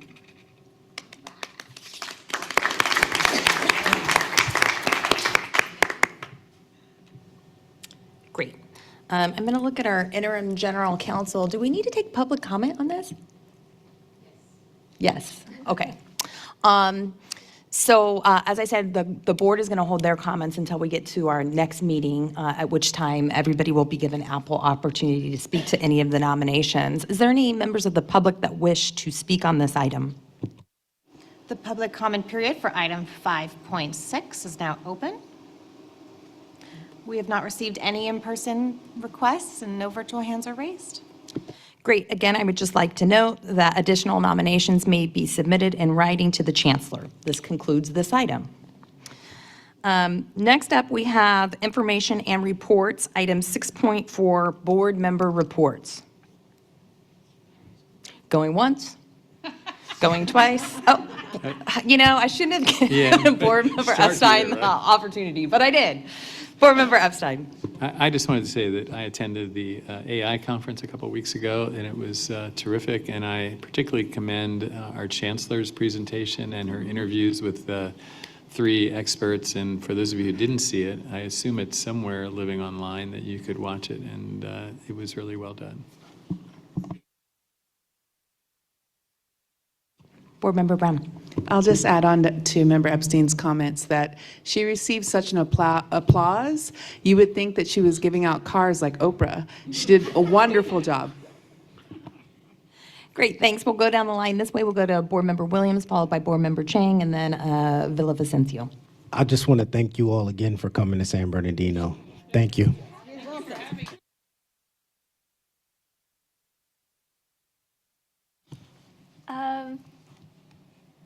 Wait, I had notes, sorry. Some things that I've been up to recently, I enrolled in Diablo Valley College, and my account got flagged as a potential spam. So I enrolled in a class, went to my first class, and then got dropped in the class, and then got locked out of everything. And then the person who was helping me with my case went on vacation. And so my professor helped me a lot, so I'm very thankful for her. It was a Chinese class, and she did a lot of the back-end communication, and if it wasn't for her, I wouldn't be in the class, and I probably wouldn't be able to be on the board because I wouldn't have a class or the amount of units.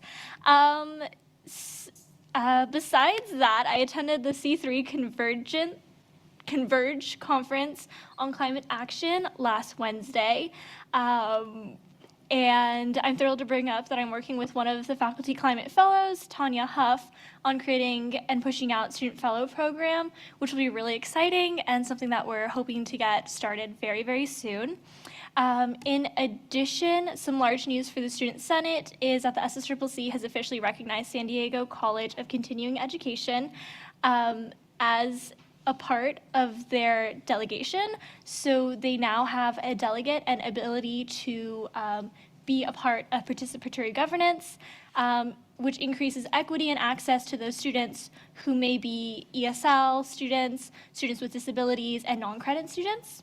And then, of course, some future things that are on the calendar is I just wanted to let you know that SSCCC is having their Advocacy Academy on November 22nd to 24th in downtown Sacramento, and they would love to have anyone attend. Yeah, thank you.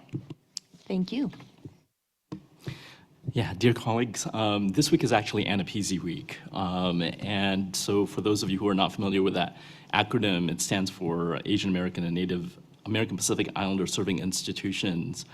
And of the 208 eligible colleges and universities that are actually designated ANAPESIs in the United States, over a third of them are in California. 85 of them are in our great state, and close to half of those institutions are California community colleges at number 42. And so I want to recognize all of the wonderful individuals who actually run ANAPESI programs throughout our state, including the ANAPE Student Achievement Program that I was privileged to lead when I was a commissioner for the California Commission on Asian and Pacific Islander American Affairs.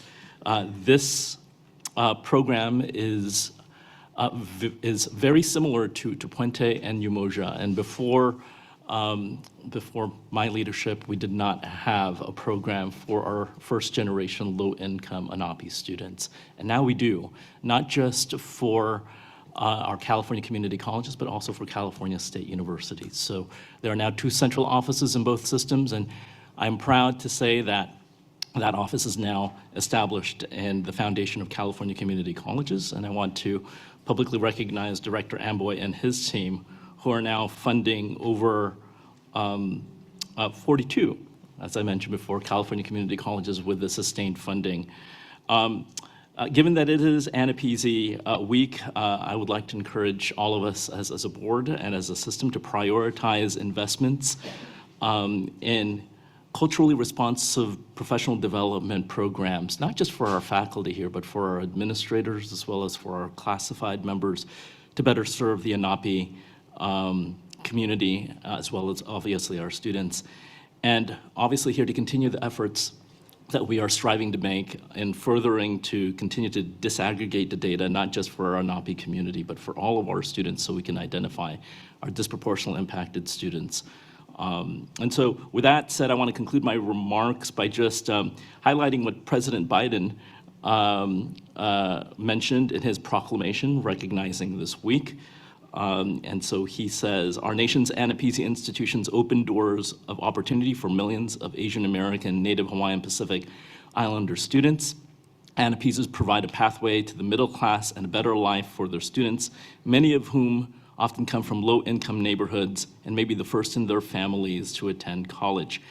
I have always believed that the American dream is big enough for everyone, and every generation has benefited by opening the doors of opportunity a bit wider for those behind them. During ANAPESI Week, may we celebrate the nearly 200 institutions across our nation that ensure generations of AA and HPI students can pursue the limits of their talents and ambitions.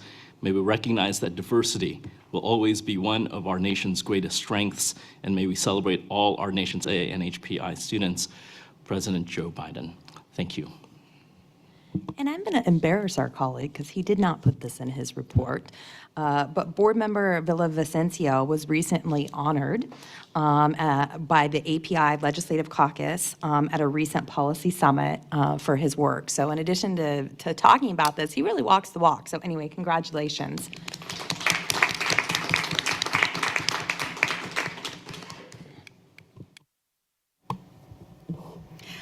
Well, it was mentioned earlier, we had an opportunity, President Acosta and Chancellor Christian and I, to visit Lemoore College. And for those of you who haven't traveled the I-5 frequently, you might have blinked and missed Lemoore, the turnoff for Lemoore.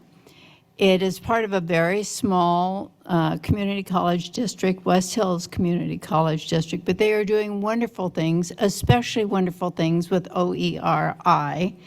And I wanted to highlight what is happening, not only with the faculty who are in the classroom, the faculty who are outside of the classroom, the librarians who are taking a leadership role in developing OERI materials and publishing materials. And it was just so heartening to see how they were working together as teams and really bringing to life wonderful creative work and really bringing that academic freedom and freedom of choice that we've heard about, and making materials that were very specific for their classrooms, and then sharing that material. So that was really wonderful. And if you really want to go to Lemoore, there is a Basic Needs Summit there in December. So you might have an opportunity to go to Lemoore and stop at Harris Ranch if you're a steak lover.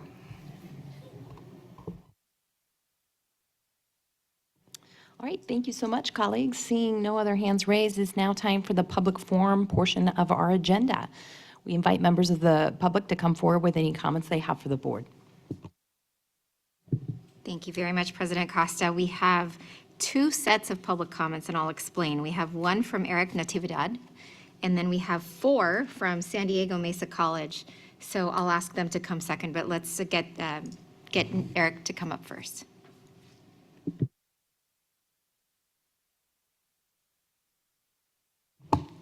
Thank you, Eric, again. So warrantless surveillance is growing on our campuses. There's 2 new student bases I know that go directly to the police. We got new cameras in places that should be private, places where protests were organized. When there were protests on our campus, our protesters got threatened that the police would be calling them twice. All they did was march across campus and attend an open meeting at the Academic Senate. The surveillance is going directly to the police with no warrant. There's no process and anything in between. We also have an automatic license plate reader system that's taking pictures of everyone's cars, sending timestamps, sending that directly to the police. It operates with more personal data than it needs. It's scary to be in these systems. If we're gonna embrace mass surveillance, students should have access to legal counsel. I've also had problems with the Canvas. We are forced into this. There's no way to opt out. So I've tried to. The teachers will just fail you.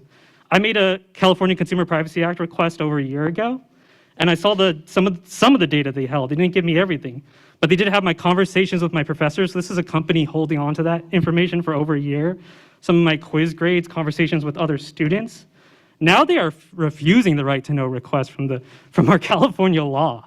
They will not let me see my data anymore on their systems. These are our rights. These are all of our rights. These are teachers' rights. These are students' rights. So I'm refusing to use this service. Their first privacy principle on their website in the privacy policy. 30 seconds. It says it's transparency.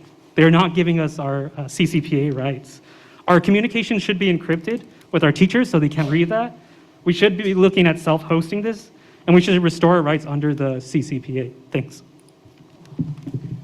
Thank you very much. We have 4 public comments left from Dr. Paul Augustin, Juan Bernal, Dr. Donna Budzinski, and Danica Moore. Please all approach.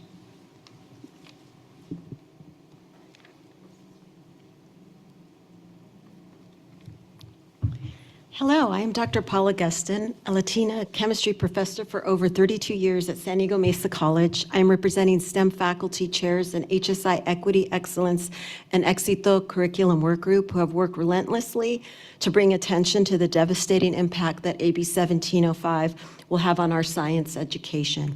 This work includes organizing with educators throughout the state of California with numerous visits to state legislators. AB 1705 was touted as a stricter version of 705 by people who sought to completely ban remedial math and English courses from California community colleges.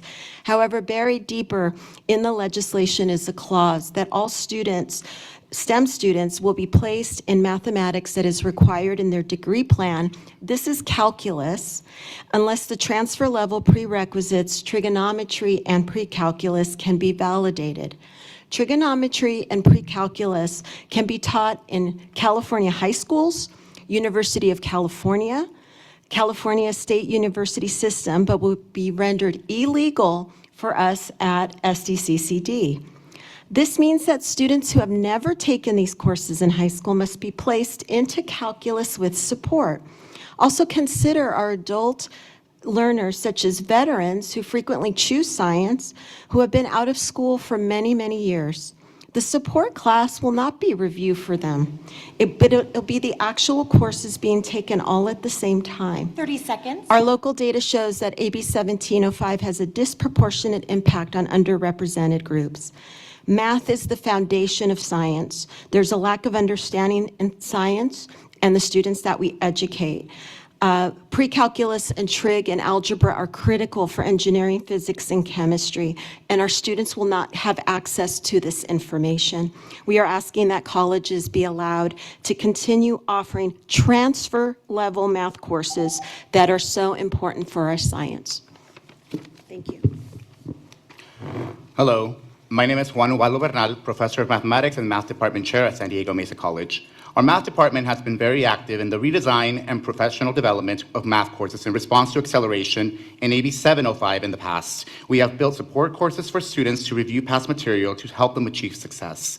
Mesa STEM faculty support equity and acknowledge that inequitable barriers existed on degree completion and pre-transfer courses disproportionately impacted students of color. However, AB 1705 has taken it too far. It will eliminate college algebra, trigonometry, and pre-calculus. STEM majors will now have direct access to calculus or calculus with support. If a student has taken pre-calculus, they should have access to calculus. But what about our veterans? What about our returning students and single mothers who have never taken pre-calculus? Our support courses are built to help students review past material, not teach them all at once. The memo received from the Chancellor's Office dictates that by fall 2025, the only courses STEM majors can either take is calculus, calculus with support, or an innovative math class that will also be set up for validation. In addition, this innovative course cannot be required or recommended, and students taking the innovative course must sign a form that states that this class will not increase their chances of succeeding in calculus. As a person of color, I am appalled and upset with this type of inequitable response. Students need choices. This is not a one-shoe-fits-all. There are so many confounding variables that were not considered in the RP group data, and the impact on science was completely ignored. As a Latino in STEM, I fear the catastrophic downfall of my people by throwing them into the unknown. These are students' lives at stake. I could not imagine my parents with a third grade education and dreams of pursuing STEM being thrown into STEM calculus with support. Our ask is to protect our STEM pathway and transfer level courses. Let our students have choices for their education. The math faculty are committed to supporting them and guiding them with smart and responsible acceleration. Thank you.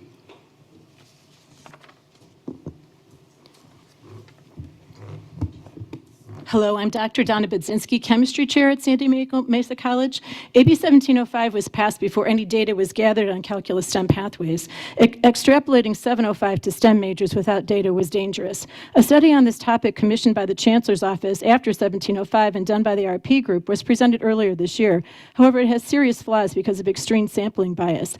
They compared throughput rates of STEM students who started with different courses in the pre-calculus pathway to students who started directly in calculus. The students were divided by their high school math prep. Their conclusion is that students in the lowest group, those with only 2 years of high school math, do better if they are placed directly into calculus without taking any prerequisite courses, typically trig and pre-calc. However, these students were not admitted directly into calculus without prereq. As department chairs, we regularly sign petitions for students who are eligible to skip prereq courses for many reasons, such as completing them in other states, at local universities, or through military training. Others take challenge exams to demonstrate their prereq knowledge. The RP Group's data only includes high school and California Community College information. So although these students appeared to succeed in calculus without prereqs, in actuality, they had to prove their prerequisite knowledge. Since this data is at the center of the study, this invalidates their conclusion. Additionally, each college was provided with its own data to potentially validate their pre-calculus courses. This data followed the same methodology as a large study and has the same disqualifying selection bias. Last month, the Chancellor's Office sent memos that states by fall of 25, enrollment in our transfer-level math courses, such as trig and college algebra, must be restricted by major, disallowing STEM students from taking them. This is based on the flawed methodology I just described. We ask that colleges be allowed to continue offering transfer-level math courses without restricting students by major, and that an independent group validate the RP Group study in light of their selection bias. Thank you. Hello, can you hear me? Sorry. My name is Danica Moore. I am a product of the community college system. So I personally attended San Diego Mesa College, and it's really hard for me to overstate the impact that community colleges have had on my life personally, and also on my partner, who is also a Santa Monica Community College graduate.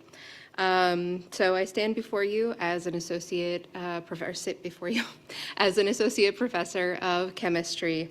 So I feel qualified to talk about the significance, to attest to the significance of community colleges in the lives of Californians.